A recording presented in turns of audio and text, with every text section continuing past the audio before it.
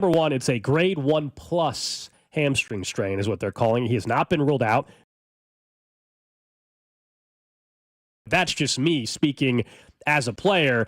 And you said it reminded you of what happened last year. Shockingly similar language he used with the thumb, which was, I'm planning on coming back, but that's me, right? Like, he obviously has a motivation and a willingness to play through a certain level of injury. And just as long as they'll let him be on the diamond, he'll be out there. But he knows the same thing we know, which is in the end, Q and the training staff are going to make this decision for Thursday. And if they think there's a chance of aggravating the injury worse, they're not going to do it. Reportedly, according to Annie, BP is really important over the next couple of days. They're more worried about it as he swings than running or playing first. And so they're going to have to kind of make those decisions. The other thing is they can baby it a little bit if they just want his bat, because they can still do the same thing we talked about. Fermin can catch, Salvi can play first, and he can DH.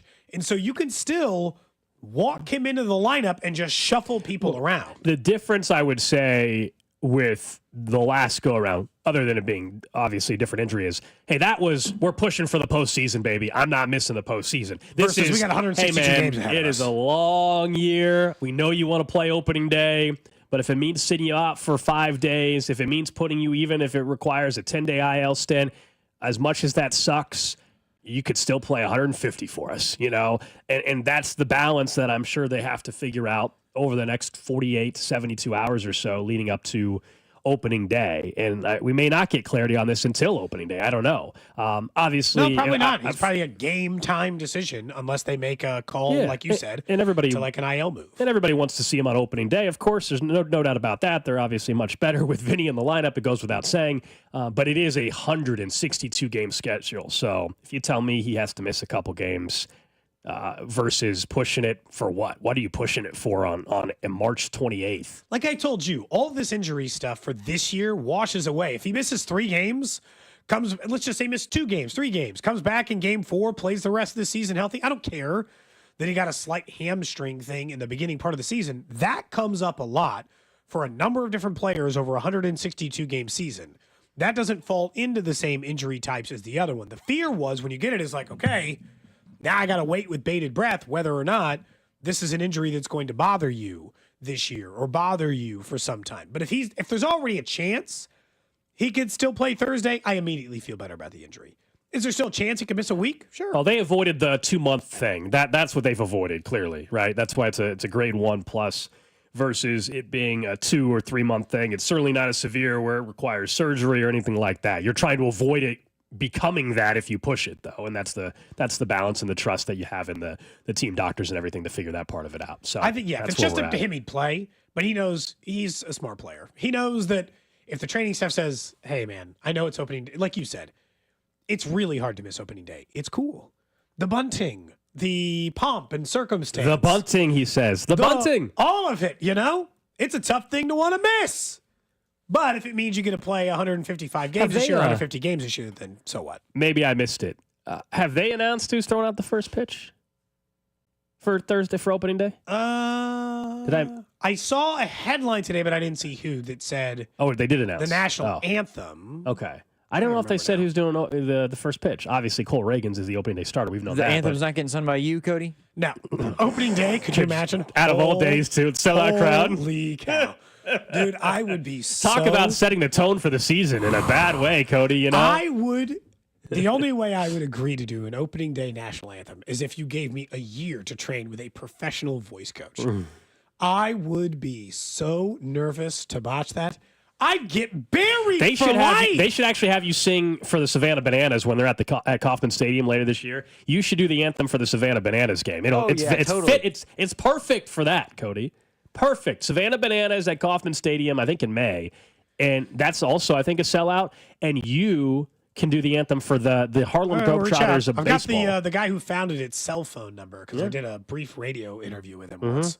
So just reach out to that guy. That's your shot right there, I think. That's your shot. That's going to be a sellout. Yeah, but it's the Harlem Globetrotters of baseball. It's very fitting to have an anthem that's a little funny. Do you know how viral it would go? Well, that's if in a sellout Savannah Banana, if I got booed for my anthem. But that would be perfect for their product. You'd be on like the Sports Center not top 10 if you botched it bad enough, yeah. Yeah. I don't need that in my life. Go ahead and put in that request, Or maybe we should just do it for him. Yeah, we'll start the campaign. But we'll see. We'll see by the time we get to opening day.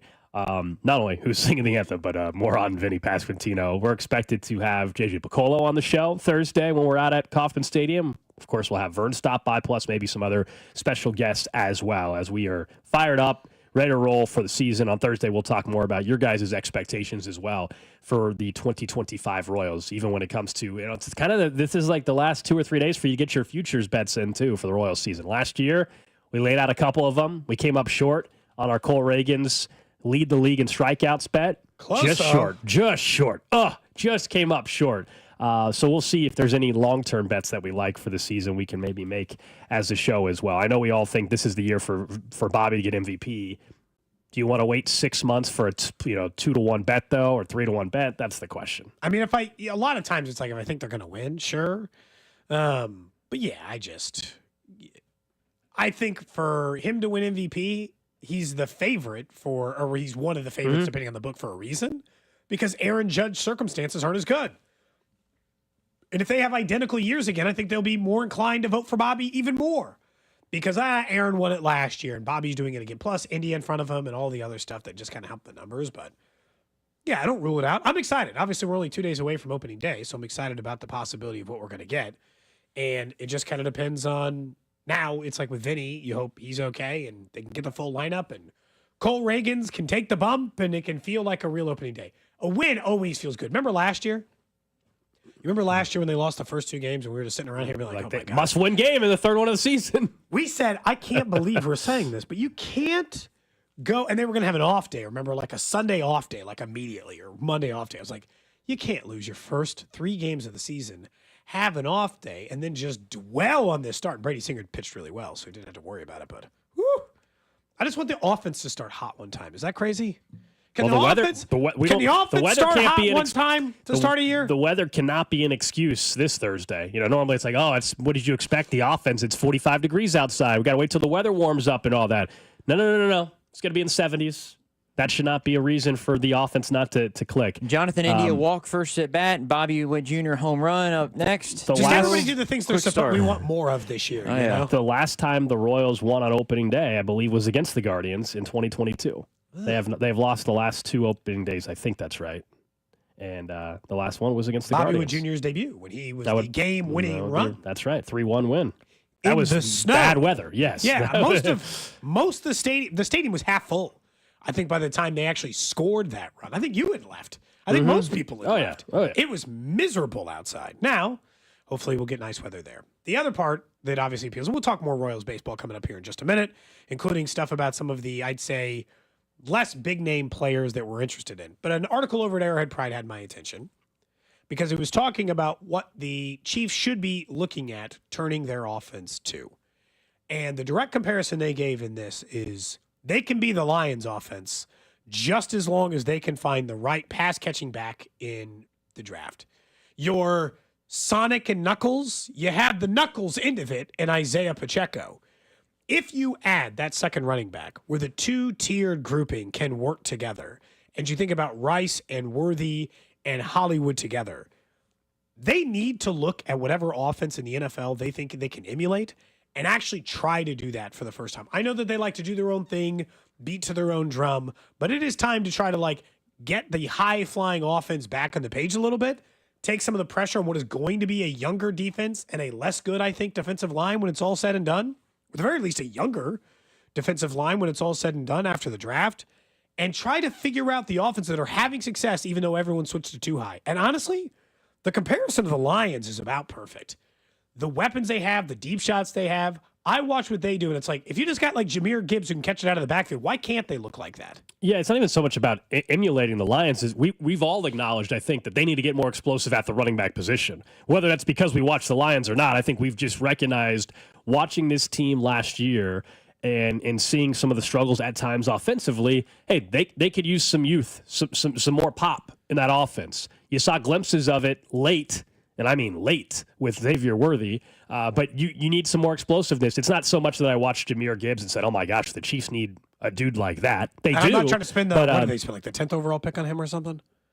For pretty high, yeah. I don't. Yeah, it was top 10, I something think. like that. Yeah, and they were criticized at the they time, were. right? I think even on this show, as a matter of fact. So I mean, it hasn't turned into a Super Bowl, but it also isn't a bad pick. It's just kind of a and in his rookie year, they didn't use him a whole lot. When the Chiefs played the Lions his rookie year, when the Chiefs lost that game 2 years ago on that Thursday night opener, they weren't using Jahmyr Gibbs as much as they ultimately ended up using him. So yeah, I'm definitely. In for getting more explosive at running back. It's why I didn't like the Kareem Hunt re-sign, frankly, as long as it doesn't change their draft plan. But you're right though. The Chiefs, I don't see. It's a copycat league. Usually, we're talking about teams copying off of Andy Reid and the Chiefs. I don't know. I know, but it might be your turn to copy. I don't know, but like, look, play calling is one thing. I don't know if the Chiefs are sitting there saying, "Man, we need to be more like the Lions," or if it just is like they need to be more explosive. I don't know if it's so much of like we got to be the Lions offense. The Lions I think also everybody, run the ball a whole lot more. I think they can attack the way the Lions Chiefs attack. are never going to run the ball as much as the Lions. The David Montgomery and Jahmyr Gibbs approach, but I don't think the Chiefs or any even fan looks and says we have to be like the Lions. I think everybody just recognizes they have to be more explosive. That's not emulating the Lions. I mean, we could say that about whoever was the most explosive offense in football the last 7 years. We would say they need to be more explosive. It doesn't mean everybody needs to run the exact same offense or anything like that. So I get the article's point, but we've just all been saying they need a more explosive running back. It's not. I don't think any of us 2 months ago said they need to be the Lions offense. Would I like them to have the same production as the Lions offense? Yeah. They also just lost their offensive coordinator. We're going to find out if it was Ben Johnson or was it their actual personnel. But like I know that it might not happen. They should run it more. Maybe not as much as the Lions. Fine. Mm-hmm. The Lions were the 7th lowest pass rate in the NFL last year. The Chiefs were the 10th highest. There's a statistical difference between what the two of them do. Right. There's no doubt. But we've also been citing the stat that Patrick Mahomes accounts for 70% of the entire Chiefs offense. That's unsustainable.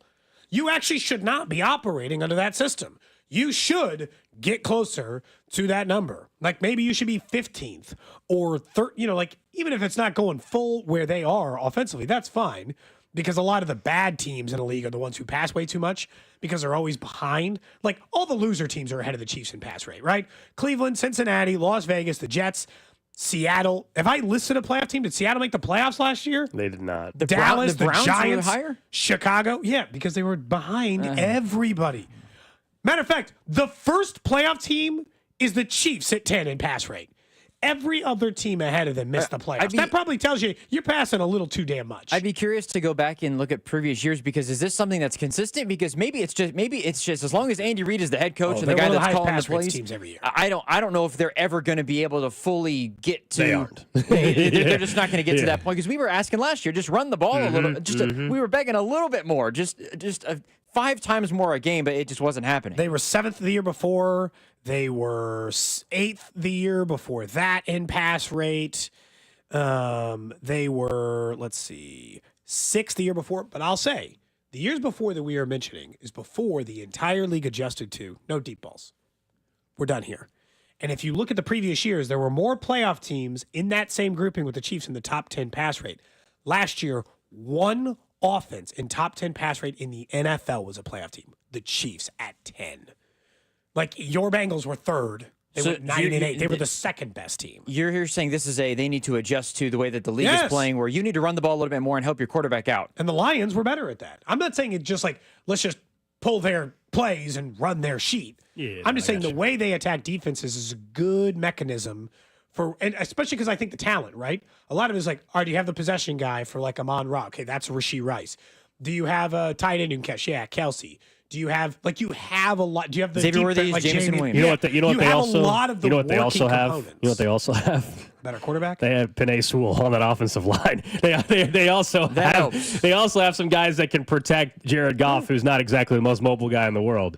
So that's, I think, goes back to what we've discussed with some of the things we're wanting to see in the offense is still going to be dictated by did they, I don't want to say long-term fix, but did they get a good enough replacement at left tackle in Jalen Moore?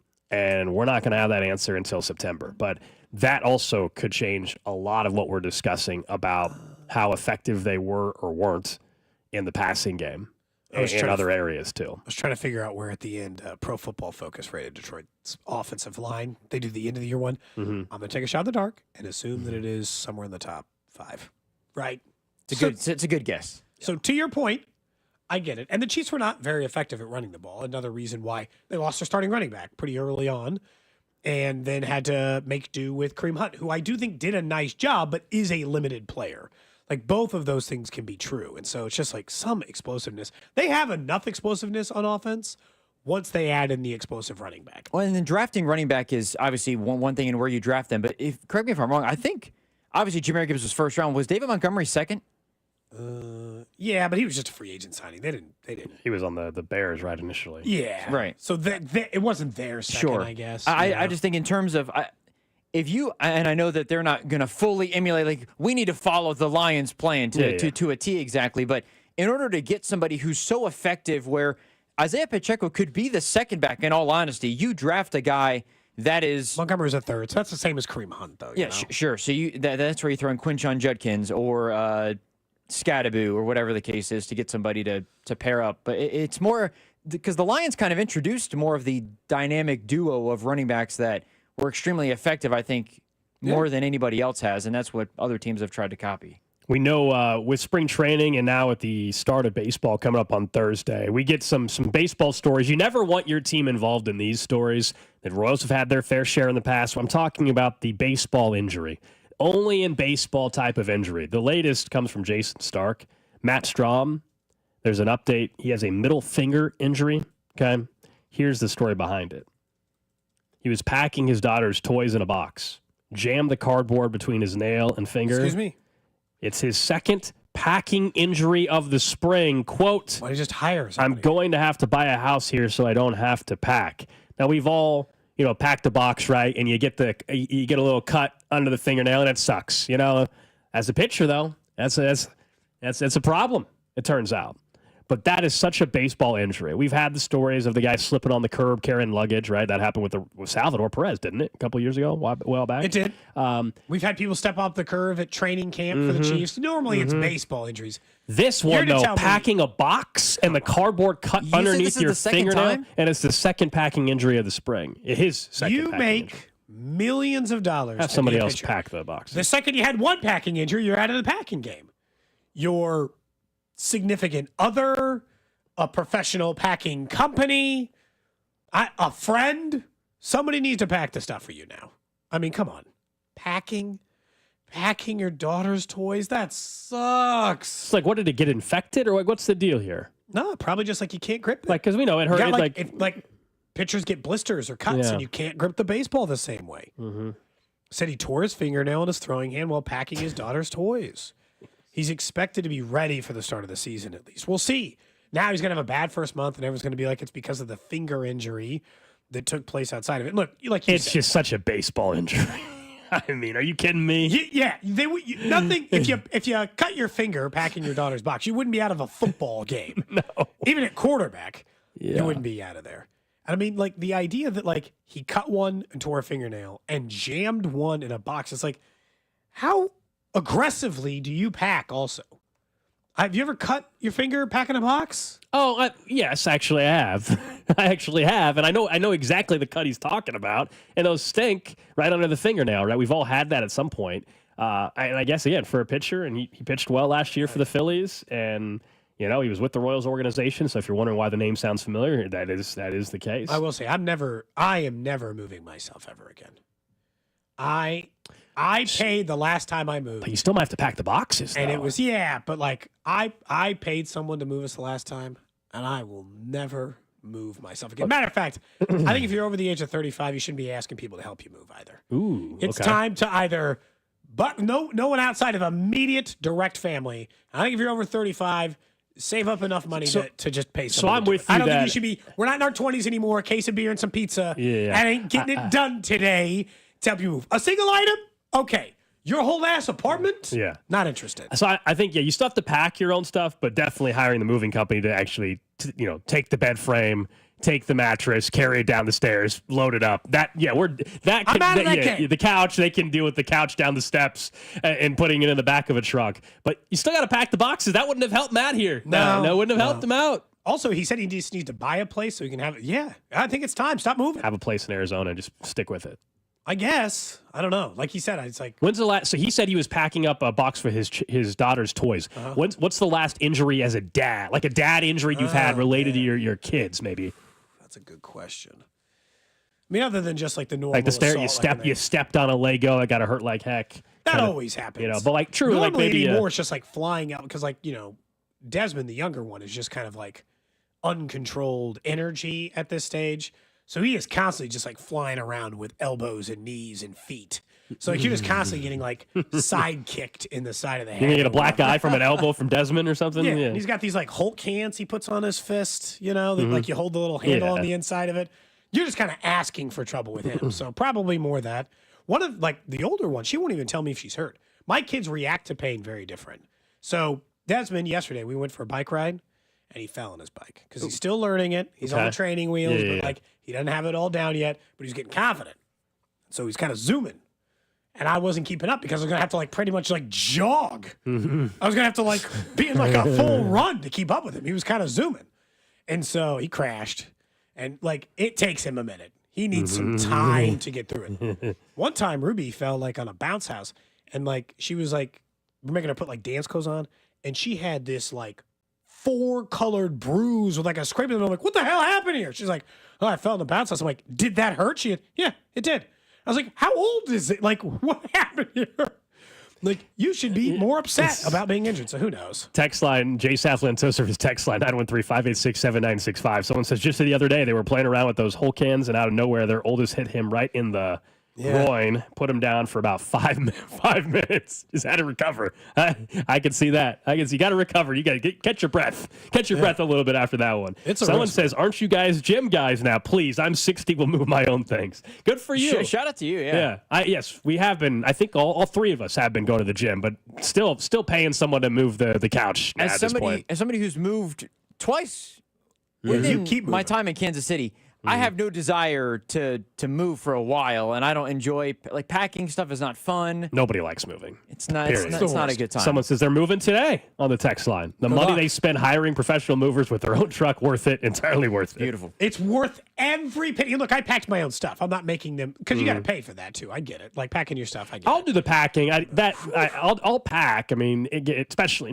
maybe it's different if you have a big family, but like if it's just you or one other person, you can pack. It's just more of like I'm like my apartment. The stairs are fairly steep. There's no way I'm asking you or anybody to try to carry the couch down those. Nope. I'm out. That's just I'm with you on that kind of stuff. I'm just gonna be mad at you for like a month if you make me move. Well, then let's say you do fall and hurt. I mean, the whole thing could be a mess. You can't move anything in my house without going up a flight of stairs. You got to go up 2 just because like the house sits on a hill. Yeah. So you can't put anything in the house unless you're moving it up. Text line. Sorry, that thing's heavy. I tipped him. I took care of the movers. Text line says Drew will pay me to move my couch. Not this never time. Again. He never will again. Not this time. He never will again. Some says they played catch with their oldest. Took about a 55 mile an hour pitch to the shin bone. Yeah, that's gonna bruise a little bit. That's gonna bruise just a bit. All right, guys. Coming up next, we're just getting started here on Cody and Gold. Trey Smith was on a national show yesterday. Hear what he had to say about his potential contract extension, and let's talk about 3 Royals players in particular. Who's having the better year? That's next. Cody and Gold, brought to you by Heartland Men's Health, the leader in men's sexual health. Thousands of men have been successfully treated for low T, ED, and more, all with discretion and compassion. Make your appointment at heartlandmenshealth.com. Follow the station on Instagram for ticket giveaways and behind-the-scenes content from the show at The Fan 965. All right, baseball fans, just a couple of days from opening day. Why don't you take a swing at making entries on all your favorite players over at Underdog, a leading sports app that you can play in Missouri. You could be sitting at Kauffman making those selections, and you could have a chance to win up to 1,000 times your money over at Underdog. Create those entries using higher or lower on their favorite stats, strikeouts, home runs, hits. Maybe you like Bobby Witt Jr. to get an opening day home run.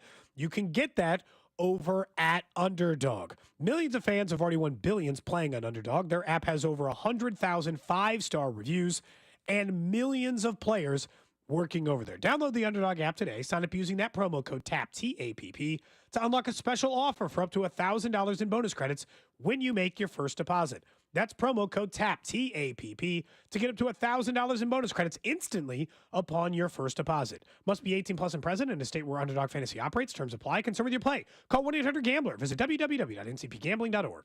Are you a small business owner who needs immediate cash flow? At Swish Funding, we have flexible funding options from $25,000 to $2 million. For the best rates and terms for your business, just one application to Swish Funding gives you access to our entire network of funders, with cash in your account in as little as 24 hours. To qualify, you must be in business for at least 1 year with monthly revenue of $50,000. Apply at swishradio.com and use code RADIO. Swishradio.com, code RADIO. From Kansas City to the capital city, Washburn University will surprise you. A tight-knit college in a city of opportunity, Washburn offers the best of both worlds. Close, but not too close. Small classes and big experiences. Public, prestigious, and affordable. Above all, Washburn delivers a personalized education you won't find at larger schools. See how Washburn is just right at washburn.edu/KC. I think one of the things that patients don't realize is that when they get a joint replacement, that's not a lifetime treatment option. And they're probably, if they are a younger patient, signing up for multiple surgeries down the road. As a physician and medical director for QC Kinetics, Dr. Caravelli's seen a pattern of trending joint pain. Prolonged medication, steroids, then surgery, possibly another surgery. So a lot of our patients are trying to avoid or put off surgery, and this is the treatment that can help them do that. QC Kinetics extracts your body's healing substances, concentrates them back into your aching joints to help heal and restore those areas, providing lasting relief. Oh, I love being able to tell my patients, before we do this surgery, let's try another option. Let's see if this is right for you, because now they might not have to have surgery at all. Call today for your free consultation. Call QC Kinetics, 816-412-6299. That's 816-412-6299. 816-412-6299. We all hear the radio ads about the IRS. They tell you to be afraid, to be scared, and they try to frighten you into calling. I'm not here to do that. Tax Relief Advocates is different. TRA is here to tell you that if you owe money to the IRS, whether it's $5,000, $50,000, or $500,000, we have a solution. It doesn't matter if you're sitting in your car, at work, or with your kids. No matter where you are, call now. 800-575-6812. Don't lose hope. TRA can eliminate or reduce what you owe to the IRS. Generous programs are now available that can give you a fresh start. Our passion is taxes and helping individuals fix their IRS problems. We have over 1,000 5-star reviews on Google and an A+ with the Better Business Bureau. You don't need to be afraid of the IRS any longer. End your tax nightmare today by visiting us online at TRA.com or call 800-575-6812. That's 800-575-6812. Tax Relief Advocates. Real solutions for real people. For more than half a century, contractors and trade professionals have relied on WeatherGuard for heavy-duty truck and van storage equipment, not just to protect their tools, but to protect their professional reputations. Whether it's inside or outside of work vehicles, a WeatherGuard badge means pros can trust that their hard-earned name is in good hands. Since 1968 and every day since, WeatherGuard has been protecting anything it takes to build a professional reputation. WeatherGuard, established in 1968, proven every day. WeatherGuard.com. The price of gold could surge in 2025. A large bank analyst is calling it the ultimate perceived safe haven asset. That's why thousands of hardworking Americans are getting help safeguarding their money and saving with precious metals like gold and silver. Call 855-838-GOLD to learn about the top-rated precious metals company, Goldco. They're going to give you a free gold and silver kit. Plus, you can also get up to a 10% instant match in bonus silver on qualified orders. Call Goldco at 855-838-GOLD. That's 855-838-GOLD. Performance may vary. You should always consult your financial and tax professional. Welcome to Staples. I hear Staples prints it all for any business? You bet, and we'll beat any print quote. So if I had a pizza place... Staples can print signs, menus, pizza boxes. A landscaping business? Oh, we can print yard signs, t-shirts, brochures. How about a pizza/landscaping business? I'll call it Dough and Mo. I like it. Right now at Staples, get up to $250 off your print purchase. Ends 4/5, exclusions apply. Visit staples.com/print for offer details. Price match guarantee valid in store and staples.com/print. Visit staples.com/price match for details. Bring spring to your door with Target Circle 360. Get all you need for Easter hosting, spring get-togethers, and more with unlimited same-day delivery through Target Circle 360. From Easter basket goodies to fresh florals, getting everything the same day is easy. Open the Target app and bring the magic of the season to your door with unlimited same-day delivery through Target Circle 360. Visit target.com/circle or the Target app for more details. Subscription required. Same-day delivery is subject to terms. Applies to orders over $35. We get it. Attention spans just aren't what they used to be. Heads in social media and eyes on Netflix. But what do people do with their ears?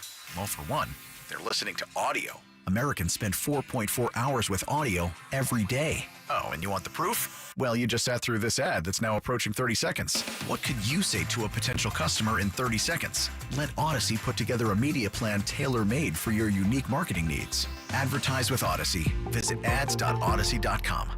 The technicians you can trust with your house keys. Anthony Plumbing, Heating, Cooling, and Electric. Money-back guarantees and parts and labor warranties mean you're not just buying products, you're securing your investment. For a limited time, receive a free furnace when you purchase an AC. Schedule a complimentary proposal online at anthonyphce.com. Opening day coverage is brought to you by Hollywood Casino. Stop by Hollywood Casino every Wednesday in March from 12 until 2 to register for your chance to win opening day tickets. Your home for Royals baseball. 96.5 The Fan.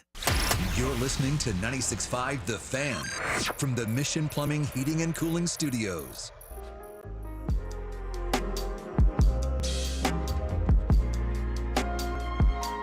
Just getting started on a Tuesday. Cody and Gold, Alex Gold, Cody Tapp, Drew Nixon with you. Don't forget, video stream up and running. YouTube, Twitch, X, Facebook. Be sure to subscribe. Watch the show. Makes it easy if you subscribe. That way you don't have to dig around for it on YouTube. It's right there on your homepage. Don't miss Fesco and Dusty. Don't miss us. Don't miss The Drive.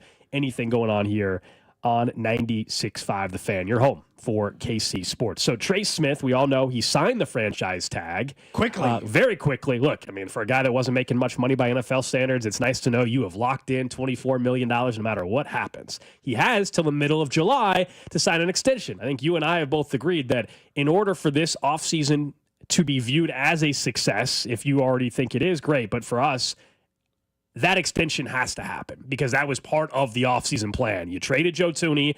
The thought was we're going to get an extension done. And look, they have time. Got plenty of time to get it done, but that has to get done. Trey Smith was on with Kay Adams just yesterday on the FanDuel Sports Network and Get Up. Or not Get Up, Up and Adams, I'm sorry. Up and Adams. They're all similar. They're very easy to get confused, you know? And Too many words.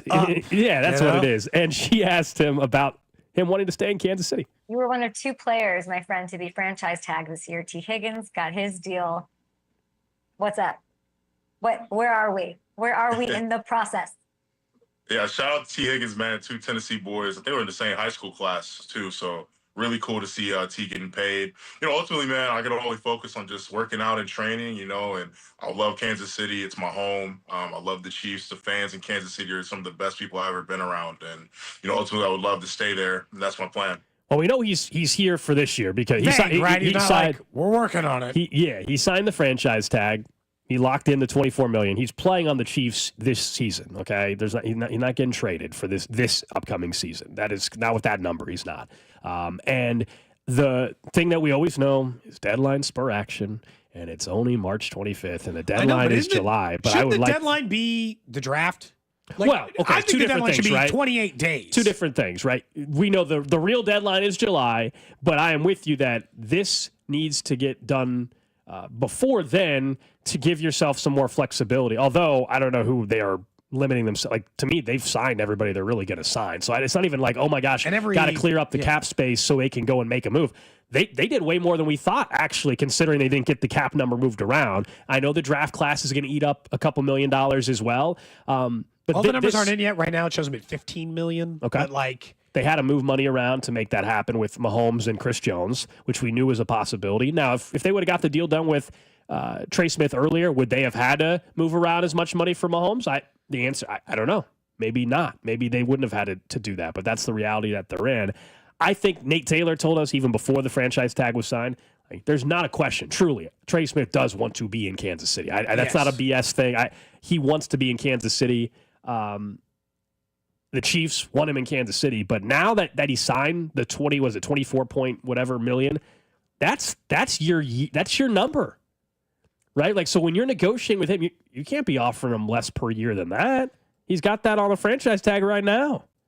Yeah, but that's the problem, is that I think you could actually make the argument that this is what you're going to have to pay him per year anyway. So it's like playing him on the franchise tag doesn't seem like the worst thing, but I don't think you want to take on the full cap hit. Let's just say you can get the contract worked out and you have extra cap space. Is that a bad thing? That means you got extra cap space for next year, so you don't have to move even more money around with Patrick Mahomes, or what we think is going to be at the end of 2026 or at the end of 2025, maybe a completely reworked deal for him. And they're going to need more help in the defensive line over the years. They're eventually going to have to decide on how to pay Trent McDuffie and Karlaftis and some of these other guys who would logically get it. So for your sake, like, do they have to get it done right now in order to sign these guys? No. But if they want to get Trent McDuffie under contract, they want to get some of these other guys under contract, I think it'd be prudent to get Trey Smith done as soon as possible. That $15 million doesn't count a couple of contracts that are still floating out there. You know this works, where they're not like officially filed with the NFL, so the over the cap or the spot track sites don't have that working against their cap number yet. Effective, they have pretty much enough to pay their draft class and maybe a few $1 million more. I'm worried that Trey Smith is not going to let them, even though he wants to be here, get away with we capped the number wisely by just being like, we'll franchise you and nobody was going to get paid more than you this offseason, so your number stays there, versus what you and I both know, which is had he hit the free agency market, he was worth 25 or 26 million to a team. And is that what he's asking for? That would be the question I'd have for the Chiefs right now. Is he trying to get what that open market price would have been? And that's why there's negotiations, and they will settle somewhere in between. Right? He's not going to get 26 million. I think they can ask for that. They're not going to get that, and the Chiefs aren't going to be able to get below the number that he just signed. And this is why we have negotiations. This is why the deal's not done yet. They will have to find some compromise, and that's why I'm saying I'm with you. They need to get this done, but unfortunately, sometimes it takes till the deadline. I hope we're not sitting here in July waiting. I don't think we will be, but we've been through this multiple times with different players in Chiefs history. They usually get the deal done, but there's some times where it takes until the day or two before that franchise tag deadline in the Chiefs history. They usually get them done. We all know the Chris Jones situation was a little bit different, but they usually go up close to the deadline. That's just when both sides start to not panic, but that's when you get some real stuff done. Right now, there's not like who's going to cave on March 25th? You know, why? I guess, but it's also just like, it's not like free agent deals don't get done, right? It's not like, T. Higgins was franchise tag. He didn't have to cave on, I don't know, whatever it was. 2 weeks ago, when did he sign? Something like that. 10, but 14 days. It feels like, and I'm curious, I guess, how the Chiefs negotiations work. The last couple of years, it seems like they're on the later end of these guys. I'm trying to figure out if it's just the Chiefs players know that if you're getting paid by the Chiefs, you better be the last one, because they're not breaking the bank until everyone else is signed, and that's just life. Or if they're just having more complex conversations because they are trying to structure things in a way where they can keep a decent core together. Because everyone's questioning this year's is the run over, right? That's always the national narrative on the Chiefs this year will be dynasty over, reset time, and the Chiefs are trying to be the single longest dynasty of all time. The Patriots dynasty around this time fizzled and had a few-year break, not a 10-year break. There were 10 years between Super Bowls, but they were still going to Super Bowls during that time. But they had like a 3 or 4 year break where like the dynasty was dead, 5-year break, but the dynasty was dead, still a highly competitive team, end up in a Super Bowl, but the dynasty had died.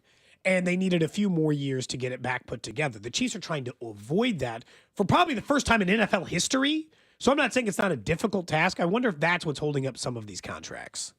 Yeah, 913-586-7965. Someone says, if they get the multi-year deal done, big signing bonus can greatly reduce the cap. Well, that's exactly that's been the whole thing. Yeah, I mean that the only difference is now I think most of their free agent signings are done. So I don't know if there's as much urgency that we got to do this so we can get under a cap number. So they just moved around Chris Jones and Patrick Mahomes to do it. They brought back a Minihue much cheaper than they probably thought they could get him for. Or at least he thought they can get him for. They went in. They brought back Hollywood Brown. They obviously brought back Kareem Hunt. They got to deal with Nick Bolton. They signed Christian Fulton, Tillery. Like they addressed multiple areas this offseason. Tack on a void year or two if they wanted to move Travis Kelce. Like there's other mechanisms for them to get money if they need it. Yeah, and someone's mentioned some other free agent names. There's some other names that we know, like names, wide receivers on the text line. Someone says, where do we think a guy like Stephon Diggs or Amari Cooper or Keenan Allen could end up? Some of these guys could sign in the next couple weeks somewhere. Otherwise, right after the draft. Teams want to see how the draft plays out too. All of a sudden, you didn't get the receiver you thought you were going to get, or you did, and you might have had interest, or you didn't. A lot of this stuff now, some of these names don't. Amari Cooper, we might have to wait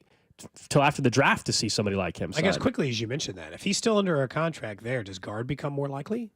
Because let's say you already hypothetically need a guard to compete with Kingsley or Caliendo at left guard anyway. If you're not sure Trey Smith is the long-term right guard for your team, guard safety net probably moves up the list a little bit, If they do what the mock draft we had yesterday, Drew told us from Chad Reuter or Reuter. I think it's Reiter, actually. Reiter. I think I found the pronunciation. It's that Reiter. guy. If we go off of Chad's mock draft, you had him taking a guard and trading up. If they do that, then I think it says a lot about their ability or likelihood that they get a deal done long term. For sure, I think that's a possibility. Opening day, just 2 days away. We'll be live outside Gate D. Looking forward to seeing you all out there. Come by, say hi. I don't think we're going to do Borgs this year, but, we'll still have a good time. Yeah, it's not Borg season. That trend is over, I think. I don't know if anybody's talking about Borgs anymore. It's still back. I saw it's back? Yeah, it's still floating on TikTok? around. It's mostly college kids. Yeah, there was a viral video of like a St. Patty's College Day thing where the police essentially had them all lined, confiscated Borgs, all lined up on the stairs. It looked like Borg jail. They were just be slowly 40. taking You them can't away. be 40 and walk around with a Borg. Now I'm 40. When I was in the 30s, it was okay. You're good. 40 is pushing it. I like to live. But anyway, aside from the Borgs, we've talked about Babu Jr. and Vinny and some of the other expectations we have for some of the players this year. I think let's choose the players who we are worried about this year. Either they can play the position, playing time, outfield spots, or at least let's stake our guy, right? Let's say the guy we think is going to have the best year, because then we can whether hold him accountable or think that it's expected. Here are the 3 players I'm going to give you, and then I'd like your answers. 913-586-7965. Who has the best year? Michael Massey, MJ Melendez, or Hunter Renfroe? You can have Michael Garcia if that's your answer. I will allow a 4th. Okay. But the way we've talked on this show, I think he's going to play less. I just didn't feel like our answers were going to be Michael Garcia, so I left him off the initial list, but I think it's fair if we want to put him on there. So my answer is not going to be who I think will be the most beneficial if he does have a good year. Because I think just who you think will. Yeah, because the easy answer, if you're just saying who would help the team the most if he turned around, well, it's easy. It's MJ Melendez. If he turned out to be in the swing thing switch, I hope it's him. That's not my answer. It's Hunter Renfroe. His final year of a contract in Kansas City, I think will be much better for this team. I know that's not the most popular name in Kansas City, especially because people think that that's where Cags could potentially come up and play. I actually think Hunter Renfroe is going to have a very nice season. There were multiple times where he actually was in a very good groove for this team. He had the weird toe injury as well. I actually am going to go with Hunter Renfroe. Not yesterday. A couple weeks ago, we were taking a look at some of his numbers, and for the season, they were obviously not what you want at all, right? 229, 297 on base, 392 slog. He played 120 games for this team. I think he will have the better year of those 3 names. He also is going to have a longer leash than people realize for this season, too. I don't think we'll be talking about him in the same way we were the first 2 months last year. Renfroe's not a bad answer. I could see it, and obviously it was bad last year. He performed poorly, then he was hurt. It's just a bad year for Hunter Renfroe.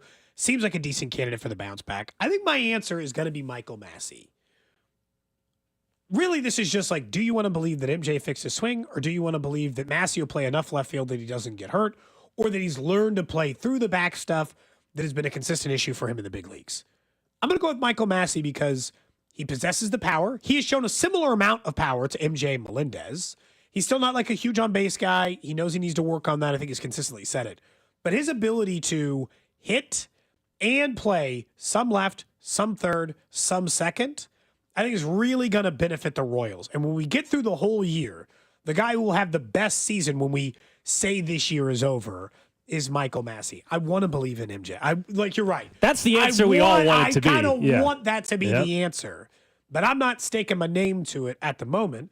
Because until I see that swing change in action over the course of probably the All-Star break and it looks real, until he hits before the 4th of July weekend, I just can't. I've seen Massey have some offensive success in Major League Baseball. His issues are more related to injury. He tells us playing in left a little bit, We'll protect that a little bit. And I go back to a comment JJ Piccolo made in like August on this show about how he thought he had maybe crossed the threshold on understanding what he can and cannot play with as it relates to that. And so I'll stake him as the guy.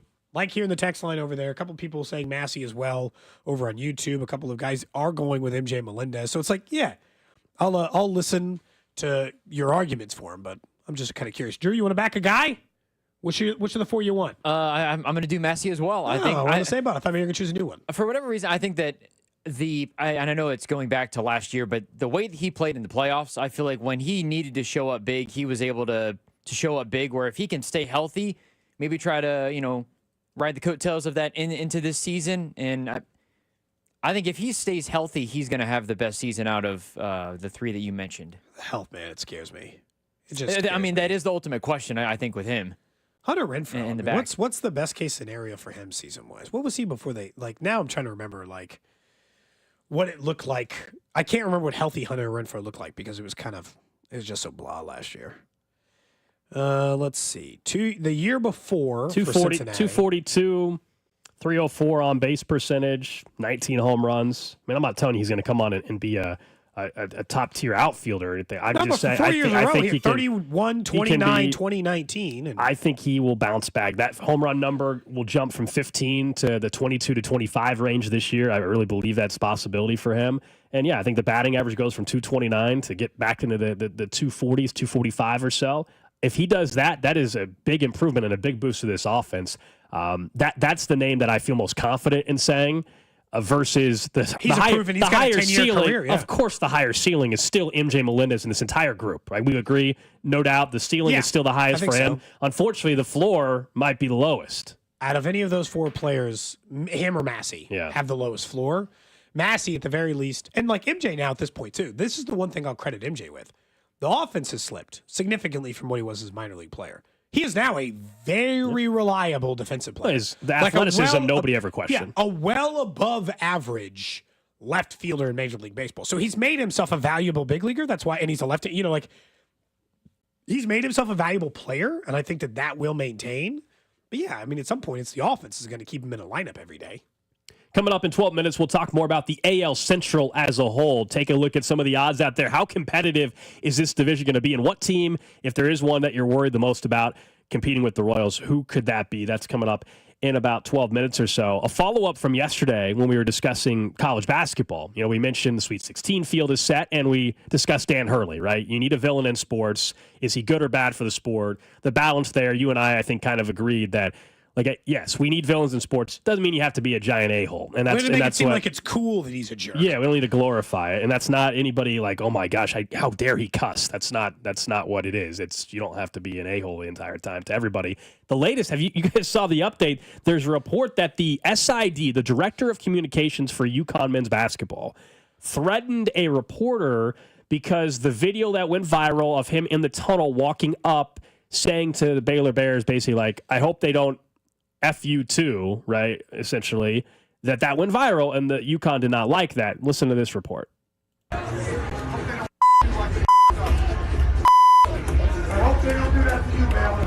That's the video that's gone viral online of UConn head coach Dan Hurley voicing his displeasure with the referees and the Huskies' loss to the #1 ranked Florida Gators.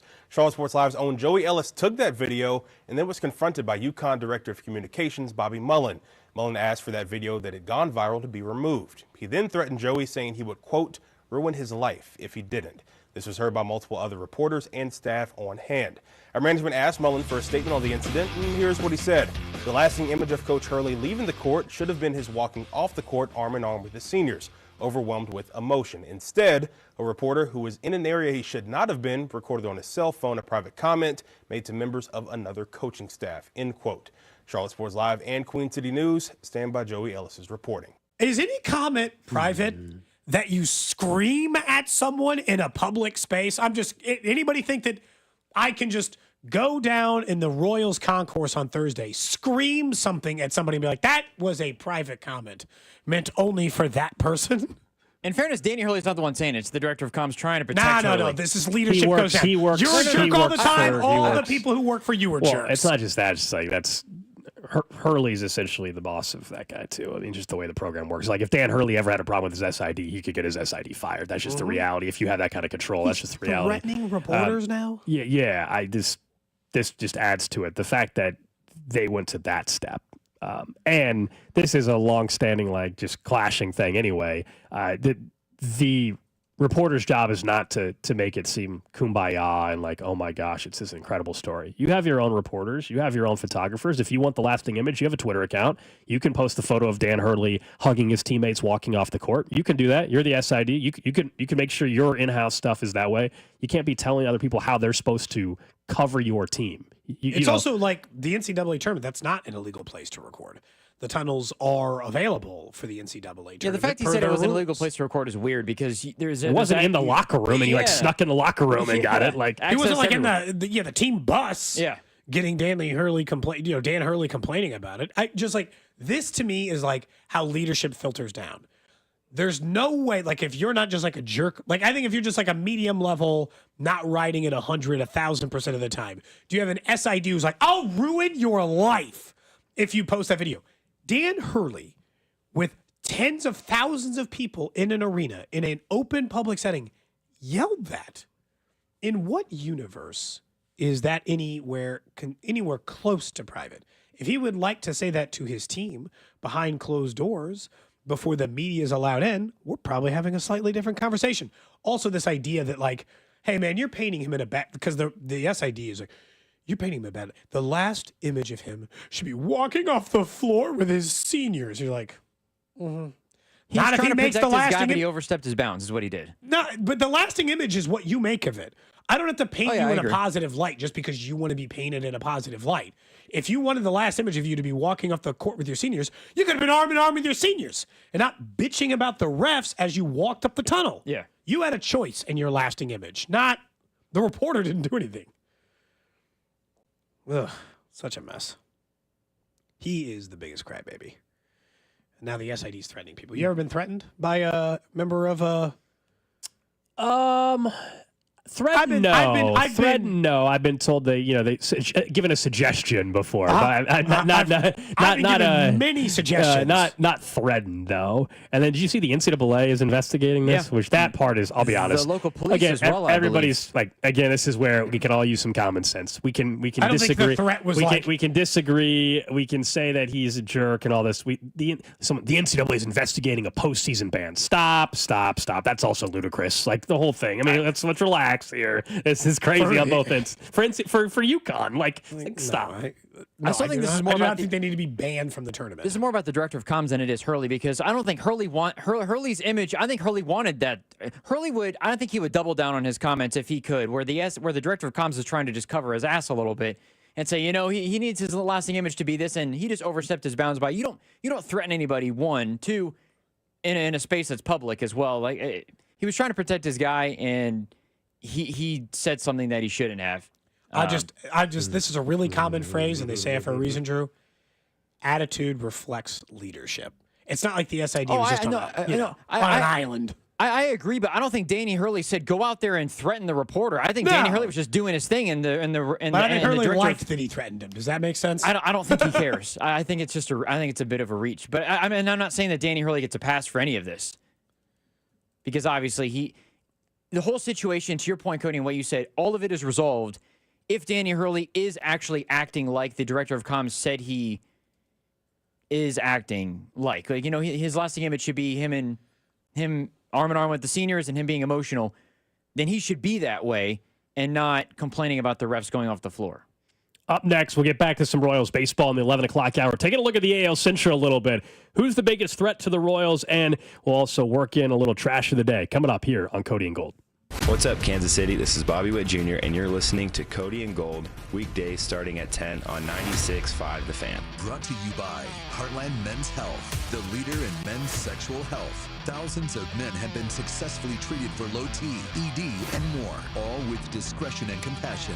Make your appointment at heartlandmenshealth.com. As men get older, our bodies change. We all know that, and often we just accept the changes as the way it is. But some of those changes, such as bad sleep patterns, low sex drive, brain fog, no energy, and reduced gains in the gym, could be due to low testosterone. And that is something you can change. This is Jeff for Heartland Men's Health. And even if you're in your 30s, if you're experiencing some or all of the symptoms I just noted, you very well may need low testosterone treatment. With our treatment protocols, if you're like most men, you'll be amazed at the change. You'll have more energy, improved mental clarity, your sleep will be better, so will your workouts, and you'll likely find that your sex drive increases too. So give us a call today and make the change for good. Your initial visit is just $99 and includes blood work and a medical consult. And if you start on treatment the day of your appointment, your visit is free. Call 844-447-6600. That's 844-447-6600. Or go to heartlandmenshealth.com. We have 3 offices to serve you. Heartland Men's Health, a Promenic restorative health practice. Attention car shoppers, Kevin Harlan here with Rob Side of Rob Side Ford in South Kansas City. Hey Rob, what's going on?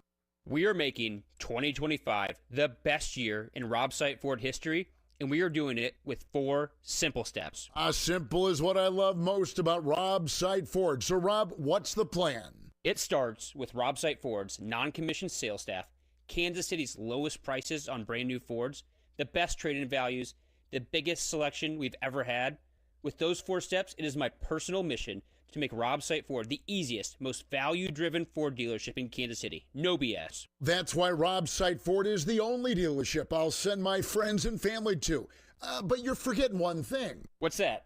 Rob Site Ford is Kansas City's top-rated Google Ford dealership. Good call. Can't forget about that. Check out Rob Site Ford in South Kansas City at 135th and State Line, ROBSIGHT.com.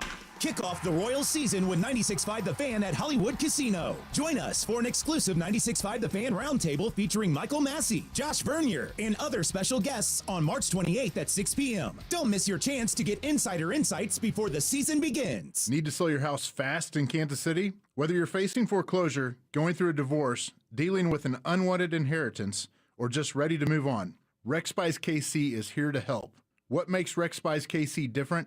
I'm not some big out-of-state investor. I'm local. My family and I live right here in KC. I know the neighborhoods, the market, and the people because KC is my home. We buy houses in any condition, no repairs, no agents, and absolutely no fees. You'll get a fair cash offer, and we close on your schedule in as little as 7 days or whenever works best for you. No open houses, no endless showings, just a quick, easy way to sell your home with someone who understands Kansas City. If you're ready for a hassle-free solution to selling your home, call me today at 816-330-6000. That's 816-330-6000. Or visit rexbuyskc.com.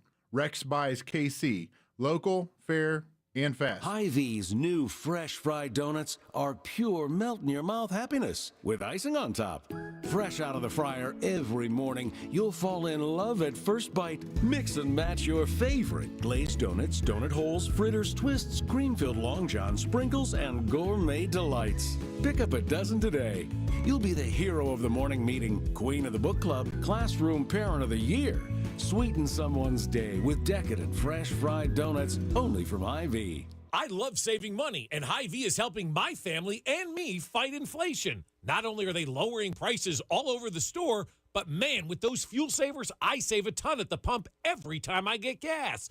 I love seeing that pump roll back to prices that I had when I was back in high school. And this week, you're going to have a chance to save. Thursday only, save 30 cents per gallon on gas with every $60 you spend on groceries. The more you spend, the more you'll save on your next fill-up, only at Hy-Vee. Call Aspen Lawn and Pest Control. Our iconic blue trucks and expert team get it right the first time. Award-winning full-service lawn care and pest control since 1985. Call today for a free estimate. Visit aspenlawn.com. Will new tariffs impact small businesses? Rising costs and economic uncertainty can hurt your bottom line. But with Swish Funding, your business can stay strong. We offer fast, flexible funding solutions from $10,000 to $2 million for working capital, cash flow, and more, and as little as 24 hours with no collateral needed. If your business earns at least $50,000 per month and has been around for over a year, you could qualify today. Go to swishradio.com and use code CASH.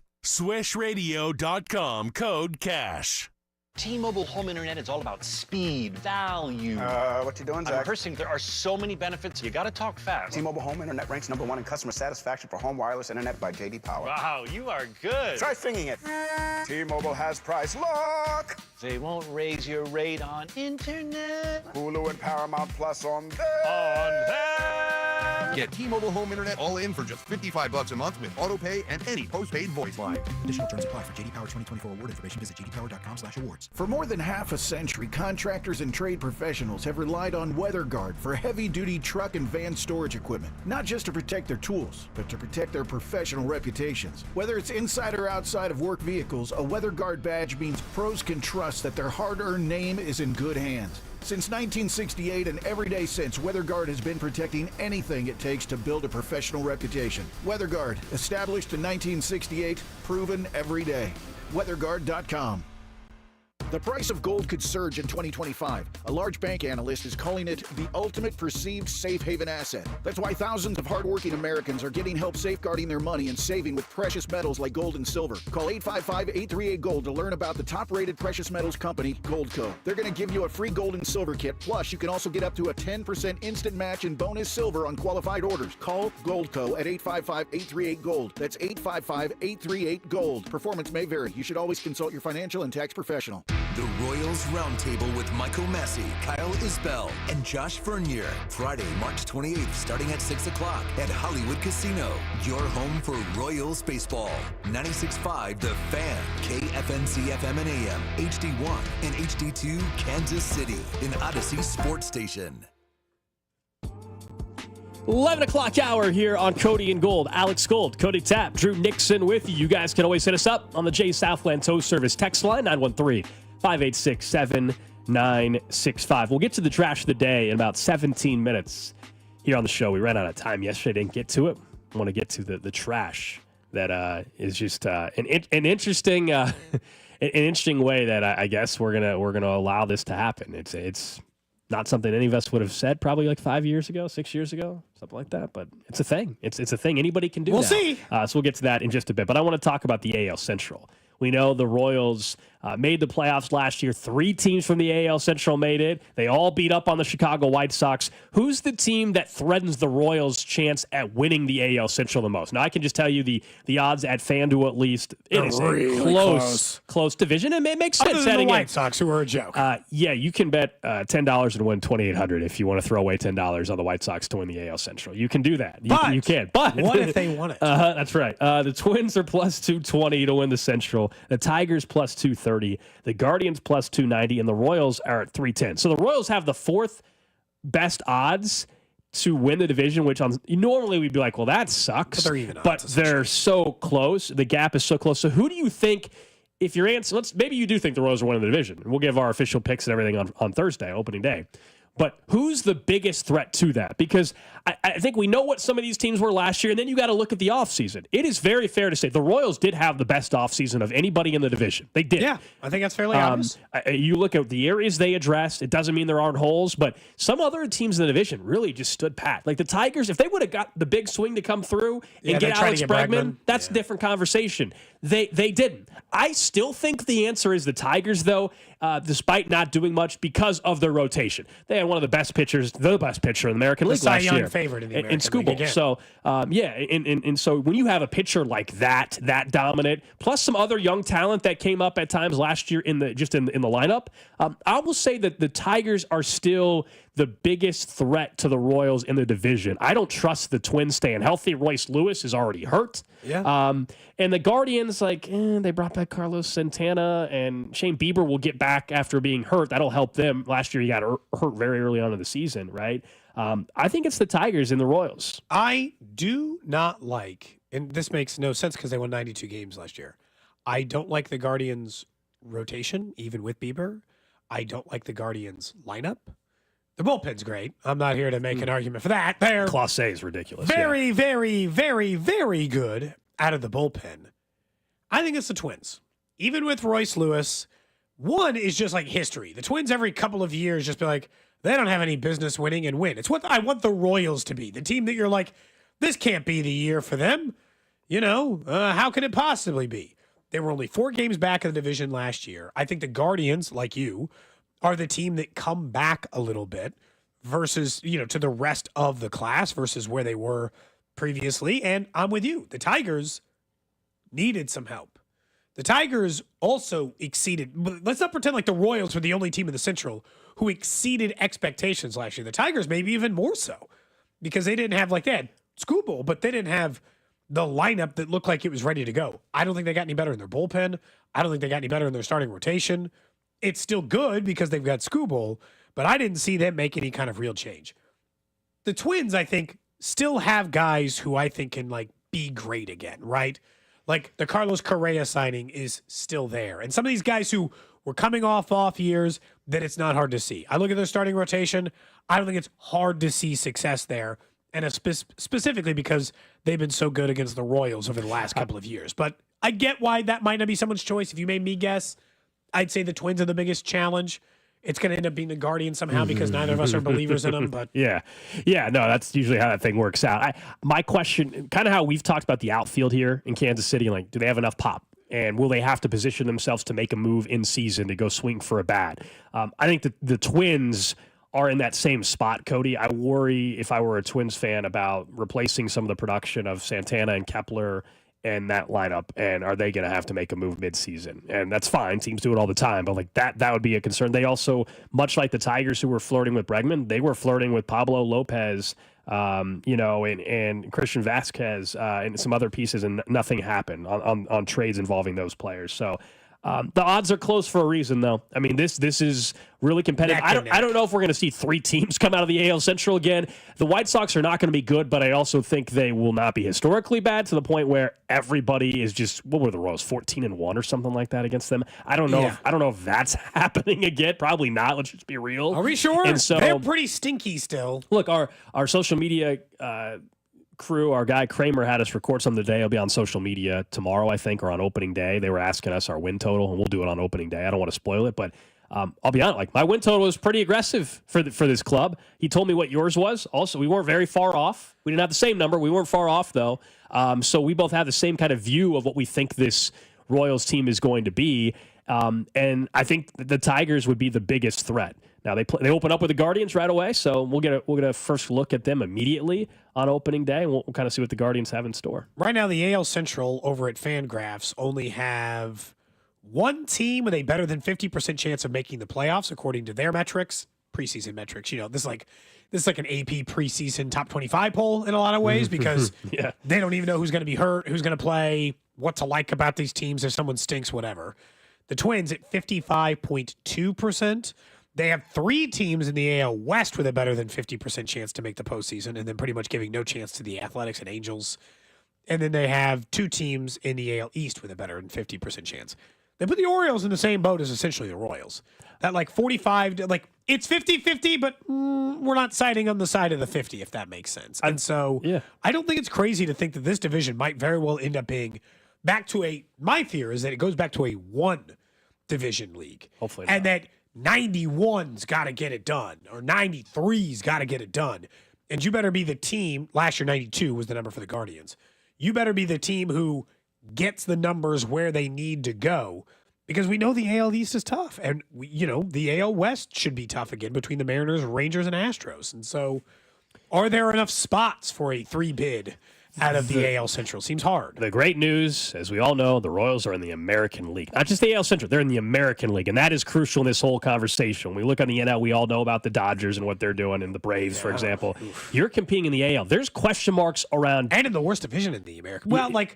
Lowest win most total. competitive, Yeah, most competitive, balanced, if you will, similar payrolls for the most part, whereas you look at the AL East, it's a little bit different. I look across the AL, though, and the good news for all these teams in the American League Central is there's questions around everybody. Like the Yankees, we've gone over that already. Garrett Cole is done. Luis Gil is out for 3 months. They don't have Soto. So is Judge going to be? Are they going to pitch around Judge a bunch this year? Especially if he's in a hot streak. Like if Judge is in one of those 2-week stretches, nobody's going to pitch to him. Last year you didn't have much of a choice. You had to. The Boston Red Sox are actually my pick to win the American League East this year.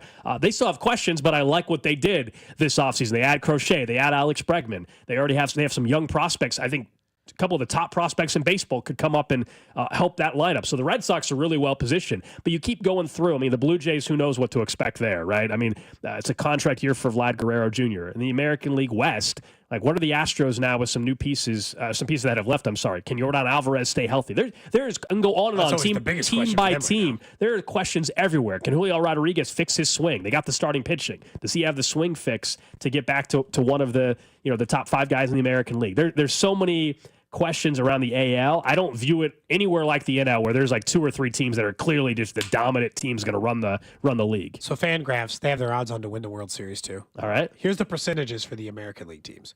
Yankees 5.9%, Mariners 4.8%, Twins 3.8%.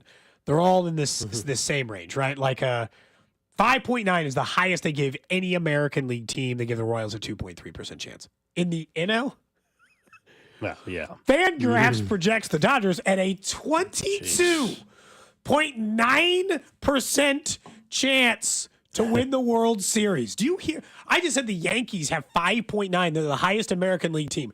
They put the Dodgers at 22.9. They put the Braves at 15.7. And nobody else is above 6% in the entire National League. They're pretty much telling you it's the Dodgers or the Braves are going to win the World Series, and everyone else is just wasting their time.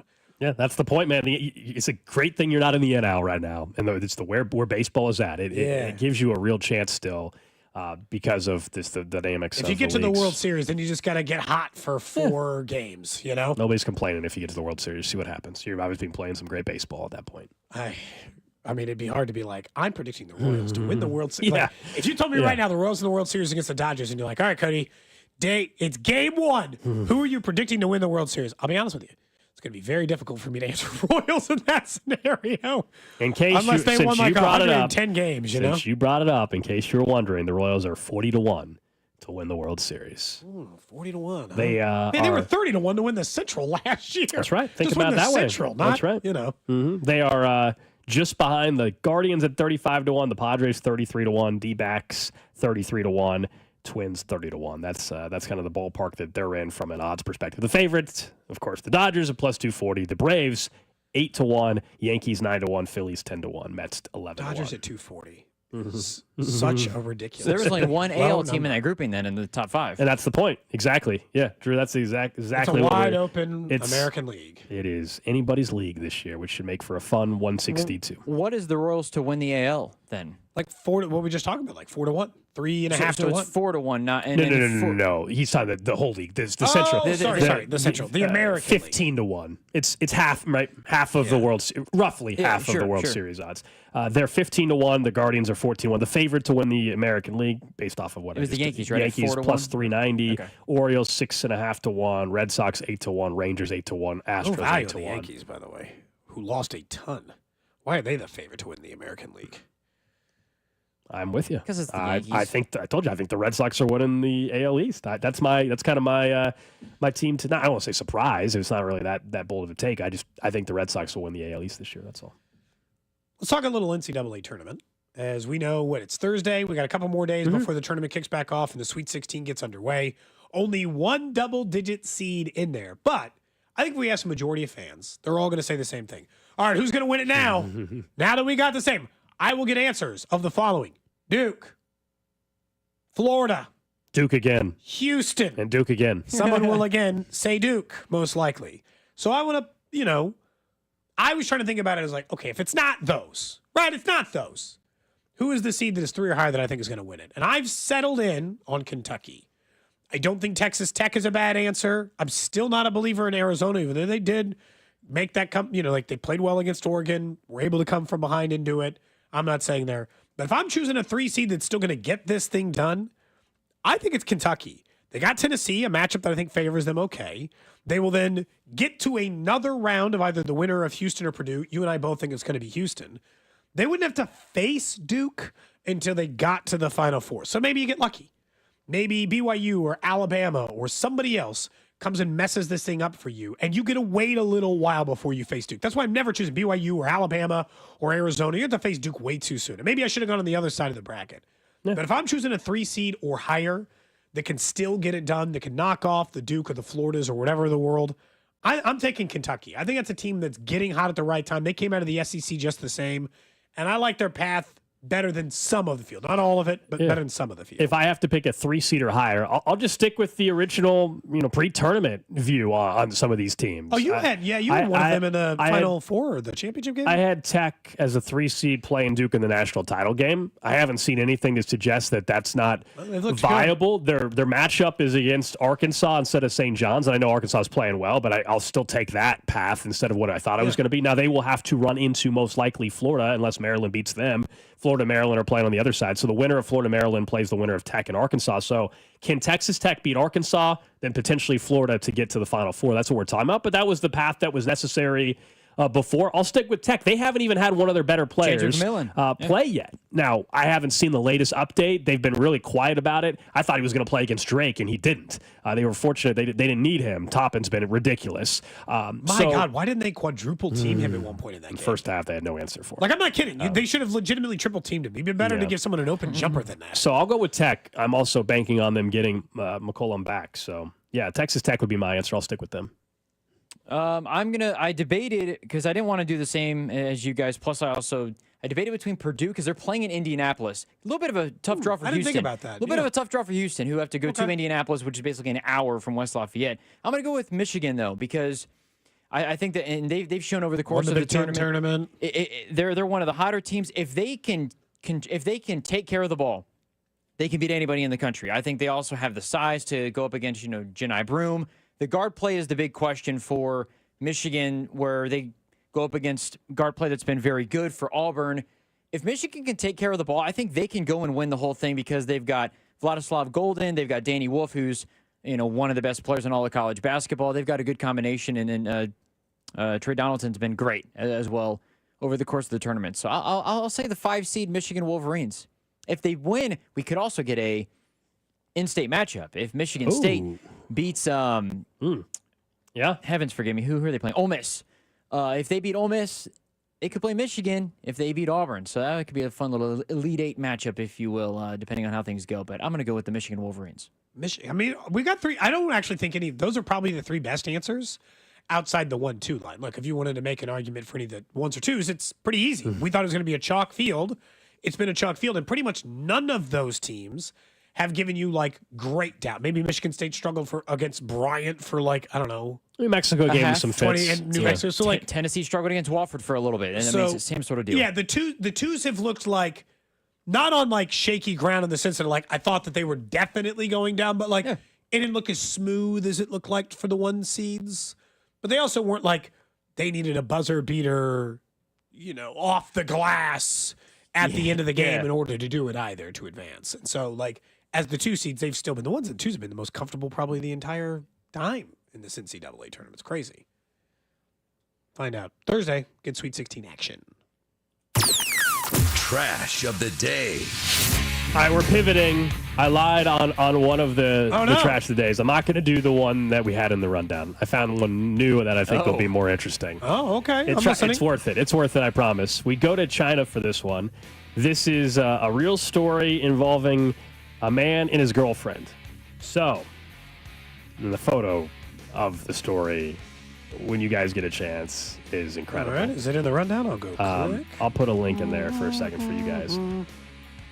A man has required medical attention after getting his girlfriend's hand stuck in his mouth. What now? Yeah. Let me copy the link in so you can get a photo. Excuse me. So, yeah, they were one of the more bizarre cases. Is this when I say we don't kink shame on this show? Well, that's what I'm trying to figure out. What was going on here? In his mouth. And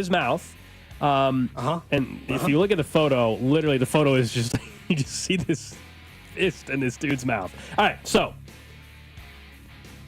walks in the emergency room, this couple, and apparently had tried to shoot a funny video to post online in which they tried to see if the woman's hand was small enough to fit in her boyfriend's mouth. She managed to stuff her fist in the mouth just fine, but when she tried to pull it out, his mouth muscles stiffened and the hand became stuck. No! After repeatedly trying to pull out her hand from the man's mouth, the young woman decided that they needed medical attention. The photo is just ridiculous. Yeah, the photo's great. Doctors were obviously baffled by the couple until they heard their story. The woman said that her boyfriend's face gradually turned red and all her efforts to yank her hand free from his mouth was useless. He drooled continuously because he couldn't close his mouth and his throat made a gurgling sound. To make matters worse, his teeth clamped down on her wrist because of the contracted muscles. Quote, saliva ran down my wrist to my elbow, the woman said. It felt like my hand was stuck in a meat grinder. Doctor who was handling the case said the girl's hand got stuck because her boyfriend's jaw muscles had contracted, preventing him from opening his mouth. This created a dangerous cycle. The more pain, the tighter he clenched his jaw. Probably killing him. Oh my gosh, I can't imagine. To solve the problem, the hospital staff first tried to calm the patients and prevent the man from choking or vomiting by playing soothing music. Oh yeah, that'll fix the there's a fist stuck in my mouth problem. They then used a special mouth opener to expand his jaw enough to inject the muscle relaxant in a specific area. After about 20 minutes, they gently rotated the girl's wrist, taking advantage of the sliding properties of the jaw joint to finally unjam it. Oh my God, what a ride over to the hospital that must have been. How are you driving? By the way, hold on. Do you get on a subway? How are you? Because then you don't have to be behind the wheel. Because you can't drive. Yeah. And who's driving? The person with the fist probably in their mouth. Are you going to lean the seat back? No, dude, no chance. You got to take a subway. Or an Uber or in something. China. You got to, because they said it's in China, right? Imagine pulling they up got with better the public Uber transit. and you're like, excuse me, I don't know what goes through your head in that situation. At that point, I'm like, I'll tip you whatever the hell it takes to get my ass to the hospital as fast as you can. They had to inject a muscle relaxer to get his jaw to calm down. And then still pry his mouth open in order to get it. Oh man, that sucks. If you've ever My had jaw just hurts thinking about if you've ever had lockjaw, then you know some of the pain, but ultimately you can close your mouth and it's fine. Imagine having that pain. I've never had lockjaw. No. Oh, you never had lockjaw? No. My brother. When did you have this? What's the backstory on that? I mean, the only time that I don't know if it's something. Someone was sticking their hand in your mouth? No. It's I think the one time that I've had it, or I've had it a couple of times, you're eating sour candy. If you have enough candy and it gets you in your gum in the right spot, my jaw's just completely locked up before, and it's pretty painful. I can't imagine having it going for longer than 5 seconds. My brother was at he called me yesterday because he was at a restaurant. Okay. He was his kids were on spring break, but being watched for a little bit. They went to go get lunch. And despite any medical training at all, in which he has zero, he gave someone the Heimlich at a restaurant brother? yesterday. Yeah. What? Yeah. He said he was sitting in a restaurant, a couple high tops over. He sees the guy's choking, and then he starts kind of sauntering over is maybe the sound of it, because nobody else was doing anything. He's like, I'm pretty sure this guy's choking. They made eye contact. I was like, do you know how to do the Heimlich? He said no. The guy didn't ask him, but I asked him. He said no, but he's like, he just gave him one good tug. Piece of steak. Throughout. Oh, that's going to be a drop now. Oh, my goodness. Piece of steak flew out, Gold. He said everyone went back to it being totally normal after that for a while. Until, the manager gave him a free drink. And I guess the guy later paid for his meal. Because he came back after. But, everyone, he said the entire restaurant went back to, normal. Isn't that crazy? Yeah. I heard it, but I wanted to finish the story, I know you did. Thank you for finishing the story. Oh, Drew will get it man. in a minute. That's crazy. Was he saved someone's life? That's awesome. I mean, I guess so. Guy probably would have died. Yeah, right? I mean, that's, yeah. So he was getting red in the face. Man. Just randomly giving some guy the Heimlich. Do you know how to do the Heimlich? I don't. No. Do you? No. Yeah. I've been training one of those AED machines before. Yeah, that's very important. But he just gave one good tug. The sound behind it ruins a good clean cut, you know? Yeah. You like the little I think glizzies? Oh, my goodness, Drew. Thank you. I like a good ballpark hot dog. All right. That's yeah. Yeah. Yesterday you told us you like the little glizzies. Who doesn't? Who doesn't? Are you going? I'm not going to cut that from myself. This one though, from you, Cody, is going to be saved. It's already saved. That's fine. I'm prepared for it. Yeah. There are a lot over the years. That's the trash of the day. Would you have paid for someone's meal if they saved you from choking? Absolutely. Yes. Yeah. That's bad stuff. You Stuff, right? have You have to. Yeah. No doubt. I mean, that's definitely a circumstance that I deserves. feel like the restaurant could just be like, that guy didn't die here, so that's good. That's a win. The restaurant I'll almost just comp could it. also just comp the dude's meal that saved somebody. It also would have been bad pub for the restaurant if an ambulance showed up and somebody died because they choked on their food. I said, like, weren't you worried about doing, like, what if you had messed it up? What if you, like, now you're, like, trying to perform the Heimlich, but this guy's slowly dying? That's way worse. You're actually making it worse by trying it, is what you're saying? Yeah. That's true. Yeah, I mean, I guess I don't know if it makes it worse. It's just you're delaying. If there's somebody else in the restaurant that does know how to do it, and they think, oh, this guy's got it under control. And So then, the manager's like, are you a doctor? I'm like, no, I'm just like a regular person. am I a doctor? No, I just thought this guy's choking on a piece of steak. I should do something about it. Wild times, man. Not tender steak, I guess, huh? Maybe just cut too big of a piece. I don't know. Yeah, smaller bites. I guess, smaller bite. Next time, he'll probably remember that. All right, up next, Chiefs Red Half Hour. We'll talk more about how the Chiefs might be looking at another team to emulate their offense, and I'm sure we'll find out if another mock draft exists that's out there next. This is Cody and Gold on your new home for Royals baseball. 96.5 The Fan. Brought to you by Heartland Men's Health, the leader in men's sexual health. Thousands of men have been successfully treated for low T, ED, and more, all with discretion and compassion. Make your appointment at heartlandmenshealth.com. Could have some thunderstorms in Kansas City over the weekend. Just had a little bit. Obviously not that long ago. The wind took a piece of our screen porch roof off. You know what I'm going to call? Century Roofing. Go to centuryroofingkc.com for reliable, trustworthy inspections. Look, you know that these things come up. If you're a homeowner, you've been dealing with it, and you're like, who's a company I can actually trust? Get behind a local company who's been doing it with 35 years of experience in the Kansas City area with a warranty they will proudly stand behind and honor. Not somebody who's just knocking on your door. They're going to go, I'll take care of it. No. Not trust the company who's been voted the best roofing company in Johnson County 3 years in a row. So if you've noticed signs of roof damage over the most recent storms, or if you see it in a couple of weeks as spring hits in Kansas City and this stuff kicks up, Century Roofing, that's the one to plug into your call for their no hassle free inspection that you can have them take a look at your roof, and they'll work to find out if a claim is warranted with your insurance company. Trust the pillars of strength. Go to centuryroofingkc.com and tell them that Cody sent you. Doug. Quickly, Moo. We don't have much time. This Liberty ad is already almost over. We only have a few precious seconds to remind people to customize their car insurance and save hundreds with Liberty Mutual. Okay. Well, I guess we had more time than I thought. Only pay for what you need at libertymutual.com. Liberty, liberty, liberty, liberty. Savings vary. Underwritten by Liberty Mutual Insurance Company and affiliates. Excludes Massachusetts. Baseball's officially back, and you can make opening day and every other game day more exciting with Underdog. I love the Underdog app, and I love baseball season, so you know I'm going to have a ton of fun.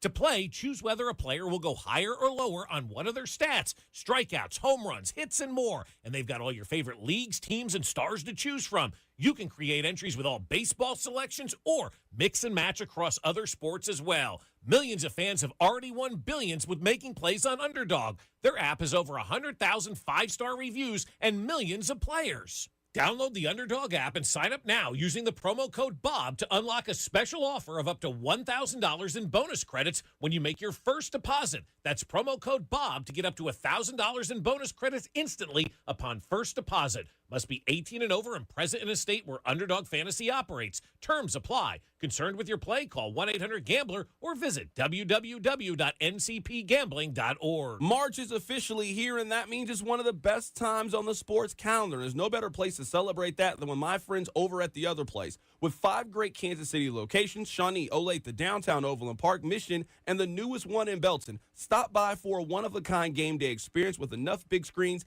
that you'll never miss a minute of March basketball, incredible dine-in-only specials, great food, great beer, and the best place to watch the game. Be sure to stop by The Other Place, your home for March basketball. At Busey Bank and Cross First Bank, we're partnering to help make your business visions become realizations.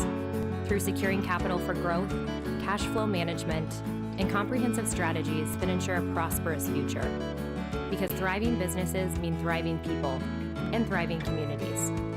Together, we're building extraordinary impact in business, wealth, and community. Busey Bank and Cross First Bank.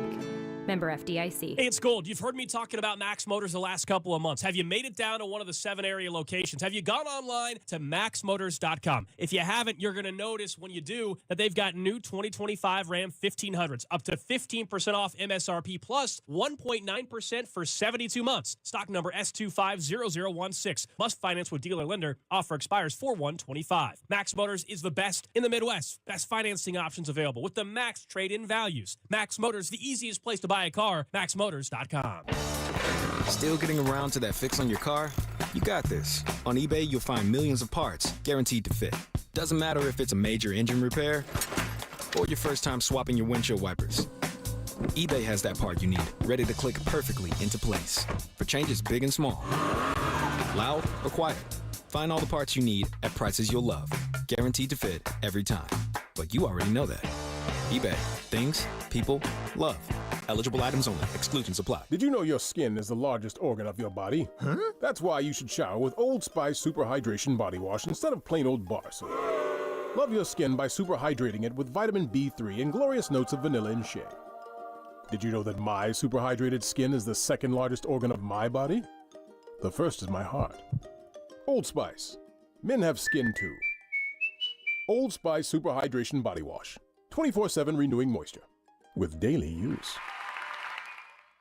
Shopping with your parents can be embarrassing. Why would they sell jeans with holes in them? I'm going to speak to the manager. Mom! That hoodie is giving. You should get it. YOLO. Thanks to the Chase mobile app, your kid can shop independently while you keep an eye on their spending. So you can go from... We can be twinsies. ...to...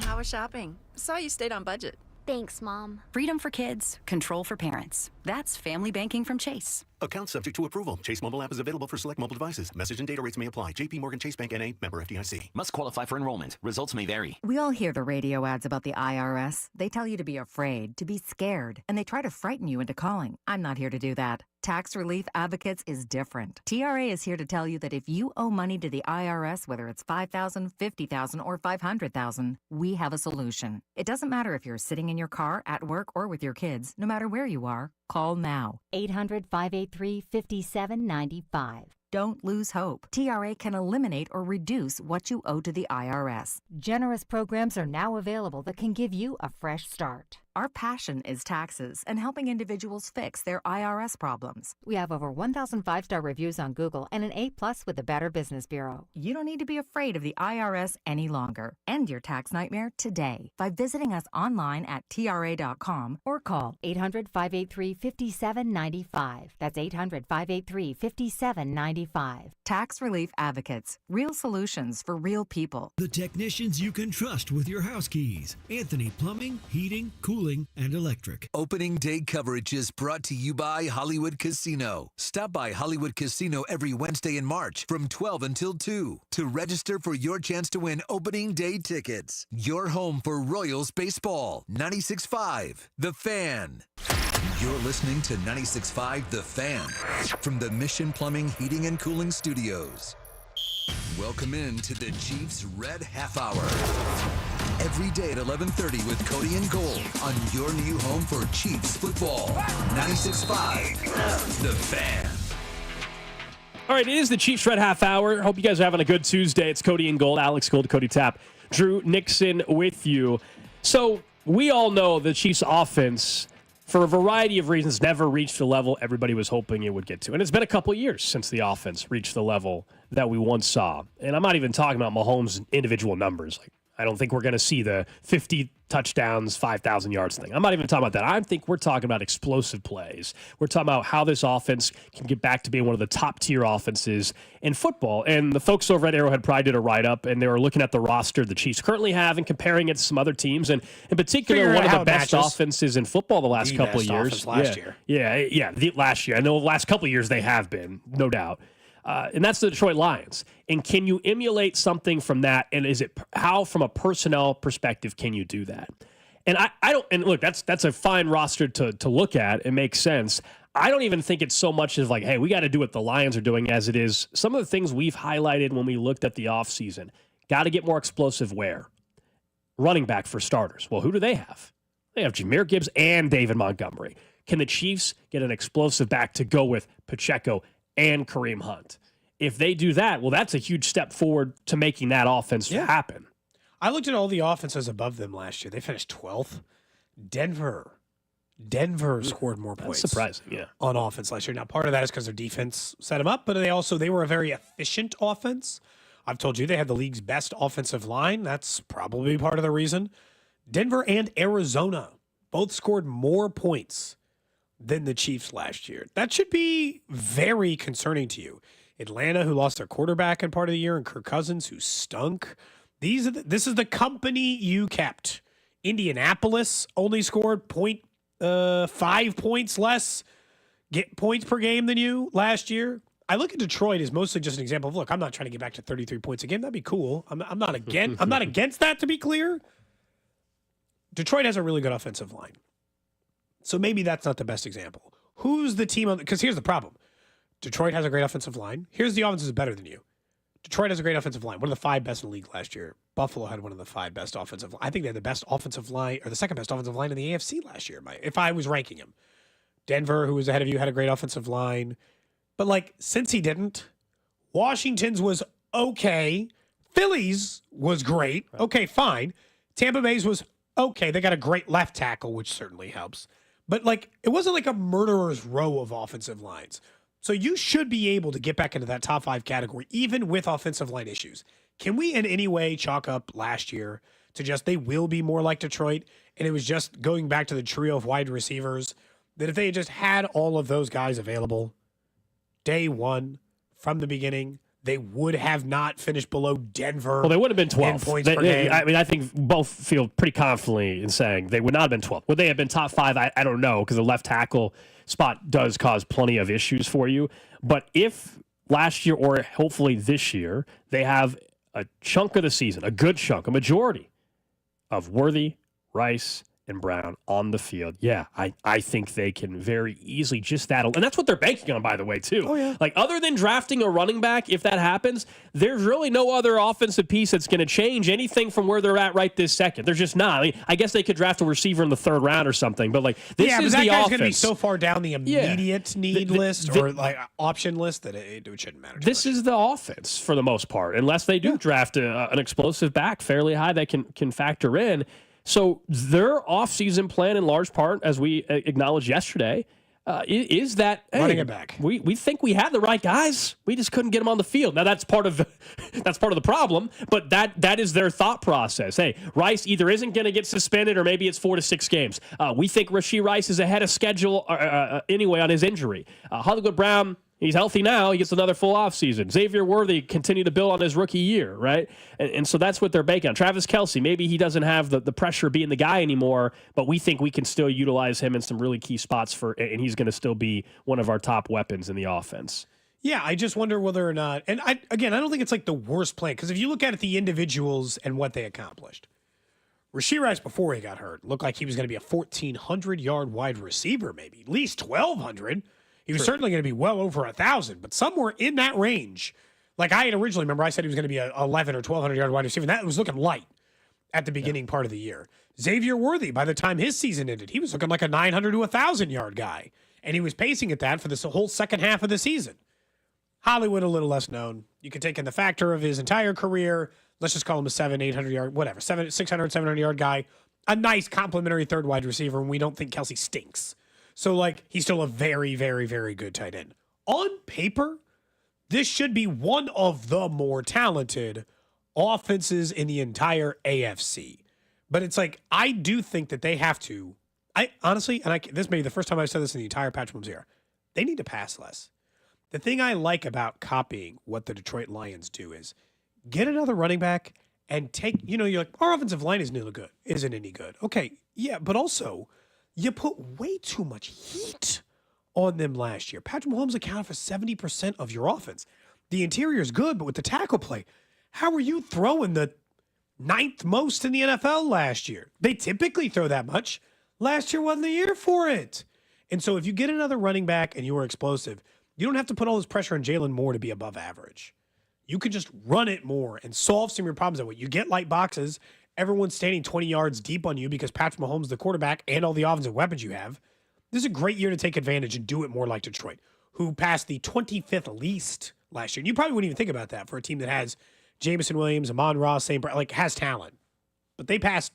Yeah. I mean, David very Montgomery heavily. was great for them. Yeah. Jameer Gibbs was great for them. They had a good balance. I'll be curious just to see what their offense is like in Detroit without Ben Johnson. They have the same personnel basically, but from a play calling perspective, how much has that changed? We know they're also just going to be way aggressive. I mean, the Commanders and Lions were the two most aggressive teams in football last year on fourth down. The Chiefs were not. They were better than they had been in terms of aggressiveness, but they're not anywhere near that level of taking it to a top 2, top 3 fourth down. Not just conversion percentage, but attempts.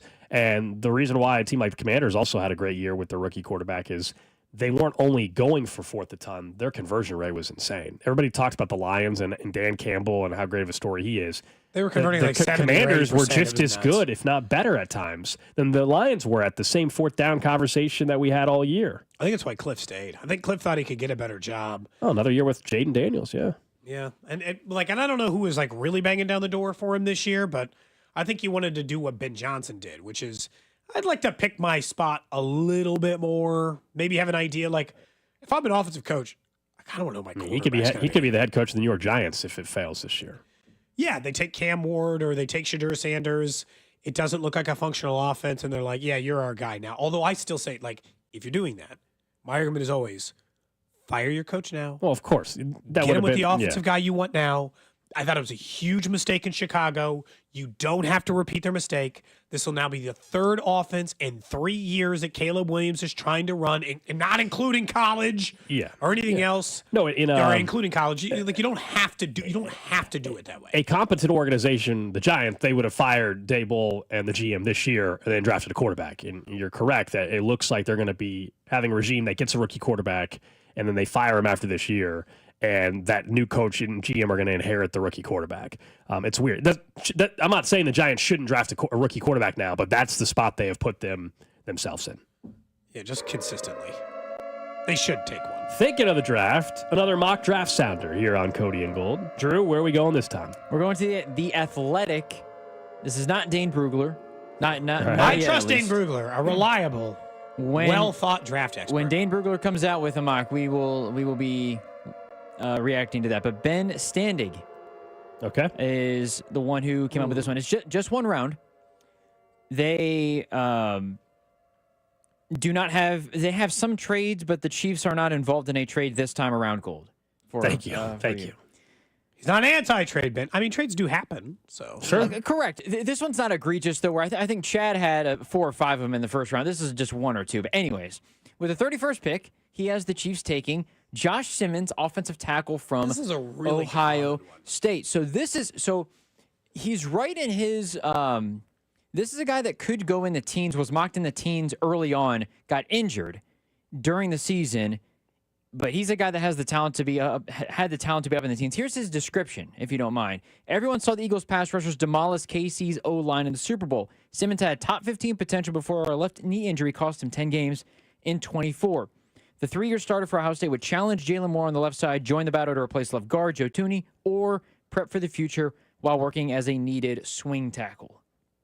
So, Josh Simmons, his comp, according to our guy over at NFL Network, Lance Zierlein. You guys will enjoy this comp. This is a good comp. Okay. We can relate to it. Is it going to be Orlando Brown Jr.? No, close, though. You're close. You're on the right track. Not Juwan Taylor, is it? DJ Humphries. That's he was a Pro Bowler. If that's the career he has, that's great. That would be great, but just funny because we, of course, had the conversation about DJ Humphries for months. That's the comp, DJ Humphries. There's no good strengths or weaknesses from a line perspective. It just says he is, though. This is true. He's coming off a season-ending knee injury for Ohio State. So that's a little concerning for Josh Simmons. You're getting a guy that's coming off a knee. I guess you don't need him to play day one, though. If you were taking a If guy... he were healthy, he would go in the top 15 probably. Well, I got to say... No. I think that's one of the biggest... not you. I just think it's one of the biggest draft lies. I had to hear that about, Aaron Murray back in the day. Kids like, if he didn't have an ACL injury, he'd have been a second-round pick. I'm like, now he's a 6th? Nah, that's not how it works. If a quarterback at some of these positions... Trey Smith he would have been a second or third rounder. It was a major cardiac thing, not a traditional NFL injury. Him and Will Campbell Campbell were the top 2 tackles in the class, and Campbell's going to get taken in the top 10 probably still. I think he would have been, if he was healthy, to start. It goes on to say, very smooth getting out of his stance and into space. Rapid fire foot quickness gives him the ability to capture cutoff positioning. I will say, every single mock draft Drew keeps sending our way, and I don't look at him until he gives us the mock draft sounder.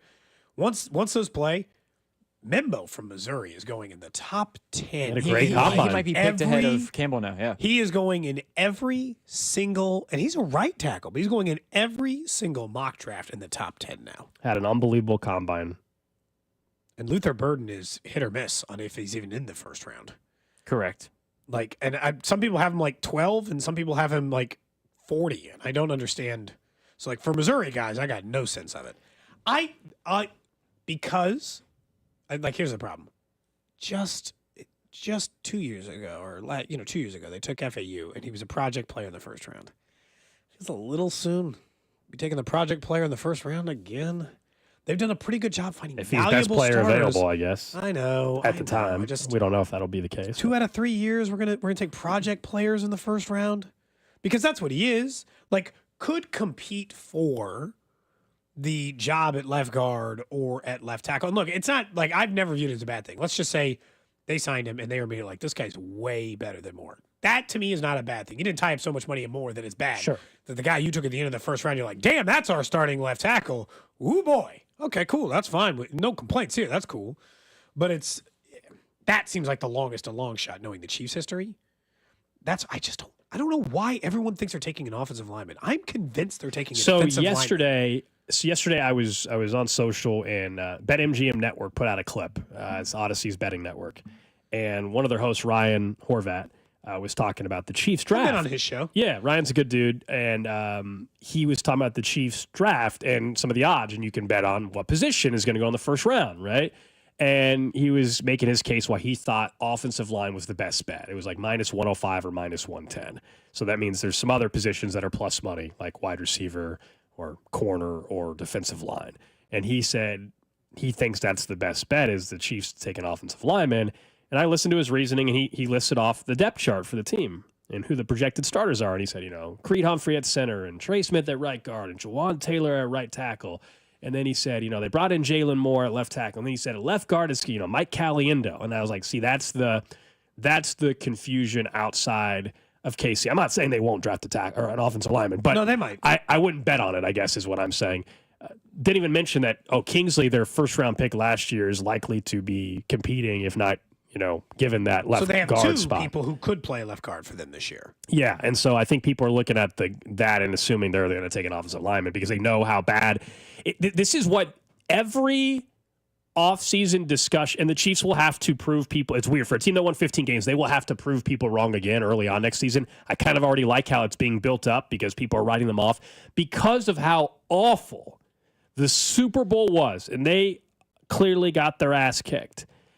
We have gone way overboard, I think, nationally in particular, on acting like that was the entire team the whole year. And that is where this organization is at, and there's no getting out of it. And I think that is a massive overreaction. Yeah, I don't know if they get back to the Super Bowl or not. I don't think they win 15 games. I'm not saying any of that. But it didn't hold them back from accomplishing that was not a lot. who the team was the entire season. Yes, O-line was a problem all year, but that was not the team all year. They wouldn't have made it to the Super Bowl if that was the team all year. And so I think people are assuming that the offensive line, as bad as it was not the worst offensive line in football. And people are talking as if, oh my gosh, that same offensive line that was the worst in football, and that what we saw in the Super Bowl is what they were all year. No, that was not what they were all year. They have question marks there, and so they had one of the best offensive lines, I think, in football in terms of pass and run win rate. Actually, this is going to be the offseason narrative, and the Chiefs through the month of September are going to have an opportunity, and this will be fun to prove to people again. Oh yeah, whoops, we already wrote them off. What a mistake we made. I can promise you that's going to be some of the talking points that we will discuss in September, and we're seeing it from the national media already that they think that that's what the team just now is, and I think it's a mistake. I do really think, though, that if let's say they don't take a guard, let's say they don't do offensive line until the third round. If Kingsley stinks and it's a big problem, then we're going to look back on this and say they absolutely should have taken one again. They absolutely should have taken one. They're going to take offensive lineman, but the guys they're all talking about are all projects. unless Kingsley, because I'll say if they take a guard in the first round, then they're done with Kingsley. They might as well cut his ass. The guy yesterday, they might as well kick him off the roster. Donovan Jackson he could be very, very good, but he's a guard. Do you take a guard in the first round? I would not. Just I would in not. general.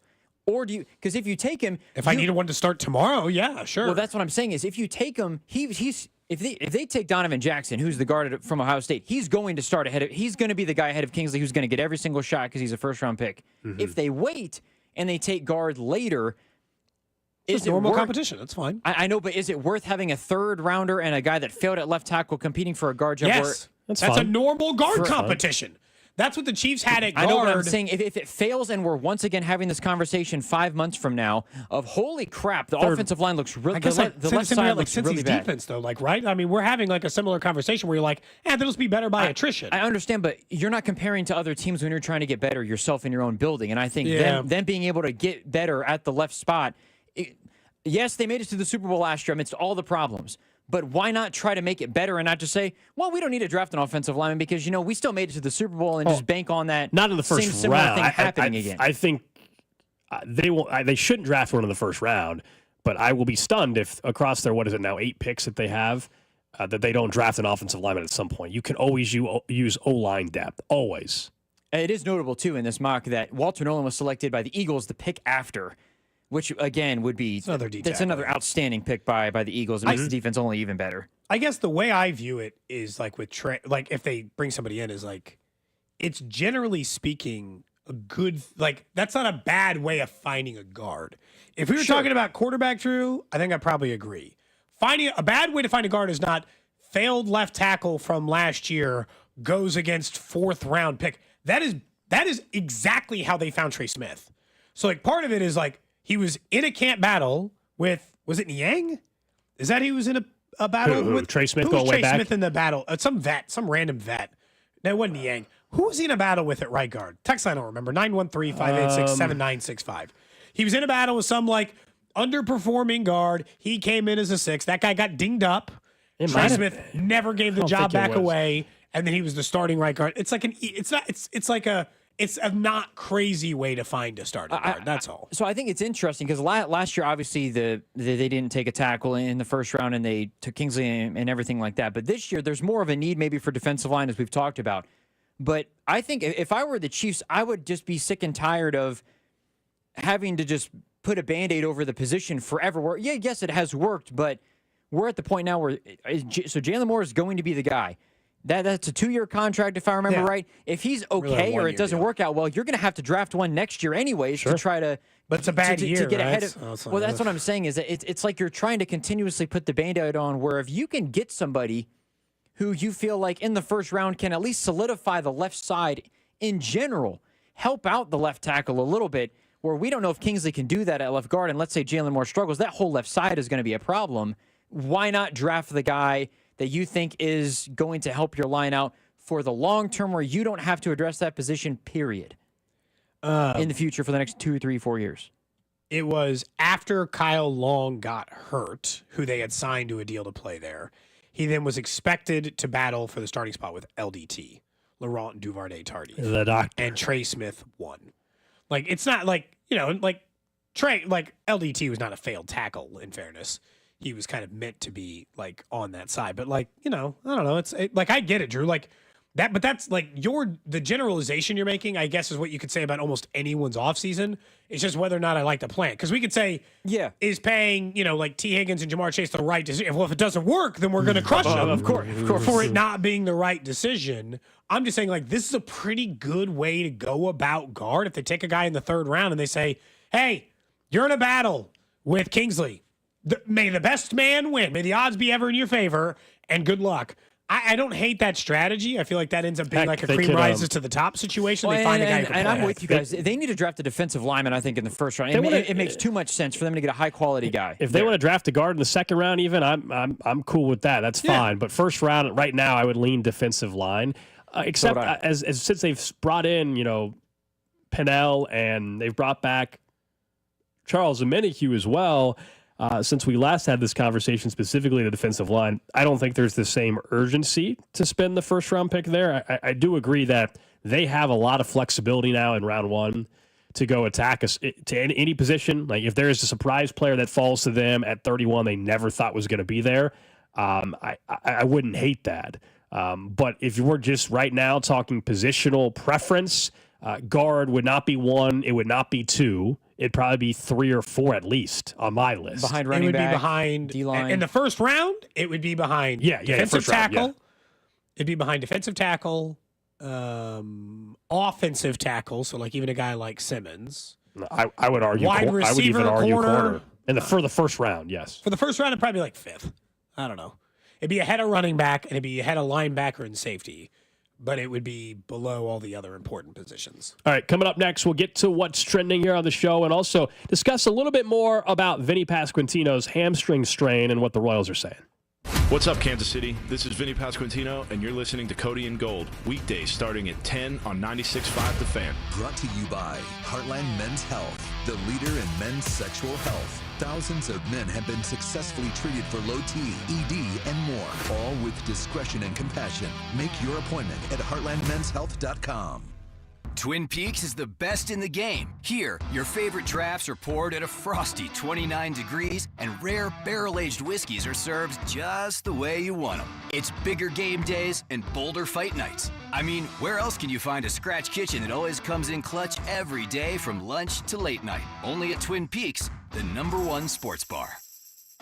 Stick around after the sun sets. Twin Peaks is open really late. Wind down with bourbon and late-night bites. Hey, it's Rex here with RexBuysKC.com, your local KC home buyer. If you own a property in the Kansas City or surrounding area and want to sell it fast and at a fair price, write this number down, 816-330-6000. I'm a private real estate investor, not some hedge fund or large national chain. My family and I live right here in KC. I can pay cash and close on your timeline, even in as little as 3 days. Here at RexBuysKC.com, we are improving Kansas City one house at a time. I buy inherited houses, vacant houses, foreclosure houses, behind in payment houses, my tenant won't pay the rent houses, and properties that need complete rehabs. Do you own a house that's trashed and needs thousands of dollars in repairs? Great. If you own a house and want to sell it fast, call me at this number, 816-330-6000. That's 816-330-6000, or go to RexBuysKC.com. That's RexBuysKC.com, and I look forward to working with you. Attention car shoppers, Kevin Harlan here with Rob Seid of Rob Seid Ford in South Kansas City. Hey, Rob, what's going on? We are making 2025 the best year in Rob Seid Ford history, and we are doing it with 4 simple steps. Simple is what I love most about Rob Seid Ford. So, Rob, what's the plan? It starts with Rob Seid Ford's non-commissioned sales staff, Kansas City's lowest prices on brand new Fords, the best trade-in values, the biggest selection we've ever had. With those 4 steps, it is my personal mission to make Rob Seid Ford the easiest, most value-driven Ford dealership in Kansas City. No BS. That's why Rob Seid Ford is the only dealership I'll send my friends and family to. But you're forgetting one thing. What's that? Rob Seid Ford is Kansas City's top-rated Google Ford dealership. Good call. Can't forget about that. Check out Rob Seid Ford in South Kansas City at 135th and State Line, ROBSIGHT.com. I found a fountain of youth down there at QC Kinetics. That's Henry Hinton, feeling like his young, active self again after treatments at QC Kinetics, the nation's leader in regenerative medicine. I still have trouble walking down steps as I get older. I've had 1 treatment so far, and I can already tell a difference in my knee. And that treatment at QC Kinetics used Henry's own natural healing properties, concentrated and placed right at the source of the pain. So Henry and patients just like him will enjoy long-term relief without surgery or downtime. My knee is not hurting. I remember I was walking down some steps yesterday, and I thought, wow, this is not hurting when I walk down steps. I'm all in on it. I'm all in on QC Kinetics. It's time to wind back the clock to days without constant joint pain. Start with a call to QC Kinetics today. Call QC Kinetics, 816-412-6299. That's 816-412-6299. 816-412-6299. Hey, Joy. Oh, you are glowing. Oh, hey. More like Mirajoyed. That Miralax helped me go. I was so backed up. Tried mega coffees, prune juice, everything. Then Miralax. And hello, gentle relief without the harsh side effects. Ooh, how does it work? It works naturally with the water in your body for constipation relief. Find Miralax today at your local retailer. Use as directed for occasional constipation. Are you a small business owner who needs immediate cash flow? At Swish Funding, we have flexible funding options from $25,000 to $2 million.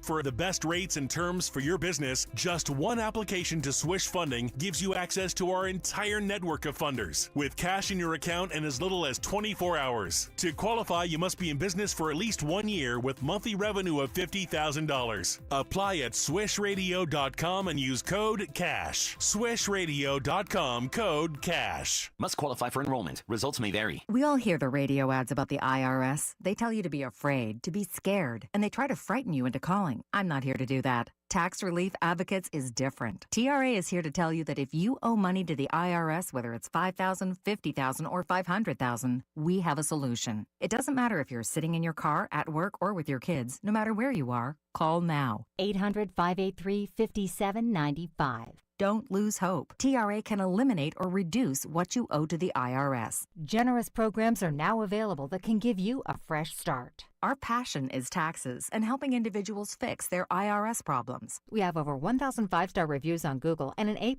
with the Better Business Bureau. You don't need to be afraid of the IRS any longer. End your tax nightmare today by visiting us online at TRA.com or call 800-583-5795. That's 800-583-5795. Tax Relief Advocates. Real solutions for real people. Listen to Opening Day between the Royals and Guardians with Burns on Deck show starting at 2. First pitch with Denny Matthews just after 3. Right here on your home for Royals baseball. 96.5 The Fan. KFNC FM and AM, HD1 and HD2, Kansas City. An Odyssey sports station. What's trending?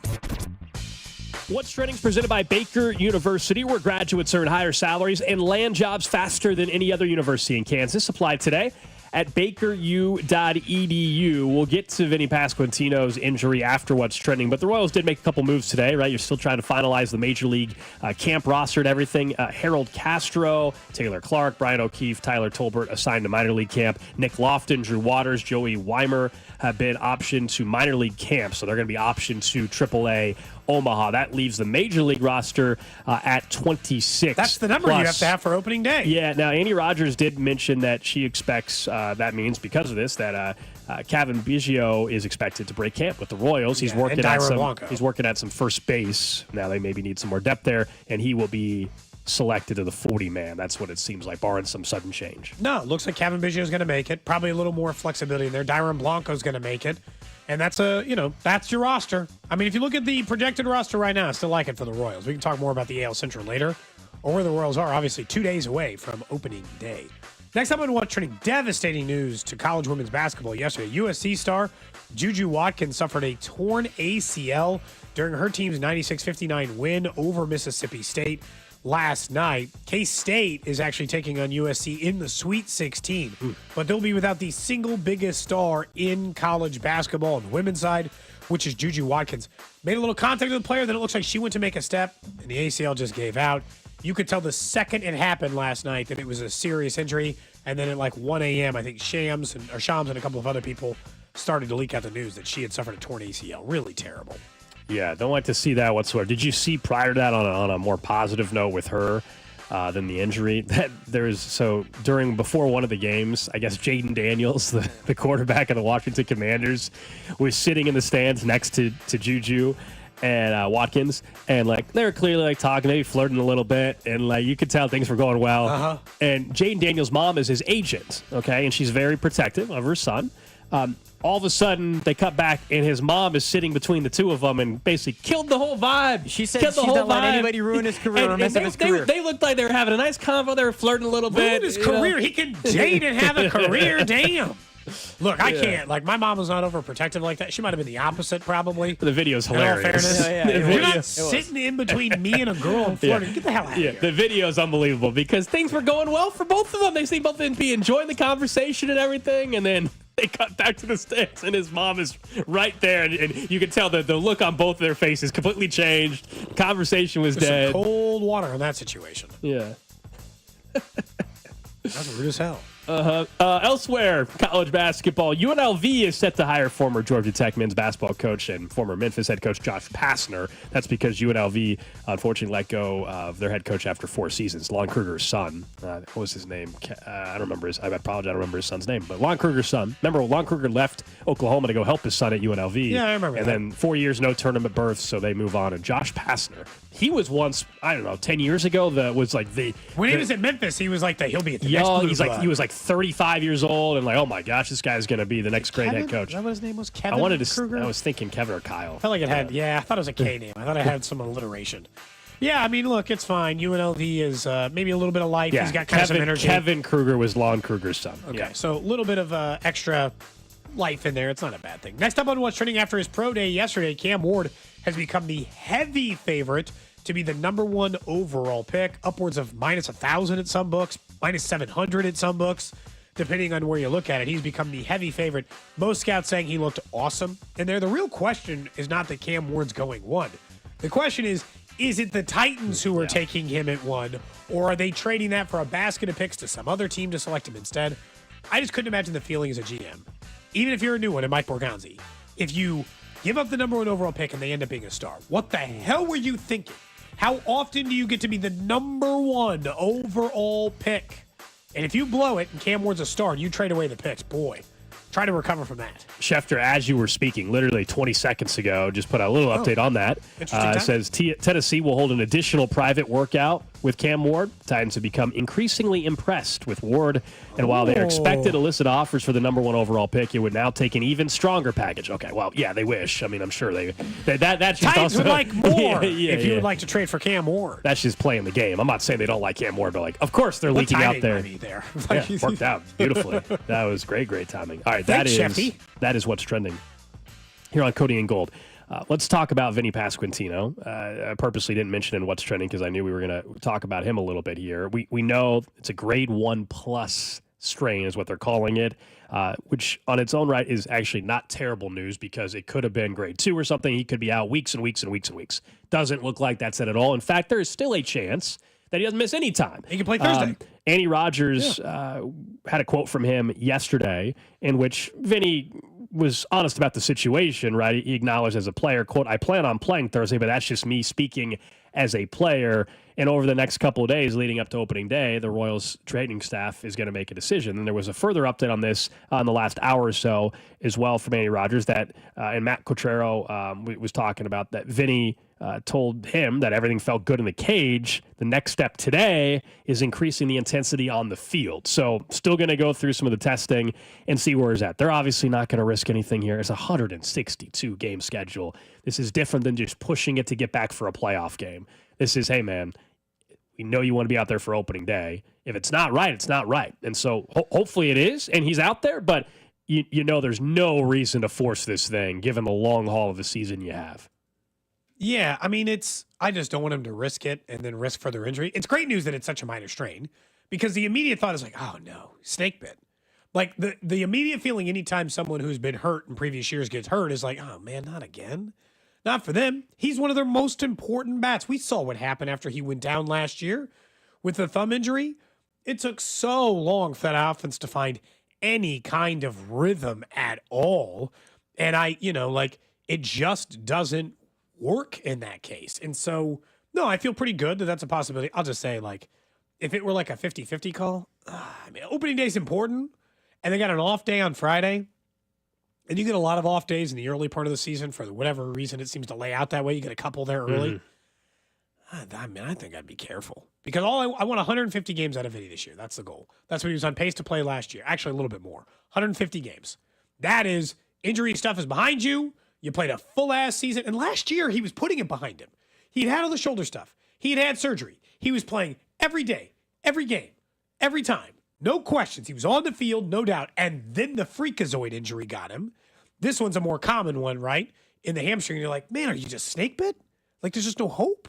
But no, if he can play on Thursday, if the trainers clear him, I'm not going to complain. It's just like, I'd err on the side of caution. I'm assuming you would too. Of course. I mean, yeah, I think everybody understands that given the length of the season, when this injury is happening, and you kind of move on. It sounds like even if you were to miss any time, it's not going to be something that's all that long, and that's why it's a positive upset moving forward. But I will say, like, you're right. We look at the injury history, and yes, they've been different things. And heck, he joked with us 2 months ago, I guess it's been at this point in time, like about his offseason workout, and like, hey, he's kind of like, hey, I don't know if you guys have heard, but there's kind of have a bit of an injury history. I mean, he's well aware of it. They can be different injuries, but the reality is, unfortunately, this will be a third or fourth straight year where he has some injury. Now, I hope this, as you said, but if this is nothing, then he didn't really have an injury. He just like had a flare up. But you can understand why people are concerned because it's before the season even started, and now you're banking on him being 100% healthy the rest of the way.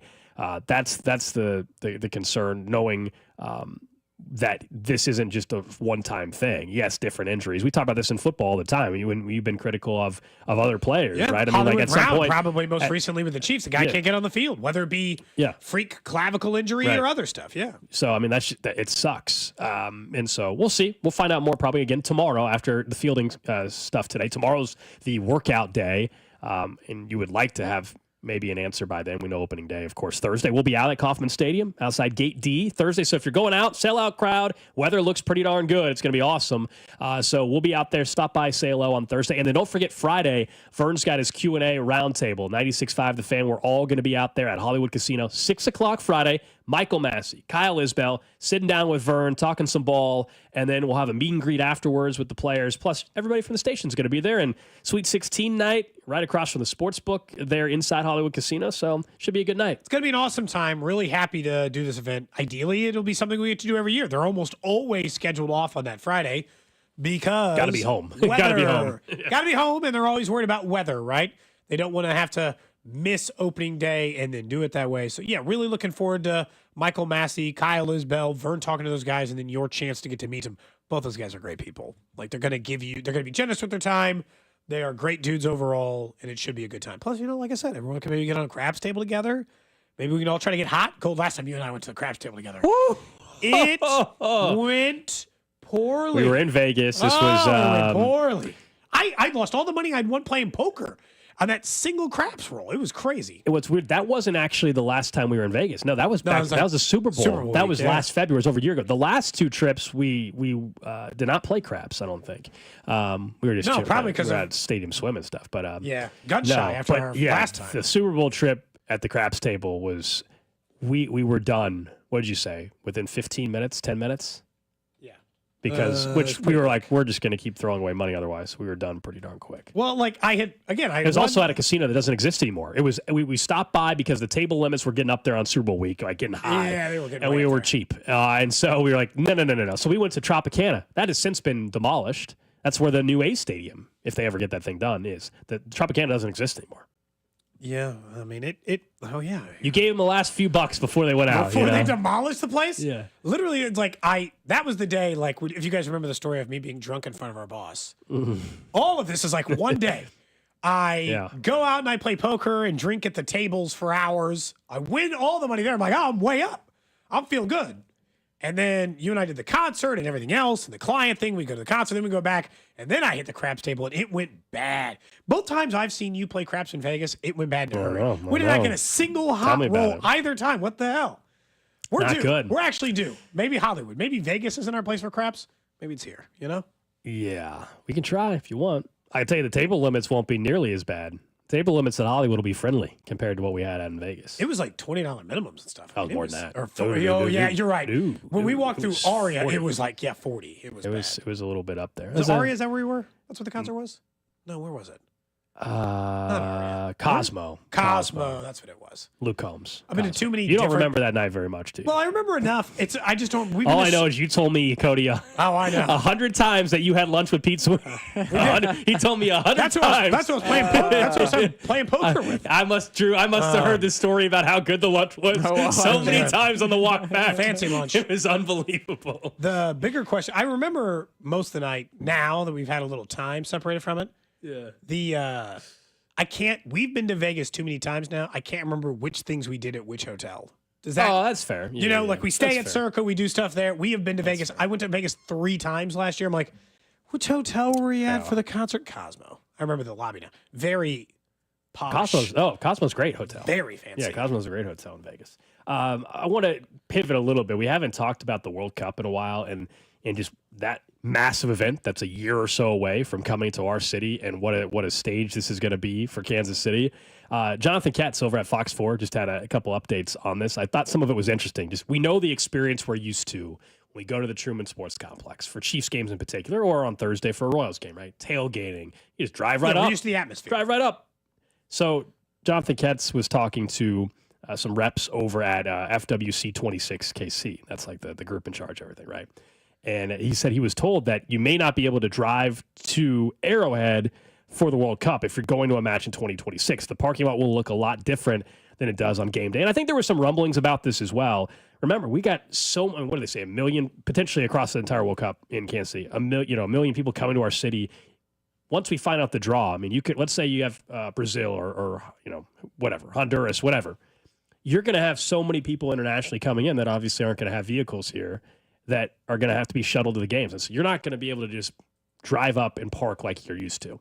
There will have to be, the city still has to figure this out. There will have to be park and ride type of stuff going on all across the city. The idea that you won't be able to just drive sounds like it. To the stadium, park there, do the normal thing, feels so foreign.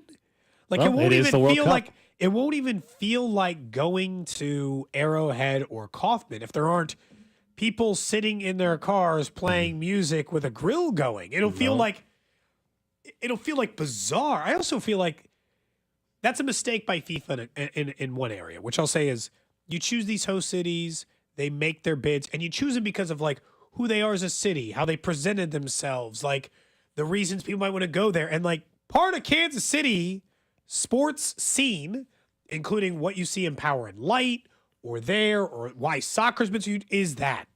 Part of it is that, I mean, there's tailgating at sports. But FIFA is big on all these sites being this like the same, right? Not only from a field thing. They want it to be uniform. They want it to be universally the same as much as possible, certainly at the stadium. Now, what P&L does, or the reason why the Barney Alice Plaza is still, that is going to be right up until the start. They're working on that. That's going to get done like right before. Arrowhead probably too. Remember, they were a month behind. They're like already a month ago. Doing some stuff there. Yeah. When it comes to moving, they got to move some seats back because you have to have certain field dimensions and everything. But I thought that was just kind of different. I thought there was some speculation at one point in time that was going to be the case, but it sounds like more and more once the city actually has a plan and about how they're going to get people to the games. It's going to be tough because I'll just be honest. We do not, as a city, contain the infrastructure currently to bus that many people out. You're going to need 78 coach buses. I already saw like Johnson County at different stop points. They were already they just leased out a ton of new buses for this and everything. Here's a follow-up question. Those buses cost money? So in addition to the thousands, hundreds you're going to spend to get in the seat to watch a World Cup game, I got to spend $40 like a mega bus ticket. I got to spend how much money do I got to spend to get my ass down there? I don't know. Look, it might be Kansas City's first rodeo. This is not FIFA's first rodeo. Yeah. I am sure. Well, even if the city is having some delays, this will end up working out. This will end up working out a year from now. But they got a ton of work to still do. And someone was like, "Hey, look, if you don't want no tailgating in a Royals game, that's what the downtown baseball do." I will say, baseball's not as much tailgate as Chiefs tailgate. Yeah, I know people tailgate at baseball games, but that's not what you think of when you think of baseball games. Yeah, people do it, and I think of it about the culture of the Truman Sports Complex. So I did lump in baseball, and I do think they do it some at Sporting and some of these others. It is more of a Chiefs specific thing. By the way, Chiefs are very aware of that. Wherever they go, Mark Donovan has specifically said that there needs to be a tailgating element available for their fans. So, like, they're not trying to lose that is a part of it. And look, I still have no idea where the hell this stadium's going to go. I know Bob's been reporting on the Sprint side, and now, I don't know, one of the parent company who has developed like, well, we're not, who the hell knows? I don't know where these things are going right now for the Royals or the Chiefs. I would like them to make an announcement. This went from, we were talking to some people at KMBC 9 today, and this is how I felt about it, where I think most fans are on the stadium stuff. Thrilled to talk stadium stuff, see renderings, see where it's going to be, see the potential sites, see what the results of the vote were. I was excited of all the possibilities, Gold, of what it could be and where the now, just tell me where you're going to go. Like, I'm done in the fight, I guess, think right? I'm done in the trenches part of this. Just tell me where your stadium's going to be, what I got to pay or don't pay, and just be done with it. I think most people are there. I think most people are there with the stadium discussion and the delays and the questions and where things are at. Remember, as we said yesterday, we're about a week out from it being a year since the disaster of a vote that took place in Jackson County for the stadiums and the renovation projects for the Chiefs, I should say, and the new stadium for the Royals. I remember us sitting outside of Kaufman being like, is this one of the final opening days? And it's still technically true. They are not playing at Kaufman in 2031. So, yeah, that is still at happening. that time, we thought it might be 2028. We thought it might be one of the final 4 or 3, whatever. But I think most people are, the deadlines keep getting pushed back. At one point, it was, hey, they're going to have an answer around the winter meetings. And then it was maybe around opening day.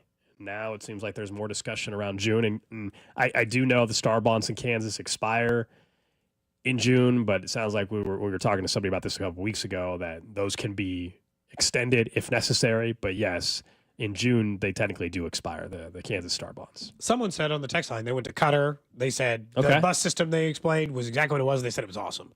Like, it'll probably be more organized than Kansas City's current poor public transit system, which is awful. What's the public transportation in Qatar or whatever already? Yeah, I mean, probably better than Kansas City. Kansas City is a commuter city for a lot of reasons. It's very spread out, like a lot of big suburb areas. But the problem is, Kansas City's got a wretched bus system. It's bad on both sides of the state line. It is horrid.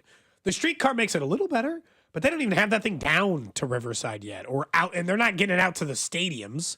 Or anything. So, it's not going that way. So, you can't fully they also utilize said the buses were all free in Qatar, which would be great. Could be there. Look, that could still be the case. To Gold's point, FIFA's put on a few of these. Oh, yeah. They probably know how to get some buses in your city to get you there. And so, whether they're free or they cost money, and someone says that, traditionally, sometimes they try to keep some tickets reasonably priced for locals. I hope that's the case. I think all 3 of us are interested in watching. This might be my only chance to watch a World Cup match, especially, it'll definitely might be my only chance of watching a World Cup match in Kansas City, hypothetically, because we don't know if they'll ever get another one. Because not only does the U.S. have to be a host city, Kansas City has to win the bid to be one of the cities that games are actually played, or a host country. Kansas City has to be one of the cities to actually win it. So someone says the vote in last April was not a disaster. The Chiefs and Royals lost by 16%. I don't know. I mean, that's a disaster result. Talk to anyone in politics and find out if they think that margin's not Now, big. I guess if your point is that, you were on the no side, so you didn't think it was a disaster, okay, fine. But, in general... You've been into, the people who wanted the stadium. It was an absolute disaster. They lost by 16 points. It was a massacre. It was a land, it wasn't close. That's, I guess, what you... I took it the way you meant it. Yeah. If he just meant it's not a disaster because you don't want the stadiums... Sure. That's different. But I don't think that's the way you were meaning it, obviously. It was bad for the Chiefs and the Royals. Real bad. Somebody mentioned that you don't get tailgating with a downtown stadium for baseball, but tailgating's not. Correct me if I'm wrong. But I get downtown baseball. I know. I take the trade off. Tailgating for baseball is not as big of a deal as tailgating is for football. Certainly. We talked about it. And certainly not in Kansas City, but there's not zero tailgating, as we previously mentioned. I also that's a trade off. I will sell tailgating for the Royals for downtown baseball. How many downtown stadiums have you been to? I've been to a bunch. Not a bunch. But 3, maybe. Giants, 3. Twins. St. Louis is obviously what a lot of people maybe have been to. I've been to several downtown stadiums. It's great. You don't need a tailgate. There's 1,000 places to go. And truthfully, part of the reason tailgating probably even became a thing at Kaufman and Arrowhead is because there's nothing to do. People didn't have a choice. And so maybe it became a thing because there wasn't something to do. If you put baseball downtown, you'll have something to do. Although, who knows? Again, maybe you'll end up in Kansas, Missouri, downtown. I don't think it's ever going to Clay County. Remember we talked about that for a few minutes? I liked their rendering. What's weird is a couple weeks back, maybe it's been a month, the city of KC Mo and some leaders put out that press release that they went to Jefferson City and they put together this bill that was going to rival the Kansas Star bonds. And I think Mayor Kuhn said it's better than Kansas' plan, in my opinion. That bill hasn't even gotten to committee. It's just sitting there, and the Missouri session ends about a month from now, or mid-May, over a month from now, month and a half from now. They're not even doing anything? Not currently. not currently. It's just sitting there. Hasn't gone to still. committee. That's like step one of like six, Just sitting right? there. So like they quickly reacted to like some of the reports, and they said, "See, we're trying. We think we put together I don't remember the exact term they use, but like developmental incentives or whatever that rival the STAR bonds, and nothing has happened with that bill in the Missouri legislature. I don't know why it feels like it's been stuck in neutral for so damn long. Yeah. All right. Coming up next, let's get to Trey Smith. He spoke to Kay Adams yesterday about how he's feeling about a contract extension, plus the random question of the day. This is Cody and Gold on your home for Kansas City sports. 96.5, The Fan. Brought to you by Heartland Men's Health, the leader in men's sexual health. Thousands of men have been successfully treated for low T, ED, and more, all with discretion and compassion. Make your appointment at heartlandmenshealth.com. FanDuel is giving all customers the chance to take a swing at $500,000 in bonus bets every day from March 27th to the 30th. That's this Thursday through Sunday. It's all part of the $500,000 daily home run jackpot. And all you have to do is use your jackpot profit boost on a player to the homer. And if they go yard, not only will you get bigger winnings on your home run bet, you also get a share of that day's $500,000 jackpot. This season on FanDuel, big wins are on deck. So just head to FanDuel.com/Alex and look for the daily home run jackpot. Make every moment more with FanDuel, your home for betting home runs and an official partner of 96.5 The Fan. 21 and present in Kansas. Opt-in required. Must apply profit boost token on select market. Prize pool to be split equally among all eligible participants who make the correct pick. Bonus issued as non-withdrawable bonus bet, which expires 7 days after receipt. Restrictions apply. See terms at sportsbook.fanduel.com. FanDuel is offering online sports wagering in Kansas under an agreement with Kansas Star Casino, LLC. Gambling problem? Getting help is your best bet. Call 1-800-522-4700 or visit ksgamblinghelp.com. Hi, Mia here at the winnings desk of the Missouri Lottery. So, I wanted to write a thank you note for every dollar Missouri Lottery players have given to Missouri and education, but that would be 8.4 billion notes. So to save a little time and a whole lot of paper, here's just one. Dear every single lottery player in Missouri, thank you for helping us give $8.4 billion to Missouri and education. Sorry, my trumpet's in the shop. The Missouri Lottery. Winners welcome and play responsibly. Alex Gold once again telling you about Max Motors, the easiest place to buy a car, and maxmotors.com, or one of the 7 locations around the area. I was at the car wash the other day, and I'm starting to notice more and more vehicles that have that Max Motors logo right there on the back of the vehicle. More and more people finding out why Max Motors is the best place to find your brand new vehicle, right? It's all about finding that vehicle that you're going to love, and it's a great time to go to maxmotors.com and check out what they have right now, which is a new 2024 Ram 2500 Crew Cab 4x4 starting at $40,000. Stock number BF7089. Or how about a new 2024 Jeep Compass 4x4 starting at $23,000. Stock number 90144. Must finance with dealer lender. Offer expires 4/1/25. Max Motors is not going to just rush you through the buying process without explaining you the total cost of ownership. It's why they're the best in the Midwest, the best financing options available with the max trade-in values in the Midwest. Max Motors, the easiest place to buy a car, maxmotors.com.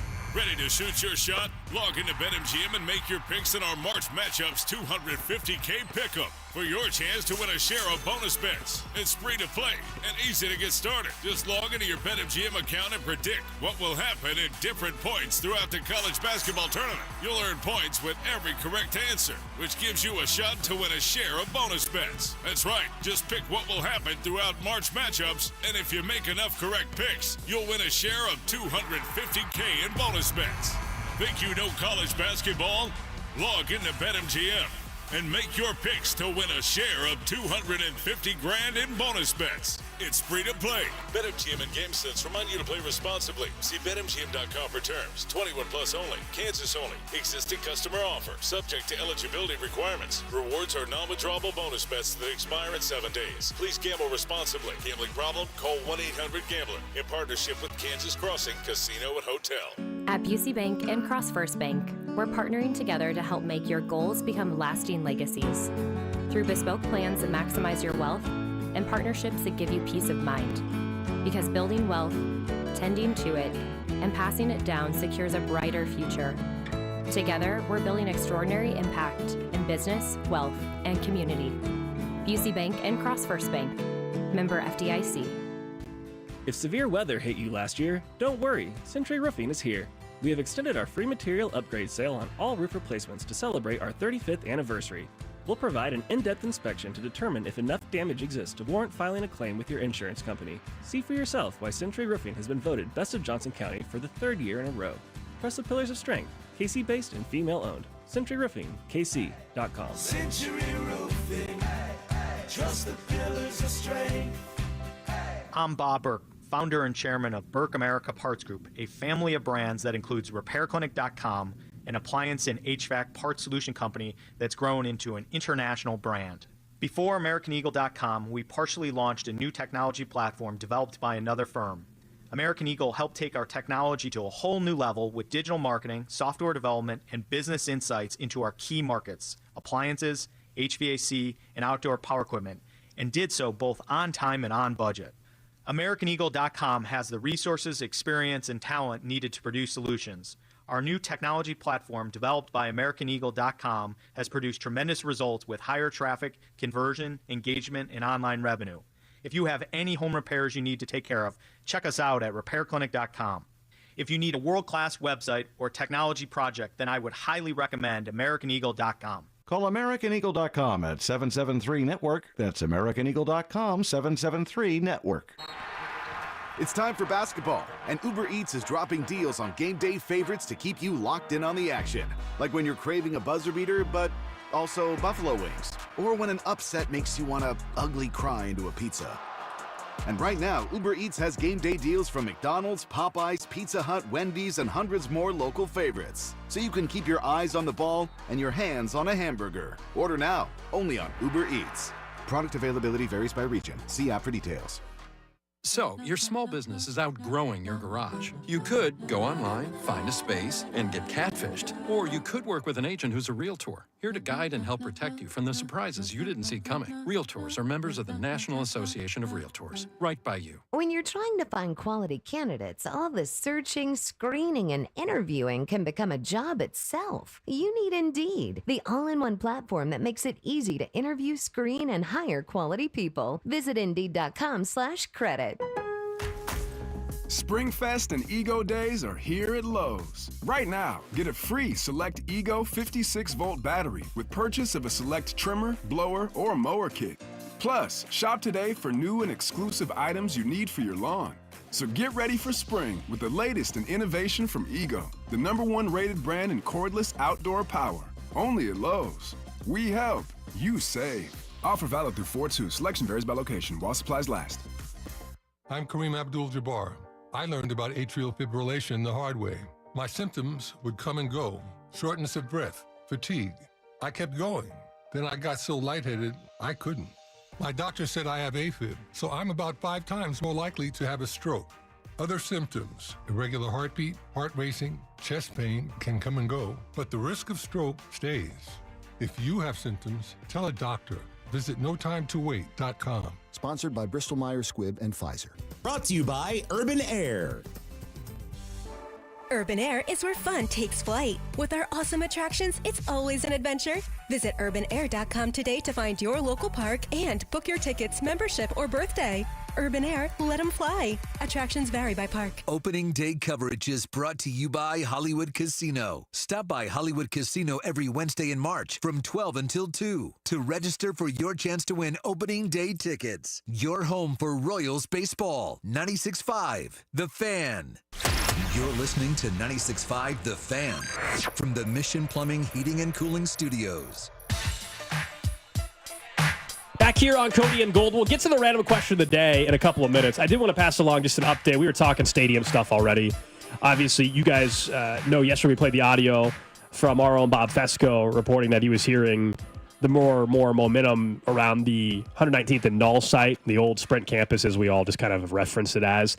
There was a statement just issued to Channel 9's Matt Evans from Occidental Management. That's the company that owns the former Sprint campus there, 119th and Null. I'll just read you the statement. It says, quote, after hearing and seeing reports and social media posts regarding the Royals potentially locating to the, was it Aspiria campus? Yeah, whatever. I would like to state that it is not in discussions with the Royals about being a potential new site for their stadium.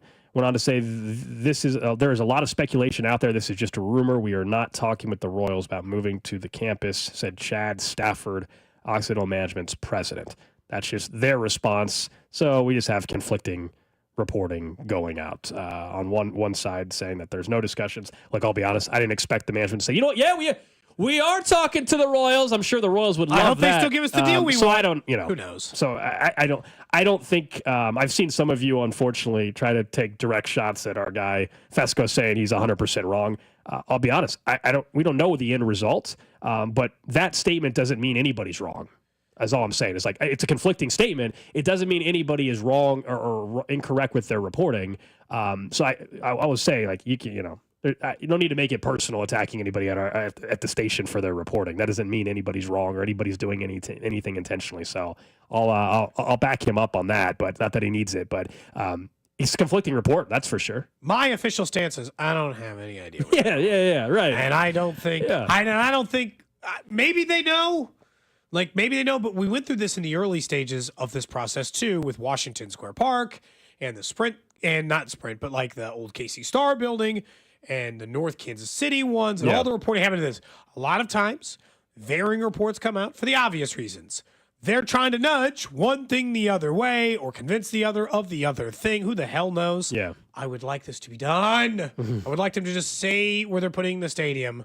But yeah, I mean, that's a pretty firm statement from them saying, like, we're not negotiating. Sure. Yeah, it's more than a no They'd comment. say I never would. Yeah, But it's more than a no comment, but I just wanted to pass it. We are talking stadium stuff, so just for the sake of having both reports out there. Can I mention one other statement that happened unrelated to the stadium stuff? Sometimes these general manager jobs happen, and I don't think too much of it. As you remember, Andrew Luck, Drew, took the general manager job at Stanford University. Smart guy. They've got a head coach who's only been there 1 year. Big news. He wrote a whole 3-paragraph statement being like, I fired his ass. And I mean, he said a bunch. He said, since the beginning, my role as general manager, I have thoroughly assessing the entire football program. It is clear that certain aspects of our program need change. Additionally, in recent days, there have been some significant attention to Stanford investigations in previous years related to Coach Taylor. After continued consideration, it is evident to me the program needs a reset. In consultation with the leadership, I no longer believe that he's the guy. He fired the guy already. Well, they brought him in. He got him as a GM, and he's like, cleaning house. They brought him in to take charge. Cleaning it up. There were some allegations. He's not taking the job. He's doing the job for real. Well, there was some investigation into him being verbally abusive and bullying to some of the people who were a part of his program. So obviously that he was only there like a year or two, part right? of the yes, he came over from Sacramento State and did great things at Sac State. Did not do too well at Stanford, obviously. According to That's that stories, 10,000 jillion budget at Sac State. People try to convince us they had or whatever. during his time, multiple employees filed complaints about his behavior, saying that he was aggressive and hostile towards colleagues, most of whom were women. So Andrew Luck nipping that in the butt very quickly. So good for Andrew Luck. They haven't been good since Andrew Luck left. They stink. Correct. Yeah, it makes what David Shaw did briefly, and obviously Harbaugh did for their tenure there pretty impressive. Shaw was actually pretty good. The standards and the academic standards that are required to obviously play there. Now, it's so weird. Stanford's in the ACC now, so it's gross. It's bizarre. Thanks to conference realignment. That feels so weird. Let's talk some Chiefs football for a second, though, because Trey Smith, we all know, has signed the franchise tag.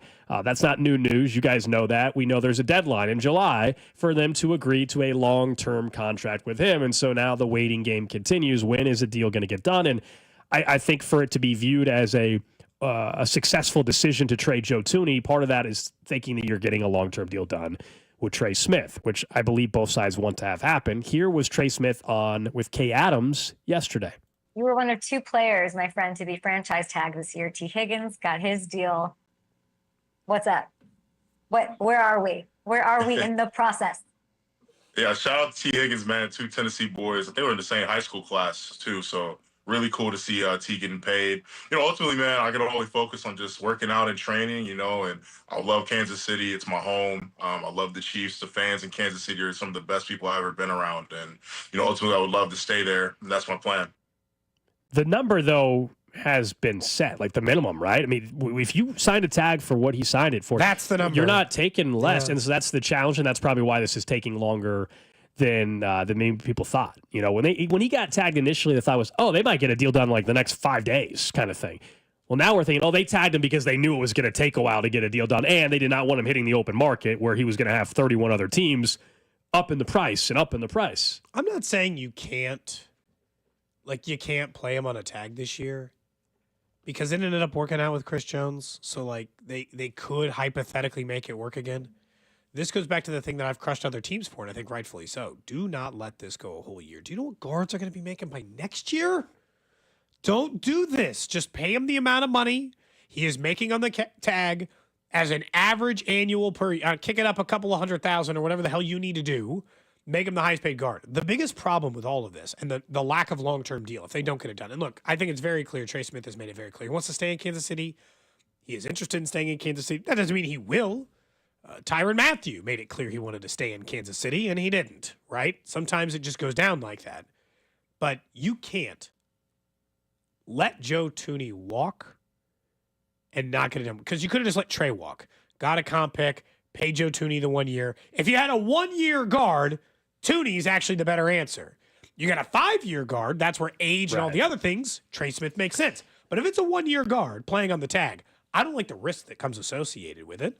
I hope that they are deep in negotiations and that they'll get there and free up some more cap space so they can have anything they possibly want to do for any of the other offseason extensions that might need to take place, including McDuffie. That's the big part. It's not about making other free agent moves, because to me, they're kind of done. Yeah, they're probably there. They got paid in draft class, it's what you said at the end. Other extensions they want to get done. We have gone over and over the cornerback market and where that dollar amount is. We know Trent McDuffie is someone they would love to lock up long term, and we know what that's going to cost roughly. And they cannot proceed with that until they get this extension done, or at least have clarity on, is it going to get done? I still think it does. One thing we know for sure, Trey Smith's playing on this team in 2025, but you could not have made the move with Joe Thuney and tag Trey Smith to me without feeling pretty darn confident that you can get this long-term deal done. And we know deadline spur action. We are still a long ways away from it. I know we want it done soon. July, right? Mid-July. Yeah, July 15th, 10th, whatever it is. So they've got time. It's not like if the deadline was tomorrow, one, it would be a big deal, but also I'd feel like, oh, they're going to get it done tomorrow. The fact that it's July, are they going to get it done a week from now? Are they going to get it done right before the draft? Are they going to get it done right after the draft? I've been really bad, personally, about predicting when the Chiefs will use the tag, who they will use it on, and if they'll get a long-term deal. I'm like 0 for the last 5. So I will say my prediction measure has not been good. What percentage chance would you give? I thought the first year they tagged Chris Jones, they'd get a contract done before the deadline. They didn't. Then I thought they wouldn't tag him a second time. They did. Then I was like, I thought, well, they're not going to get him as a free agent, and they did. Then I was like, well, they're not tagging Trey Smith. Then they did. And I think finances changed that a little bit. The cap changed that a little bit. I don't think that was original plan, but I didn't think they'd tag him. They did. And so it's like, I don't know, 50-50? Like, it always feels like I put it too high at the chances to get it done when it is a logical deal that should get done. So I think it's a 50-50 shot they get a long-term deal done with Trey Smith. But I, like you, think it's incredibly important that they get it done for this to be a successful offseason. Otherwise, just keep Thuney for a year, draft a guard, and solve your problems that way. I was going to ask you and the text line, 913-586-7965, Jay Southland So Service text line, what percentage you would give, though, that he plays on the tag and that next year he walks and all they get is a comp pick? That is, they don't get a long-term deal done. Because, again, trading him is never, to me, happening. So it is. So let's say the 50% chance I think he doesn't get a contract this year. I think it's like 25%. I think it's like half of those outs. Yeah, I think it's in the 15 to 20% range that he plays on the tag, and then next year he walks and all they get is a comp pick. That would be, by the way, a disastrous way of handling this if that's how it ends up turning out. Yeah. I think Since you traded Joe Thuney. Yes, you didn't have to do that. And again, you get a comp pick, but that's not what you wanted. You didn't tag Trey Smith so you could eventually get a comp pick. You could have got a comp pick this year for him that you could use next year, not the year after, not 2027 comp picks. That's not why you're holding on to guards. Yeah. Right? And so, the way I view it is still a huge key in the cog for how I'm going to judge this offseason. Because I'm fine with letting the league's best left guard go for a younger player, if and only if they get that deal done with him. Random question. Of course, the random question of the day is brought to you by Awaken 180 Weight Loss. Results every week, and then receive free support for life online at awaken180weightloss.com. For you, Gold, for you, Drew, over the text line, 913-586-7965. You're saying, okay, what this is going to be a either or. I don't want you to, it doesn't have to be send or receive. I want to make that clear before I ask you the question. The question I have for you today feels somewhat relevant, so we'll see, is that when was the worst example of you either sent a text to the wrong person or received a text from the wrong person from embarrassment, anger, whatever standpoint? Yeah. I'll give my answer while you guys think about it because I didn't give you any heads up. So that's what I want. So you either sent the wrong person a text or you didn't receive it. There's two that come to mind immediately. One is the obvious.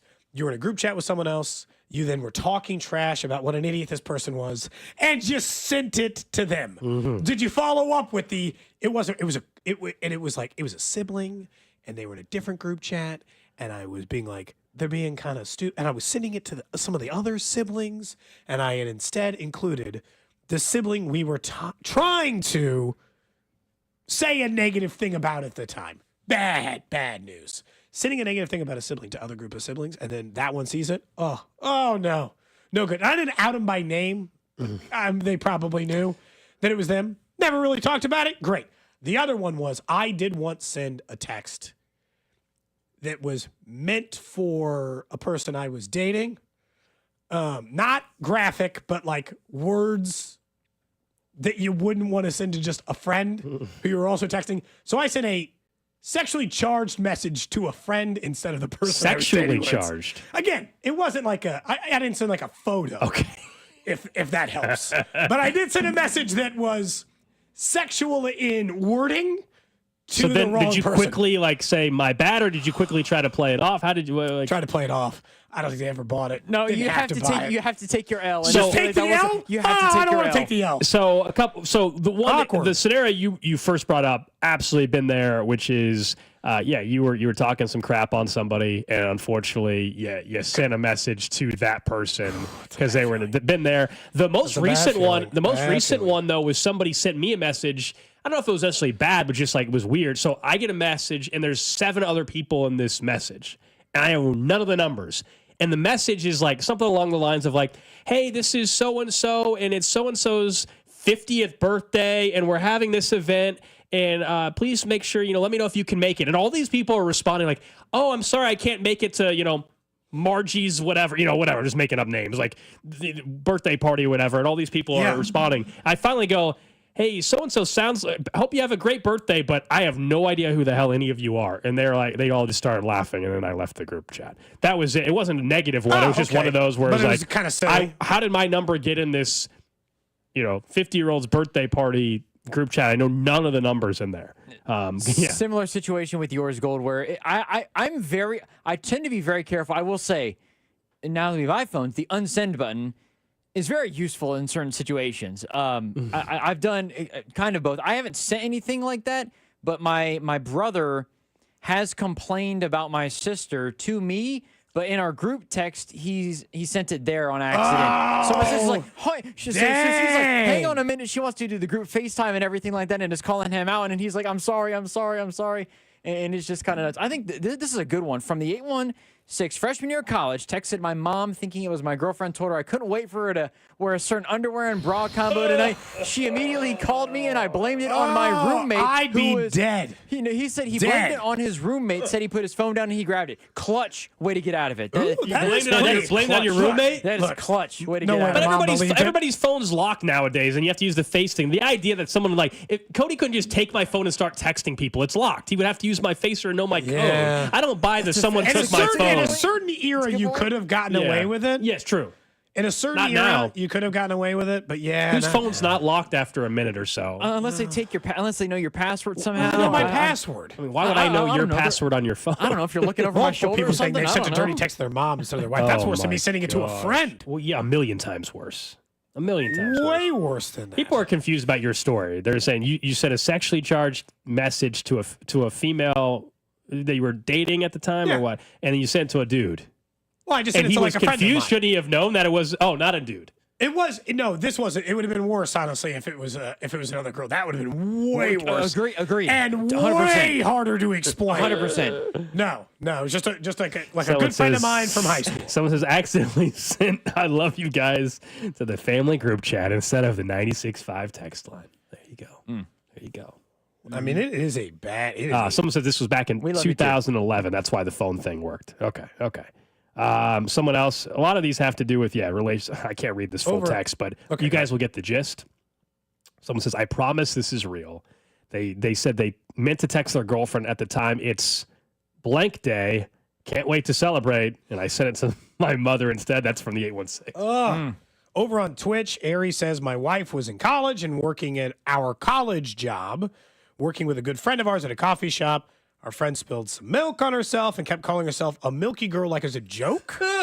He said, and it was creeping my wife or now girlfriend at the time. He said, so I text, who's my milky girl? Turns out I sent it to my boss at my first big boy job. Yo, what? And so Yo. the idea of texting, who's my milky girl to your first big boy job out of college? Oh, no. That is I'd hate crazy. it. Well, you're just trying to be like goofy with someone, right?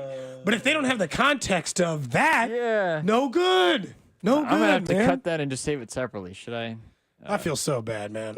It's not even you saying it, Cody, but you're just reading a text, but I think it's hilarious. There's just so many people. And everyone's done this. I'm Everybody's convinced got a everyone's story. done this. Correct. I agree. Someone said they called in on a snow day a month ago.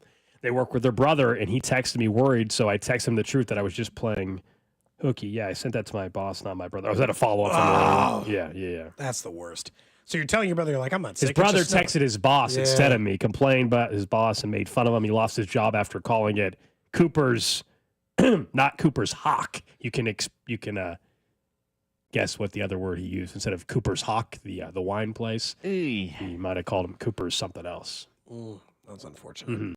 You want to read one more? A couple more? You get the gist. No, I get the gist. Yeah. We can. This might be a good snitch line. Yeah, some of these are getting in more of the snitch line territory. Might have to bring back the snitch line this week. Maybe we can do it tomorrow. We can't do it Thursday because it's opening day. It's not a good snitch line. Maybe tomorrow. Day. We didn't get to it last Thursday, so maybe tomorrow we'll do. We owe you guys a snitch line. line. Let's do snitch line tomorrow. So get them ready. God, it is bad. Did your wife ever tell you that you know was there an example where she or somebody sent her something? This isn't anything, and it's not anything bad, but there was somebody who apparently it was the number that she has now that used to have her number. They would somebody would constantly call and text and ask for Robbie. Please, I need to talk to Robbie. And my wife's like, this is not Robbie. This is the wrong number. And they would not stop calling or texting for about a week straight. They were like, I need to talk to Robbie. It's like you have the wrong Robbie's number. not here, man. Very, very weird, but yeah, that is weird. That's the experience that she's kind of had with regarding that, as far as I know. Little update on Vinny Pasquantino. Andy Rogers is there for their final spring training, the weirdo Texas one where they kind of do the scrimmage or whatever. Vinny was seen working on the field. She sent out some videos of him taking grounders, fielding some stuff. The way she put it was, looks like things are heading on a good track. We'll see if that continues. But did say that it does appear he's working on the field today. So still a chance that Vinny Pasquantino will be available for opening day, something obviously we were all really, really hoping for. I mean, at least I am. For sure. No, it's a good sign. I still a little skeptical, only because of the fact that it's so early on in the season. I could see them just saying, "Hey, we're gonna hold him off for a day or two." We'll see. Could be. I mean, I don't know if they're. You see, I have to address it. I wasn't going to do it, but now that the mayor's chimed in, I have to. Wait, now what? So, Mayor Q has quote tweeted our station account. Uh-oh. So this morning, back to the stadium stuff. Sorry. Oh boy. But once the mayor did this, I have to at least bring it up, right? So, Bob, of course, we were already discussing this, talking about the old Sprint campus site, and the developer at the campus put out that statement and said that they're not talking to the Royals. Okay. Whatever. I don't know what's true, what's not true. Anyway, the mayor screenshotted the article that said Joco campus owner Royal Stadium will not be built on the site. Okay, the statement. The Mayor Q types in "sure thing, Bob" and quote tweets our station. So just, I'm staying out of this. What a mess. What a mess. I'm staying out What of the a fray. mess. We got the mayor taking shots as well. Boy, oh boy. I guess we'll wait for Bob's response. Well, Be next. Well, I don't know if he'll respond on the air tomorrow, probably. Mm-hmm. Yeah, I don't have any idea. I have no sources on where the stage Yeah. is going. Zero. Yeah. I personally have. I'm happy to report. I personally have zero And this sources is on where one the stage is this is going. one subject. I don't have any idea. I would Yeah. like it to be downtown. I would not like it to be at 119th and Knoll. That's my personal. Yeah, you and stance. I have said not a big fan of location. Will they end up there? No clue. Will they stay downtown or go downtown? I should say no clue. All I know is the Royals are not playing at Kauffman Stadium in 2032. So that's all I know. That's Sounds all like you know. guys you guys are in the majority as well with that thought process. I just think it's there's a lot today of has been people on weird. your Today side, now people are just taking including personal shots at people. It's gotten weird today. That's all. It's gotten really weird. Sometimes you just gotta stay off social media for a day. You know, Mm-hmm. better for everyone's interest. There's people not texting. Oh wait, I sent this text to the wrong number. Yeah. All right, up next, let's talk some more Royals baseball and talk about 3 players that have a chance to swing things in a big way for the Royals. But who are you actually putting your stake on having the better season? We'll tell you who that is next. This is Cody and Gold on your new home for Chiefs football. 96.5, The Fan. Brought to you by Heartland Men's Health, the leader in men's sexual health. Thousands of men have been successfully treated for low T, ED, and more, all with discretion and compassion. Make your appointment at heartlandmenshealth.com. Attention car shoppers, Kevin Harlan here with Rob Seid of Rob Seid Ford in South Kansas City. Hey Rob, what's going on? We are making 2025 the best year in Rob Seid Ford history, and we are doing it with 4 simple steps. Simple is what I love most about Rob Seid Ford. So Rob, what's the plan? It starts with Rob Seid Ford's non-commissioned sales staff, Kansas City's lowest prices on brand new Fords, the best trade-in values, the biggest selection we've ever had. With those 4 steps, it is my personal mission to make Rob Seid Ford the easiest, most value-driven Ford dealership in Kansas City. No BS. That's why Rob Seid Ford is the only dealership I'll send my friends and family to. But you're forgetting one thing. What's that? Rob Seid Ford is Kansas City's top-rated Google Ford dealership. Good call. Can't forget about that. Check out Rob Seid Ford in South Kansas City at 135th and State Line, ROBSIGHT.com. Folks are always asking me about QC Kinetics treatments. They want to know if they should consider it for their joint pain. If you're wondering if you are a good candidate, let's see if you answered a yes to any of these questions. First question, is your quality of life impacted by chronic pain in your knees, hips, shoulders, or other joints? Do you have trouble sleeping, walking, and doing day-to-day movements? Next, do you want to avoid surgery and all of the pain, long recovery, and uncertainty that comes with it? And most importantly, do you miss doing things you love because joint pain is holding you back? Walking, golfing, jogging. If you answered yes to any of those, I bet you'd be a great candidate. So please don't wait. Call QC Kinetics right now and ask for your free consultation. Learn how the latest advances in regenerative medicine can get you lasting pain relief with no drugs, no surgery, and no downtime. Call 816-412-6299. That's 816-412-6299. 816-412-6299. There are a ton of ways to kick off your day. Gym grind, endless scroll, or snooze button life. But McDonald's has a deal that levels up your morning above the rest. Now at McDonald's, mix and match your choice of a fluffy sausage, egg, and cheese McGriddles and sizzly sausage McMuffin with egg for just $5. With a deal this fire, there's no better way to upgrade your mornings than with a delicious breakfast. Ba-da-ba-ba-ba. Prices and participation may vary. Cannot be combined with any other offer or combo meal. Single item at regular price. Call Aspen Lawn and Pest Control. Our iconic blue trucks and expert team get it right the first time. Award-winning full-service lawn care and pest control since 1985. Call today for a free estimate. Visit aspenlawn.com. Wouldn't you like to take a vacation from your bills? Well, you can. With credit card balances at an all-time high and Golden Oak's 5.25% rate, you could be saving thousands of dollars after a simple phone call. Call today and get your cash in as little as 14 days and make no payments for 2 months. Call 913-890-GOLD. Golden Oak Landing cured my blues. 6.19 APR, FHA, 15-year, 20% equity qualified credit. Additional terms apply. NMLS 114937. Kick off the Royals season with 96.5 The Fan at Hollywood Casino. Join us for an exclusive 96.5 The Fan roundtable featuring Michael Massey, Josh Vernier, and other special guests on March 28th at 6 p.m. Don't miss your chance to get insider insights before the season begins. Spring cleaning is upon us, but there's one meaningful box that you don't throw away when cleaning out your closet. It's the box filled with your family's important videotapes, film reels, and photos. Hi, I'm Adam Baselogger. And I'm Nick Mako. We started Legacy Box over a decade ago to help families organize and update their analog media to digital. Legacy Box is simple and easy. It works and is safe. Over 1 million families have trusted Legacy Box. And Legacy Box has been featured in Good Housekeeping, The Today Show, and Rachel Ray. Legacy Box is like magic, converting your shoebox of memories to the cloud or thumb drive, ready to watch and share. Declutter your closet by digitizing your media. Become more organized and accomplished, knowing your family's recorded past is safe forever. Take advantage of our spring cleaning sale going on now. It's the easiest task to check off your to-do list. For a limited time, you can get started for just $9 a tape. Visit legacybox.com/value to get our $9 sale. That's legacybox.com/value to get our $9 offer. legacybox.com/value. It's time for basketball, and Uber Eats is dropping deals on game day favorites to keep you locked in on the action. Like when you're craving a buzzer beater, but also buffalo wings. Or when an upset makes you want to ugly cry into a pizza. And right now, Uber Eats has game day deals from McDonald's, Popeyes, Pizza Hut, Wendy's, and hundreds more local favorites. So you can keep your eyes on the ball and your hands on a hamburger. Order now, only on Uber Eats. Product availability varies by region. See app for details.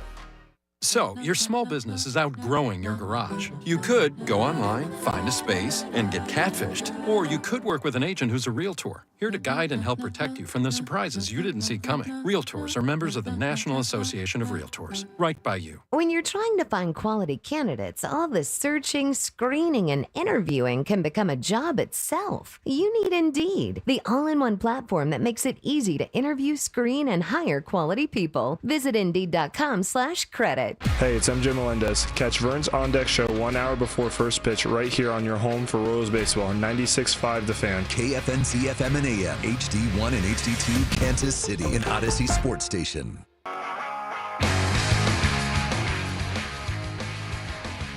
1 o'clock hour here on Cody and Gold. Alex Gold, Cody Tapp, Drew Nixon with you. Coming up in 10 minutes, we'll talk more about the AL Central as a whole and some of the teams that could be in the way of the Royals, who could give them the biggest test throughout the season. We know the Royals open up opening day on Thursday against the Cleveland Guardians. Game right here on 96.5 The Fan. Cody and I will be broadcasting live outside Gate D. Gate D on Thursday from 10 to 2. But when we look at the roster, we've talked a lot about how the outfield is going to be kind of orchestrated and the opportunities that certain players are going to have to maybe play more in the outfield and who can maybe have a bigger swing for the team. And I think if I were to ask you, Massey, MJ Melendez, Hunter Renfroe, who do you think has the better year? Because who would be the bigger benefit to have the better year for the team? It's MJ Melendez. If he all of a sudden had a great year, that changes everything for this team. Unfortunately, that's not my answer on who I think is going to have the better year between Massey, MJ, and Renfroe. I'm going to actually go with Hunter Renfroe for this. A veteran, has more of a track record of success in the league. Last year was not good. We know that. I thought there were some flashes, but was not good. I don't think it's crazy to think that he can't. I'm not saying he's going to get to the 30 home run mark like he has multiple times in his career, but 22 to 25 home runs, which is a significant increase. Can he bump the batting average from 220s to mid 240s? So 245 hitter, 23 to 25 home runs. That would be a huge, huge boost for this team. And I think that's the most realistic out of the bunch to do that based off of what he has been in his career. He also is going to have a pretty long leash still. It's the final year of his contract, and he's making a good chunk of change. It is. I will say, though, it is easier to get rid of him now than it was last year. Have a down year and you got a full year left on your deal. Kind of hard to get rid of. He has to be have a down year this year, and Jack Caglione rakes in Double-A and learns how to play right field. Easy to get rid of you. He has a longer leash than people think, though. This is not the same as Hunter Dozier. Hunter Dozier at the time, he also was way worse than what Hunter Renfroe was last year. He's had nowhere close to the career Hunter Renfroe has, too, But when they finally moved on from Hunter Dozier, that was even, you thought the stat line was bad last year for Renfroe, not even close to what it was for Dozier. And what you brought up with Cags, Caglione still has to hit in the minors and perform in right field, but he hasn't played right field. So it takes some stuff. It could be August. It could be July. My money's on Hunter Renfroe of those three having the better year. I hope it's MJ Melendez because that'd be the best for the franchise. But I'll say he's not losing his job to Dairon Blanco, Kevin Biggio, Nick Lofton, Gavin Cross, any of the minor league dudes or the major league guys who are backups. I don't think they're taking Hunter Renfroe's job. The only man who will take Hunter Renfroe's job this year is injury or Jack Caglione. Is my best guess. Those would be the only two ways in which he could lose it. And so, it requires a lot of Caglione to perform. He is only $7.5 million. It's about the amount they ate on Omar Infante 10 years ago, so it probably hurts less to eat $7.5 million this year. As you know, that number goes down with every game he plays. But I think that's a decent answer. I just feel like he might be kind of middling. He might just be a perfectly fine right fielder we don't hate. My answer is Michael Massey. I'd considered him, Jay. It's really hard. And we talked to him, Jay. He had said it took his dad 3 years to convince him just to make the swing change. In a lot of ways, Gold, I'm glad he made it, and that definitely could make a difference. But that makes me feel like it's going to be easier for him to fall back into the trap. That he struggles in April or he struggles in May, and then he's like, I was actually even a better hitter the other way. Maybe it wasn't going the way I wanted, but at least I was hitting homers then or whatever else. And he goes back. And if he goes back, then the upside is tremendous, but it can't be the answer. Oh, he has the highest ceiling, yes. Massey is going to play multiple positions for this team. I think he's going to take some games from Michael at third. He's going to play some games at second. I think he's going to play some games in left. And if he's going to play multiple spots and stays healthy, I think he's got a chance to be their 6-hitter the entire year and consistently do it. Renfroe's going to be their 5 most likely. The guy you had just mentioned. Mm-hmm. I think Massey would be my choice of those available guys. You and I, the problem is Michael Garcia, he's another guy where I think the upside's kind of high. I think they're cutting his playing time back. I feel like they lost confidence in him the last couple of months of last season. And as a result of that, they were already reining some of his playing time in. They replaced him at the top of the order with India. And maybe this will help Michael. The only argument I make for Michael is maybe the lack of pressure of trying to be the hero helps him. He was trying to be the leadoff hitter. He's trying to be, everyday third baseman, leadoff hitter, hit for some power early on, remember? Just taking the heat off of him, does that not help him a little bit versus India just taking a little smoke off of some of these guys? Well, there's definitely the possibility that's the case. And I think some of probably the performance last year was because he did not perform in the leadoff spot, and that impacted him. I think if we were to do the exercise differently and just say who would help the team the most with a better year, one would be Melendez, then Massey, then Michael, then Renfroe. From out of all these guys, if it just clicked for them, who would have the biggest swing for the team? Yeah, it's those guys. Yeah. I just think I'll say this: the safest bet for it is also Hunter Renfroe. If that makes sense, right? Just based he has off a of much what more proven big league career. He's a 10-league big leaguer for a reason, a million other things. He's a very consistent guy. So and over the course of his career, but his ceiling is the lowest out of all of them. Sure, in a lot of ways. Well, it's the other guys. It's just still the floor's higher than any other player, probably. Absolutely, even considering the down year last year, but. The ceiling is he is who he is as a big leaguer. He has been a career 238, 299, 468 slash line. What you're asking for to hit Hunter Renfroe is get on base at about a 300 clip and slug 25 homers. You know what's funny about him is that he has the lowest bar to clear for this conversation, Gold, for us to be talking about this at the All-Star break and talking about it. Because you know what? The only thing I care that Hunter Renfroe brings back to his game is stay healthy, hit homers. I don't care about any other part of his game. I know he'll hit 240. I know he'll get on base at about 300. He has done that massively consistently in his Major League Baseball career. All I care about is put some balls over the fence. And he hit 15 of them last year in 120 games. He has at different times in the year 26, 26, 33, 31, 29, and 28. That was 6 years and a 7-year run. Those were his home run totals. Now he's been hurt. We don't talk about him the same way as MJ, but he missed 40 games for the Angels in 2023. And then he got traded and barely played or played a little. Not 40, he played 30 games. He got dinged up a little bit, and he played 120 last year for the Royals. Is the Royale with cheese still a thing? Hunter Renfroe's got his own sandwich. Did he take over Hunter? He did. It was Hunter Dozier before, and it's Hunter Renfroe now. So wait, there's like people named Hunter? Just a coincidence, I'm sure. That seems like a heck of a Hunter's coincidence. Royale with cheese was a thing last year, and I just looked online on Zarda's site, and I think even at IV. You can order it. It's still a thing. The What's Royale on with it? cheese. What do you got? Let me hear the sandwich. Let me decide if it sounds good. Give me 1 second. Give me 1 second. Meanwhile, I'll look through Here the we go. Royals Here we go. minor league list for anybody else named Hunter for the importance- future of yeah. Zarda's. Well, Hunter Harvey's business on the model. team too, just in case things don't go well. 22 ranked prospect for the Royals. He's an A-ball. His name is Hunter Owen. Okay. That's the next owner of the Zarda sandwich. The Royale with cheese at Zarda is award-winning reserve burn-ins, melted pepper jack cheese, juicy pulled pork, melted cheddar cheese, crispy onion straws, melted provolone cheese, all stacked tall on a Roma bun. Get you one of the Hunter Renfroe Royale with cheese. Sounds It's good. the thing. I didn't like the way you said juicy, but other than that, the sandwich Juice- sounded what- good. Juicy? You like paused between the two words. You said juicy pulled pork, and I was like, I don't like. It didn't- there was like Emphasize the juiciness, There you was know? it was more of an emphasis on the juicy part than the juicy pulled my pork. My bad for that. Yeah, my bad. I was trying to focus on the sandwich part. Mm-hmm. Okay. Yeah, but there's a couple of other Hunter options, you know. They got what? This is the last year they got on Hunter Harvey. So, yeah. I think that if by any chance Hunter Renfroe had a really bad year and got cut by the Royals midseason, they should give it to Hunter Harvey, though. I wanna Yeah, be that's the clear quick that switch. Yeah. Like, you don't have to change anything that says, and actually just start saying Hunter approves. You know, then you can just change out the photo or whatever else works out. Mm-hmm. Honestly, I hope Hunter Harvey has, or I mean, like, Hunter Renfroe yeah. has a good year because there are a lot of swing players for them this year. Look at it. Massey, MJ, Renfroe, and Michael Garcia are 4 players gold. You and I don't know what they're actually going to get out of those guys. Nope. That's why one we're of the- doing this conversation. Who's going to be the best? Well, We're like, we don't know. And that's where, if we take a look at the AL Central and we see how close this division is projected to be again. So FanDuel has odds out for the American League Central, and the Twins are the favorites at plus 220. The Tigers, second best odds, plus 230. Guardians, plus 290. The Royals sitting at about 3-1. Fourth best odds, and then the White Sox are like 280-1 to win the American League Central. We know 3 teams made it out of this division. What team is the biggest obstacle for the Royals this year? Because they're all so close.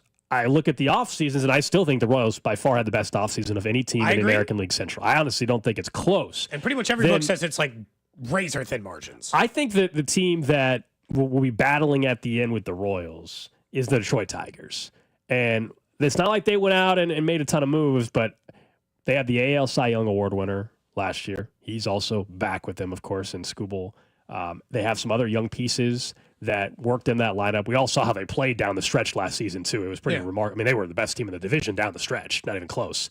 The Tigers, to me, still have, we talk about ceilings. Their ceiling is higher than some of these other teams we're talking about. Some unknowns, and they're Like counting the- on some prospects. They've got like a rookie of the year candidate. The only thing I will say that would have put them clearly, and you would have probably universally agreed with me on this, would have been if Alex Bregman would have chose them and not the Red Sox. Then everybody would have agreed the Tigers would be the favorite to win the division outright. They're already tied for the best odds. I think the Tigers would easily be the division favorite if it wasn't for Bregman choosing the Red Sox. He didn't, so here we are. I would say the Royals, the Tigers, and then the Twins would be kind of the teams that I can say. My worry, not worry, in Kansas City it's fine with me, but my worry if I were a Twins fan would be Royce Lewis is already hurt. Byron Buxton, we know the injury history there. They lost Carlos Santana. They lost Max Kepler. Like, where's their offense in Minnesota coming from? Yeah, the Tigers have Job, or Job. I don't know how they pronounce it. I think it's just Job. J-O-B. He still is eligible for Rookie of the Year, I believe. Yeah, this year. he didn't play enough so games last if you look year. at Rookie of the Year odds, he's the got some. favorite. He's got some of the best odds. Yeah, I think he's favorite. Yeah, he's way up there anyway. So like they are the most. But the Yankees prospect has the best. yeah. Dominguez, Jason Dominguez has the best. So odds, like, here's the thing: young and unproven can go the way of the Tigers win the division, but it can also go the way. You remember the White Sox had like 17 great young players gold, and we were all gushing over the guys they had in, and then none of them became responsible, reliable big leaguers. That could happen to the Tigers too. Sure. The Twins have more proven big league talent. I think they're the second most balanced team in the division besides the Royals. I think the Royals should be the favorite to win the division. I actually think the way that they're looking at this is wrong. And then the Royals, whose biggest weakness last year, they were a league average offense. We looked it up. They're like the 15th best in most categories, 10th to 15th. the Royals had one of the 5 best rotations in all of baseball last year. They had a garbage bullpen. They tried to fix it in the middle of the year. They spent even more time fixing it this offseason. They fixed their single biggest weakness this year to the point that Carlos Hernandez was available to be on the street. And so I think that the Royals should be favored. But if I had to pick a team that I thought is the biggest problem for them, I still think it's the Twins. Neither one of us said the Guardians. I don't like Bieber's back at some point. Yeah, but I don't like the rest of their rotation. And I love their bullpen. It's tremendous. So they'll win some games because of that. I don't think the Guardians will go back to like a 65-win team. I don't like their lineup. I don't think they can hit.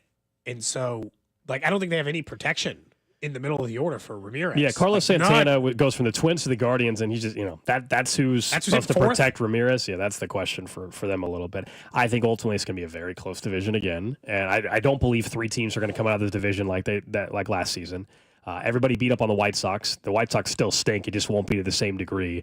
I will be really surprised if 3 teams come out of the division again. I think it's back. It's going to be a 2 playoff team division. Of course, a division winner and then a wild card team. I think that's where this gets back to. But we were talking about the American League as a whole. The good thing for all these teams in this division, you're in the AL, you're not in the NL. There's really nobody that should run away with this American League, in my opinion, this season. I know the Yankees have the best odds. I think they have some holes. I like the Boston Red Sox personally to win the AL East. But you look across the AL, there are question marks with plenty of teams. And each one of these teams we listed in the AL Central in particular, they all have question marks. Like when we're talking about Royals too. People were texting in, hey, the Royals, this is going to hold them back. Oh, the Royals have plenty of question marks, but everybody else in the division does as well. And so, we on Thursday for opening day, we can give our final win totals and let you guys text in as well. Win totals, everybody has that. That's a fun game to play, right? My total's pretty aggressive. We did a social media video that I think will be out tomorrow. Where we gave ours. I was told your number, and we're not far off. I was not told your number, but I'm sure we're in the range. We're very close. Not the same number, but we are very close. Okay, good. Yeah. Last year we were both under. Oh, who wasn't? Who wasn't at that point? We were both. I think I said 78 last year. You had 76. Drew had 77 or something like that. It was. Yeah, and I don't know. Maybe for this one, Drew's number might have been. It's funny if we're going to be all 3 in a row. I'm again. intrigued to see. I wonder if we're all 3 in a row again. My goodness. So I don't know yours, Gold. I think I know Cody's. I am not. Does everyone know my number? I'm very. No. I didn't ask. I said what did. Oh, no, I said my number, and then Kramer told me what yours was. I don't think Gold had given his yet, but I think I'm close. Okay. I think we're close again. Yes. Everybody had theirs in the 80s. I'm going to go ahead and guess. Okay, I'd be shocked if nobody or did. 90s. Could be. Well, I doubt it. But it's not. But it's certainly not in the 70s now. No, or hundreds. Maybe somebody has it in the hundreds. Yeah, I went with the classic 162. Yeah. You were pulling a Bob Fesco with the instead with of the cheat score. Instead of 35 to 0, I did not do that for the record. I think it's a pretty aggressive record, but I don't think it's like crazy. So we'll do that on Thursday, final picks and everything like that. Okay. Text. I love this text. Look, I have no idea what the record's going to be, right? We're all guessing to a certain extent, educated guesses. But like the first text, 1 injury away from being a very bad team. Yes, a lot. If Bobby Wood Jr. gets hurt, if Aaron Judge gets hurt, if Gunnar Henderson gets hurt, yes, a lot of teams are screwed if their best player gets hurt. You are correct. Yeah. The only team that's not is. The Dodgers. The Dodgers, is it? The Dodgers could lose Shohei Ohtani, and then they'd only win. Be the favorite. They'd only win 104 games. But everybody doesn't have $8 trillion. They don't have like the GDP of Guatemala for their entire payroll. So everybody but the Dodgers. I don't know what the GDP of Guatemala is. This person's at 78 and 84. We'll get your estimate. I like people putting on a record so that I can't claim high or low that they were wrong or right. Yeah. No, it's not the record. It was the reasoning. I don't disagree. If you want to say the record 78-84, why would I'm not going to argue with you. I just think if your logic is, they're 1 injury away from one of their most important players from being a bad team. Well, yeah. Sure. I guess you're just assuming an injury will happen. Look, if you think this year they're not going to be as healthy on the pitching staff, I think that's my concern. Is in the rotation, they will be more injured in the starting rotation. I think they're deeper in the rotation than they were last year, though. But if your concern is if Salvi, Vinny, or Bobby miss the majority of the season, they're screwed. Well, yes. Yeah. Have you signed up for FanDuel TV yet? Yes, I do. I have an active subscription. You're good. to go. You're signed up. I'm Good to go. good to go on the FanDuel TV app. I'm ready to rock and roll. I also got the wonderful annual notification from T-Mobile that is MLB.TV that's right, you have for a T-Mobile. year. How do they do this deal every year? It's crazy. MLB TV. It's a partnership with Major League So Baseball. obviously that doesn't cover the Royals, but it means I can watch every other game for free now for the rest of the year. I'm excited about that. If you're a T-Mobile subscriber, you can get the same thing. And fantasy baseball season is ready to start, so I need the app, man, so I can keep track of some bets in fantasy baseball all year. I need to watch some other teams. I only have one Royals player on my team, unfortunately. It's not because I didn't want to. It's just the way the draft worked out. Who'd you get? Last player on my bench. Because Jack Caglione? No, someone drafted him much higher. Here's the thing. Kyle Isbell? There's I need to give you the context real quick because you're going to be because like, otherwise I'm going to be like, I can't believe you drafted Cavan Biggio. But the context, let's hear it out. context is it's an 18-team league with 19 players on every roster. So you can do the math. Right. There's a lot of rosters, a lot of deep rosters. My bench spot for right now, I'll probably have to cut him if it doesn't pan out. We were just having a conversation. Hunter Renfro's my last guy on the bench.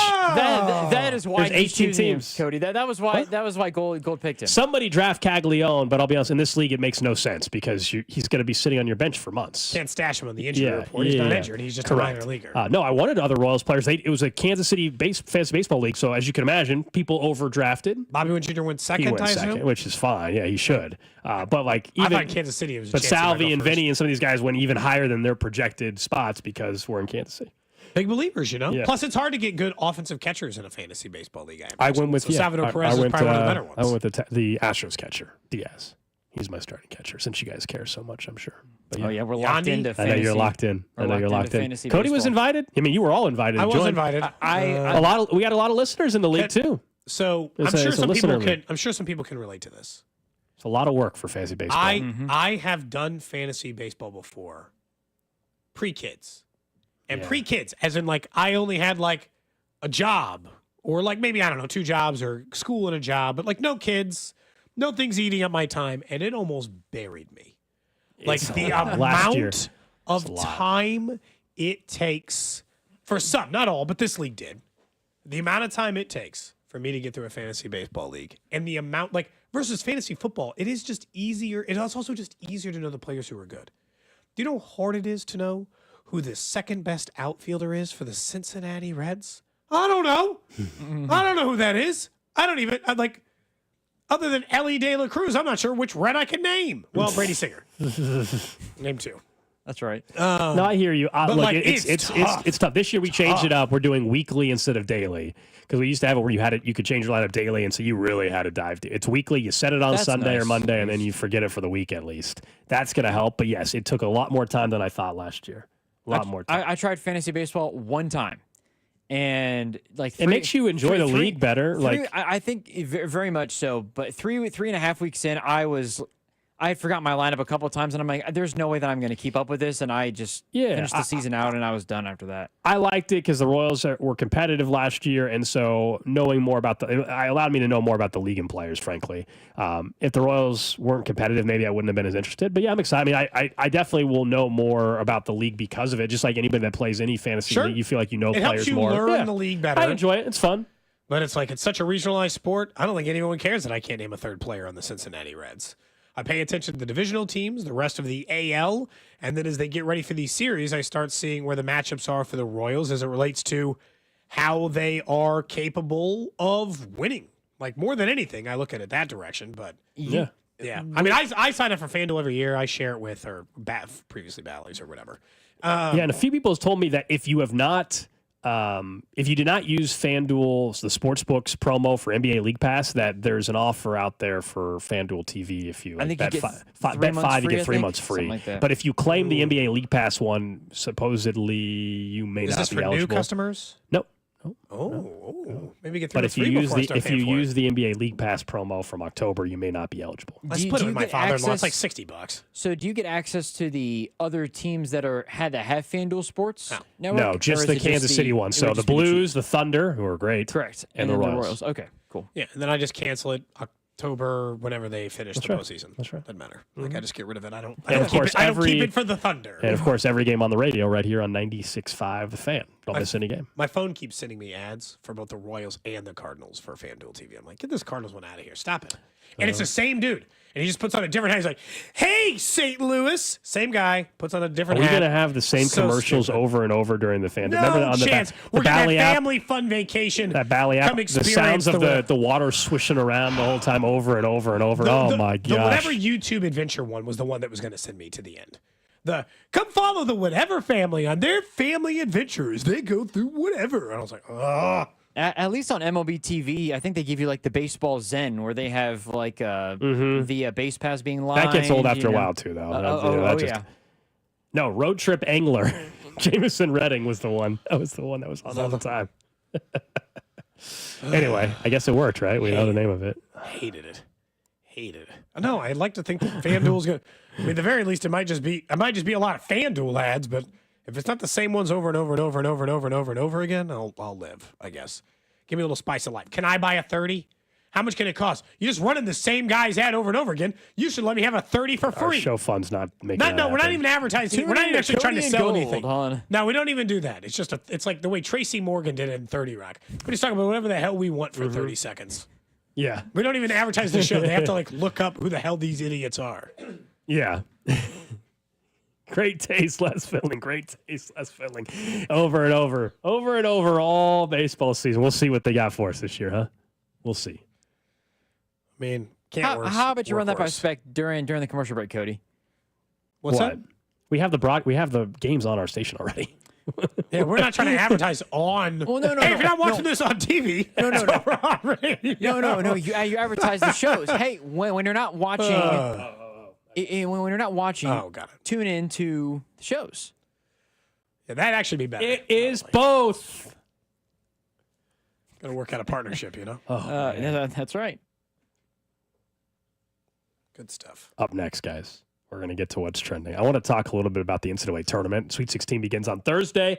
Let's take a look at some of the top seeds. Who you actually think outside of the top three could go on a run? We'll do that coming up next. What's up, Kansas City? This is Cole Reagans, and you're listening to Cody and Gold. Weekdays starting at 10 on 96.5 The Fan. Brought to you by Heartland Men's Health, the leader in men's sexual health. Thousands of men have been successfully treated for low T, ED, and more, all with discretion and compassion. Make your appointment at heartlandmenshealth.com. Summer's around the corner, or you're trying to make a change. All these things can affect the way you think about your body or want to change things. At Awaken 180 Weight Loss, you can do those things. Their Awaken 180 at-home program means at home, as in you don't have to leave your house. I talk with my nutritionist over the phone once a week, make a plan, get it together. I have a weigh-in officially tomorrow. I'm pretty confident I can tell you I'll be down 20 pounds in 4 weeks thanks to Awaken 180. So, like, if you're like, I don't know, like, can I get it done before I take this trip? Can I get it done before I do this? I want to make a change before summer, before my kids are out of school. You can make a change, and you can make it quick thanks to Awaken 180 Weight Loss. 20 pounds down in just 4 weeks can naturally, like lower your blood pressure. You can feel better. I had to change back to some old jeans that didn't fit anymore. It's no medications, no gym, no calorie counting. You just stick to the plan, problem solved. You lose the weight. After you reach your goal, you receive free support for life. They want to make sure you lose the weight and keep the weight off. If you got questions about the program, just shoot me a DM. I'll help you out there, or go to awaken180weightloss.com to find out more, or give them a call at 844-346-1800.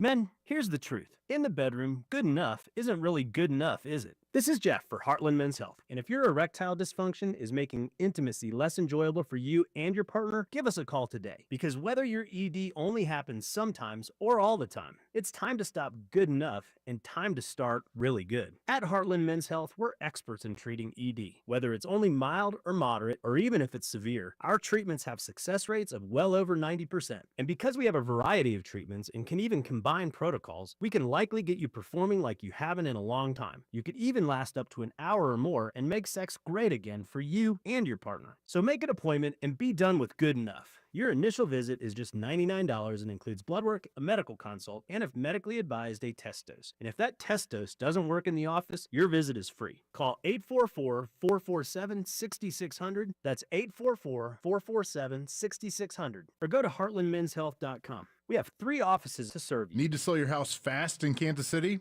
Whether you're facing foreclosure, going through a divorce, dealing with an unwanted inheritance, or just ready to move on, RexBuys KC is here to help. What makes RexBuys KC different? I'm not some big out-of-state investor. I'm local.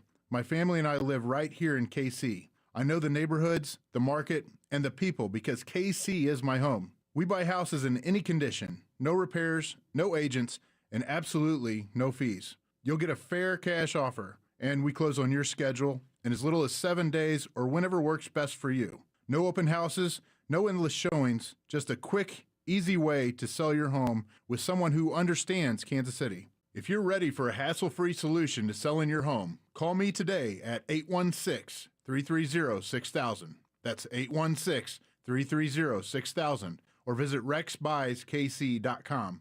Rex Buys KC, local, fair, and fast. Hello, Kansas.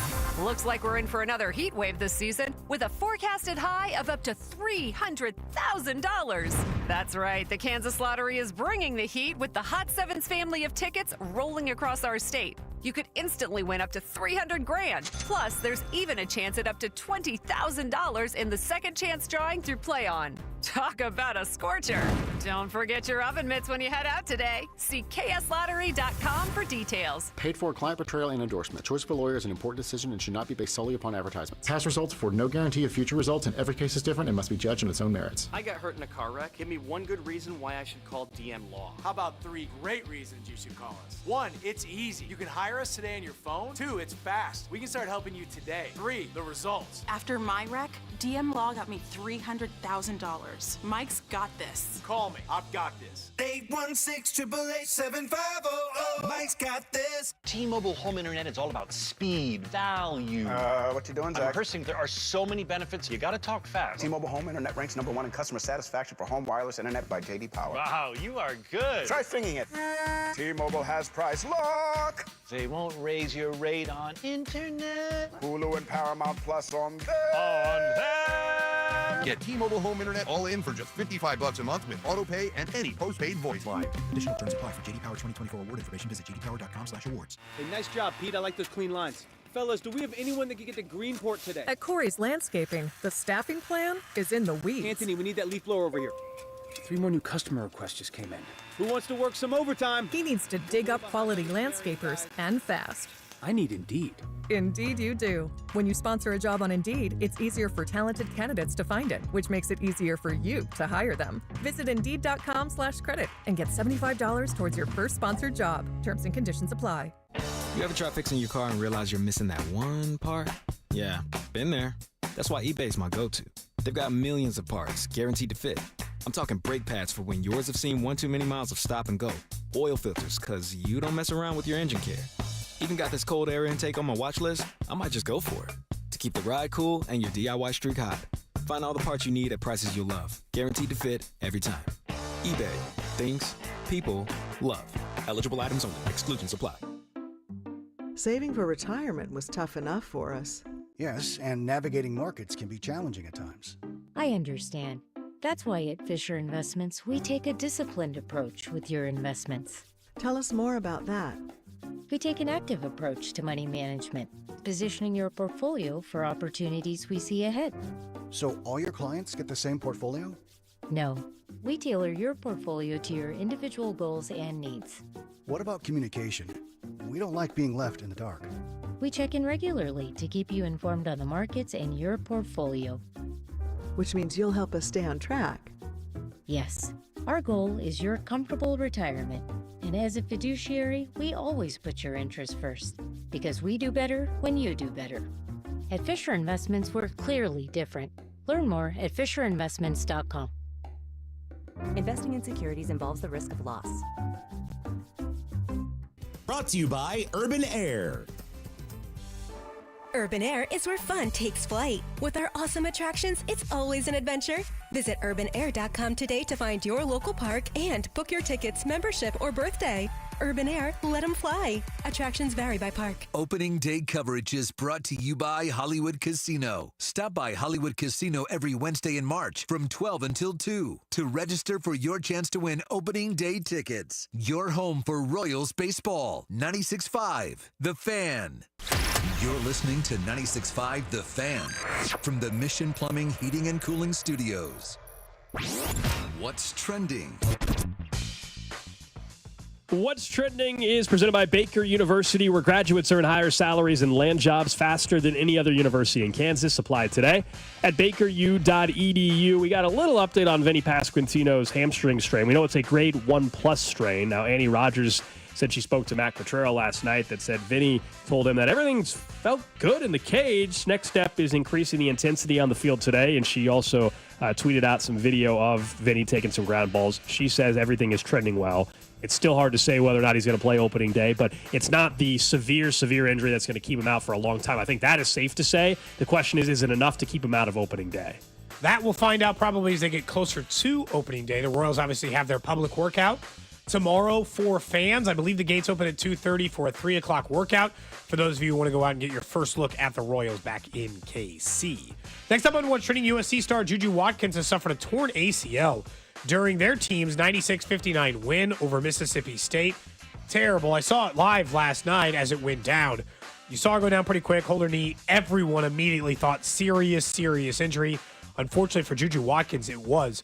USC is actually K-State's opponent that they're going to take on in the Sweet 16 as well. So it might help the Wildcats out, but you feel awful for college basketball, women's college basketball's biggest star, and Juju Watkins, who now is going to be out, like a year probably for a torn ACL in basketball. This isn't, depends on the sport, but in basketball, that's a big one. Elsewhere in Major League Baseball, a new contract was just signed a few minutes ago, according to Jeff Passan. Gold Glove catcher for the Mariners, Cal Raleigh, agreed to a 6-year, $105 million contract. Extension from the Mariners buys out 3 of his free agent years. Next up on What's Trending, according to Jeff Goodman and other reporters, Ben McCollum, who just became the head coach at Iowa, his biggest star, Sturts, will be entering the transfer portal. Shocking. Where will he go? Shocking, Iowa. He'll follow his head coach, who just took the job there. He followed him from Northwest Missouri State to Drake. He will now follow him from Drake to Iowa. Makes all the sense in the world. That's not surprising at all, Gold. Actually, I'm kind of happy for the kid. Now he gets to play in the Big Ten every day. You're talking about somebody who shot up their name in college basketball more quickly in the last 12 months. It's probably him. Sure. Oh, absolutely. Yeah, no doubt about that. That is what's trending, by the way, here on Cody and Gold. So, I think when we think about Vinny Pasquantino for a second before we get to the college basketball discussion, Vinny working in the field today, these are all good signs. I guess I'm just skeptical on because of when this is happening, because it's happening 3 days before opening day. Do they just say it's just not even worth it, man? Yeah. We're gonna wait a day or two. It's just tough. It's like, how many opening days do you get to play in? And I know that's a big deal for baseball players. Sure, but that's a 162 game schedule though. It's a big deal for baseball players. But if you ask Vinny, or if I asked Vinny and I said, hey, what's a bigger deal to you, playing on opening day or playing 155 games this year? I can guarantee you, based on conversations we've had with him on this show, the answer is 155 games. And that's good. That actually is the right thing to care more about in this scenario. Just assuming you have at some point played on an opening day. If you'd never played in one, maybe it's a little different. Having played in an opening day before, I guarantee the thing that matters more to Vinny is playing a long stretch. I still think maybe it's a long shot he plays on Thursday, but I don't know. He seems to be the kind of guy who is very willing to play through injury. I don't think every player in Major League Baseball would have come back from the thumb. Yeah, but I guess what I'm saying is if it's opening day, I'm not having any player play through injury. It's opening day. There's 162 games. Yeah. So you're just saying the training staff's going to be like, hey, man, I'm glad you want to play. No. Right. If he's playing, that means it's not playing through an injury. It means he's healthy. Is how I would think That's they would approach it. That's how I would approach it. You're right. If I were the training staff, that is how I would approach it with Vinny. But, the longer you play in the big leagues, and he's still a pretty young player in the league, the longer you play in the big leagues, more of a say you have in that kind of thing. He's probably still early enough in his career. Because when did we know it's a minor strain? It happened Saturday or Sunday? Again, confused. Remember? Was it Saturday or Sunday? Saturday. Okay. Saturday. So It can take a couple days. It could take a week or so. By the time we get to Thursday, there's obviously a chance that something minor like this heals up. But we'll see. We'll find out more tomorrow as well with the workout day. All right, let's talk a little college basketball. The tournament, of course, will begin again on Thursday. Sweet 16. Tourney coverage here on 96.5 The Fan is brought to you by Twin Peaks. Eat, drink, scenic views. So we know all 4 number ones are still around. We know 3 of the 2 seeds are still around. And you go through and you take a look outside of the obvious ones. Who can win the title now that you know the path even clearer than it was before? So 3 seeds or higher, let's go with at this point in time. Because I'm looking at the bracket. We all know how dominant Duke looked. And much like how we discussed baseball, like you want to avoid being on the National League with the Dodgers. Yeah. You want to avoid being on that side of the bracket with the Duke Blue Devils. Or at least avoid playing them as long as possible. Yeah, eventually you probably are going to have to play them the way it's looking. And so I'll stick with the pre-tournament bracket. And I had Texas Tech in a national title game against Duke. I've seen nothing from Texas Tech, and it's opened up a little bit, at least on the bottom half of their bracket. It has. They're going to play Arkansas instead of St. John's. They're the only team who gets a double-digit seed to play. Yeah, so I'll stick with Texas Tech. Can they get McCollum back? One of their better players has not played in the tournament yet, and they've still been able to pull off wins, including the latest one against Drake. So I'll stick with Texas Tech as my team. If it's not Duke, that can win the title. I like Kentucky.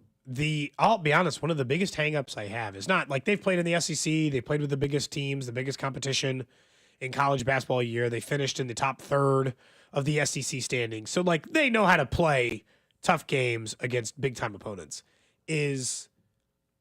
Can they, with a first year head coach for them, make that kind of run? You got to remember that like they were in a weird spot. Their Hall of Fame head coach ditched them for Arkansas, another team who was in there and a part of the Sweet 16. And they don't shoot, I'd like it if they shot a little bit better from 3, traditionally speaking, for Kentucky. But as I look at the other teams, right, if I consider Texas Tech, if I consider Michigan, if I consider some of the other guys, or even Arkansas, right, if that was your team, I just like the way they're built. They're fairly balanced. They don't have to play Duke until they'd get to a Final Four. Maybe somebody get lucky and take care of them before you got to that point. I think they match up okay on the bottom end of their bracket. The truth is, if you made me guess, I think a 1 or a 2 seeds win in the national championship. Part of what I like about this conversation is if it's not going to be one of those, then who is? Because if we went on right now, Golden, we said, all right, who's winning the national championship? Duke, Florida. Duke, Houston, Florida. It'd be 65% Duke on the text line. 20% Houston, and like the rest would be sure. Florida. A lot of it would be 1 seed. Yeah, because Tennessee's looked kind of meh. Yeah. St. John's already got knocked out. You know, like the 2 seeds have actually looked worse than the 3. Michigan State's good, but are they good enough to... And they've struggled. To beat Florida, even if they make it to the Final Four? Like, are they good enough to even get to the title game? Yeah. Yeah, I feel like if you made me answer, I'd say Kentucky. Although I think we all agree that Duke looks like the best team still. Duke looks really good. Cooper Flagg's pretty good at basketball. I don't know if anyone figured that out yet. It turns out. Yeah, people are reminding you that Cal got forced out of Kentucky. He didn't decide to leave for Arkansas. That's true, I guess. He was about to. They wanted him out. They wanted him out, but also like I don't know. It was just weird. Like he quit before they could fire him, but would they? Like it was a weird circumstance. That's fair. Forced out, like that's like I'm sure Cal would say, no, I left. It is interesting that they're still both in the tournament, where it's almost like you. That's fine. Part of me that. I'd love for them in the national championship. That's never going to happen. That would be insane. There was part of me that was hoping Kentucky was going to lose over the weekend, so Arkansas would have made it further in the tournament than Kentucky. But I'm sure give Cal Coach Cal credit. I mean, I know he's a polarizing figure and everything, but give him credit. I mean, that team was 0-5 to start SEC play, and he took a ton of criticism and somehow has his team with wins in the multiple wins in the tournament to get it to Sweet 16. They looked lost to start SEC play. They got back Flan too, and he's been really good for them in the tournament. Peaking at the right time. That's what you want to do. I think that Michigan is still the team that. Why Michigan? So I think that the reason why is. Other than they got hot and they've remained hot, they probably won the most straight games I'm imagining in the tournament. I think it's partially, and I might be just overlooking the entire thing of the size, but that's the reason why a lot of people like Michigan anyways in terms of how they fit against other teams like Florida, for instance. Florida's a very tall team. Janai Broom for Auburn, tall player. In terms of length, size, Vlad Golden, 7'1", Danny Wolf, 7 feet tall, 6'11". Danny Wolf can handle the ball as a point forward, if you will, as well, stretch the defense out. I like what they do. The only thing that Michigan does really poorly is they don't take care of the ball very well. They have done, which scares me in a tournament. They only had 9 turnovers against Kansas. They only had 9 turnovers against A&M, and they won the game, and that was a big reason why I think that's what they're going to have to do to make it. It's just, can they do it? I think that they're a team to, if they can take care of the ball, they've got a lineup and a roster that is good enough, and a head coach in Dusty May to win the whole thing. If you say Michigan sucks on the text line, then why the hell are they in the Sweet 16? That's a fair point. I mean, they're just saying they're not good enough to win it all. But like, unless you're sucks Michigan, feels a bit. They turn over the ball at a ridiculous rate, I think. Is And they still, the fact that they turn the ball over at a ridiculous rate and they still manage to win these games is actually very impressive, because turning the ball over at the clip that they do is the reason why a lot of teams lose in the first round. They were picked to lose in the first round by a lot of people. They were wrong. A lot of people picked them to lose in that first game. Unless it's I'm Kramer ranked texting. 230th or something. And it's not Kramer texting in. Did you pick UC San Diego against them? Like, yeah. That was a very popular. UC San Diego to go to the Sweet 16. That was a popular upset pick. As much as my bracket sucks, I did have Michigan in the Sweet 16. So yeah, you're bottom 10. I am, and I'm not going to be dead last. You got that one right, but you got so much wrong. I won't be dead last, in fairness, based on that one guy who picked. Our buddy Cam, our buddy Cam is his possible points remaining in our Cody Gold bracket challenge are 53. That's so. He's got one team left in his bracket. He's done. He's done. He's done. That's tough. He will finish last. Sorry, Cam. Finishing last that's pretty. Shout out to some of you doing really well. He has one team left, and we're in the Sweet 16. That's his one team is brutal. Michigan State, I think he said. To get to 58, they have to win the title. So it's good. Wait, to get to 58? I think that's right. I think that's what he choose said. All 16s over 1s, 15s over 2s. What the hell happened? I looked at his bracket. He for some reason he had Gonzaga against Memphis in the national title game or something like that. Like, I'm not going to pretend like I watched Memphis basketball, but I would have never chosen that. It is funny. I do say Michigan, but I have Michigan State in the Final Four. But I think, but again, Michigan State's a 2. They're not a 3 or higher. This conversation is 3 or higher. Like, if you're a believer in Michigan State, that's fine. I just felt like if we opened it up, it's like everyone would choose over 1 or 2. Kentucky. So do we actually think? What percentage chance do you think that's a 1 3 or higher seed wins the NCAA tournament? 20%. 10. Yeah. I mean, if you gave me Duke and let's put it this way: if you gave me Duke and Auburn or the field, I would take Duke and Auburn. Like, if you gave me that versus the field, I really would. I think that is not that crazy. All the ones. You're just saying I'll take Duke and Auburn. Ooh. I'd be really tempted. And I, by the way, have Auburn losing to Texas Tech, obviously, in the Final Four. But my point is, like, if you gave me the 2 perceived best teams remaining versus the field, I would still take that. And that's me being a Texas Tech believer too. I think that wouldn't be a crazy thing to take. I would be I would say this. I would be fascinated if all ones made it. The matchups, of course, you'd have an SEC against SEC, but Duke is so good offensively. They're also very good defensively. This is the best team offensively that Kelvin Sampson maybe has had at Houston, and we know that they're also part of me wants Houston to win very good. I think it's going to be 1-1-1-1. Part of me in the Final Four. Part of me wants Houston. It'd be to cool win for Kelvin Sampson to win it. Like, obviously, for bracket's sake, sure, Texas Tech, I'd like them to go on a run. But like, if we're just saying from a team and a likability, I wouldn't mind seeing Houston find a way to get for Kelvin Sampson to get to a national title game. Now, that would require them beating Duke in the Final Four. And Emmanuel Sharp. I also like, this is like one of the few fandom things I do that's like related to conference. SEC has been talked about so much, I kind of want a Big 12 team to win. Like, I know that it doesn't. And like, I know Missouri's in the SEC, but I still think of like the Big 12 tournament. Who's the one team and program you don't want to win? Like, for whatever reason, everybody has their own. What you're just like, I hope they don't win. Maybe it is Duke, right? Maybe it's just Duke, you hate Duke. Yeah, come on, I don't want Duke to win for sure. It's like the Yankees at college basketball. I know they haven't won like at that rate, but like, who the hell wants to? I hope Duke gets another national championship. I really don't want to see. I don't care for Kentucky like that. Or also, I know I'm from Indiana, but I don't want to see Purdue win. It's fine. It'd be really good for Matt Painter. Did they win one with? They've never won one with Matt Painter. I couldn't remember. Matt Painter's Painter been there for 30 years. Matt Painter is Mark Few. They are the exact same. Never won a title. They've been there, haven't won it. Well, that's right. They got. I was about to say they went last year and they lost with to Edie, right? Yeah, they went last year and lost to UConn. Yeah. How about that? How about their SID threatening a guy's life? I'll end you, or whatever the hell he said after finding out the reporter took that video of Dan Hurley being Dan Hurley. There's a million videos of Dan You just Hurley also acting don't insane. say things Why like do that. you care that that's the one? If You don't say that to people, you mean? You don't say, I will end you, or just like as an SID? No, in general, you don't say it. And also, if there's any reason why people are complaining that there is an investigation, for somebody to say that's a legitimate threat that you have to, I think, look into in some way, shape, or form. You just Right, don't but say UConn should not get a postseason ban. correct, I mean, correct. that's insane too, right? The on the court step stuff is too far. ridiculous. Yeah, The director of comms should get an investigation for what are you? The SID what might do you lose mean his by that? job. If you don't know what we're referencing, after the loss, UConn, their head coach, right, Dan Hurley, a polarizing figure, a villain, if you will, of sports.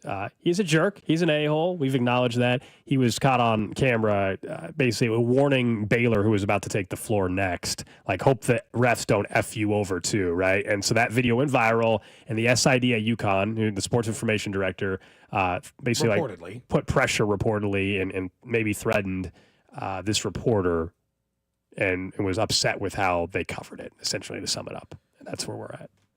Text line says they said he would end his career. Yeah, end you as in a career, not as like you're going to kill him. End you as in your reputation, as a matter your of fact, career. If anything, Yeah. it's actually helped this Kind of person's helps if career. he kills you. If you think about it. Yeah. Also ends your career. It's actually You're done not the doing a flip job side. anymore if you're dead. Yeah. That video is actually done the flip side. This person is getting more buzz and also did their job very well in terms of getting content that a lot of people are paying attention to. No, I'm laughing at the idea that, like, and this all just comes like, if you got like one big jerk in charge of the entire program, there's going to be some other jerks. That's all this is. Yeah, that behavior is The allowed, SID has right? been empowered to act like this because Dan Hurley often acts like a big crybaby and did even 2 times. Again, none of us are arguing that Dan Hurley's not one of the 5 best coaches in all of college basketball.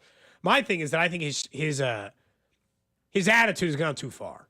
Like, there's a time to act like a normal human being. You won 2 straight national championship games, and now you're going out crying about refs, and now you got your SID threatening reporters. That seems unnecessary. It doesn't have to go down like that. It just got worse or uglier. I did like that his attitude was the SID, which is like the most, and I think every PR staff would do this. I've been told pretty much stuff by PR staffs before, and it's the biggest cop-out. I always hate it. He said, the lasting image shouldn't be that of Dan Hurley from this tournament.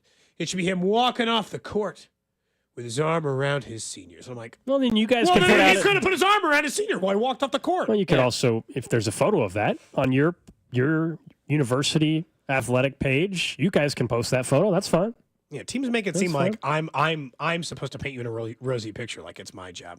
The last 180 seconds are brought to you by Awaken 180 Weight Loss. Results every week, and then receive free support for life online at awaken180weightloss.com. What were we going to say, Drew? Do we dare, somebody mentions parlays in the text line, do we dare make another show bet for Thursday? I mean, you guys can fade it, or sure. Friday? Yeah, I mean, we can. There will be no games on during our show Thursday. Sure. We're Right, at Kaufman. right. We're going to be, we can maybe do a Royals bet if you want on the Yeah, game. let's just bet on like Bobby that'd be did a good too. homer or something more fun, you know? Hey, this is I can tell you this. This is exciting news. This is the last opening day in which you will not be able to live bet from your seat at a Royals game. How about that? Sounds really nice. By next opening day, by October or November, but by next opening day, you will be able to live bet while you're sitting there. Yeah, it'll be later in the year. Mm-hmm. But yeah. There was never really a chance it was going to be this opening day, but no. They were talking at the soon. beginning This of is the last season. opening day for the Royals that we won't have the ability to not live wager. A lot of people on the text line big on Houston, I'll say. Well, Or maybe it's just this defensively, one they're guy. good. It's the same. It's the same person. Maybe it's just this It's the one same guy who's person. really big on Houston. They I are got it. fired up. You guys like Houston? I mean, I also think they're very good. They won a difficult Big 12 and play great defense. I think also if Tennessee makes it past Kentucky, we're talking about 2 great defenses against each other and 2 good matchups. I think right now any matchup that we get in the Elite Eight is going to be a very good one, very intriguing one. Like Ole Miss, they're kind of the outlier in this situation where they're not a blue blood in terms of college basketball, never really have been in the national title conversation. They haven't made a Sweet 16 in I think 20 plus years now. And Chris Beard obviously is doing a great job with them. I mean, if they find a way to beat Michigan State, a lot of people are going to fall in love with Ole Miss, even if they're. It's weird to say fall in love with Ole Miss, but I think a lot of people are going to really fall in love with them just in terms of them being the under. If they make the I don't know if Elite Eight, people are they're going to fall the in love underdog. with. I don't think people are going to fall in love with a Chris Beard coach team and an assistant coach that married his deceased brother's ex-wife. So Okay, I well, don't think now that'll that you be mention cool. that, I don't think people. No, What? it's true. No, wait, It's very true. Now that you mention that, I think I agree with you. I didn't know the levels to that other than Chris Beard. Look it up. The assistant coach at Ole Miss, one of the assistant coaches, right? There's more. One of the assistant coaches was the head coach at Texas Tech.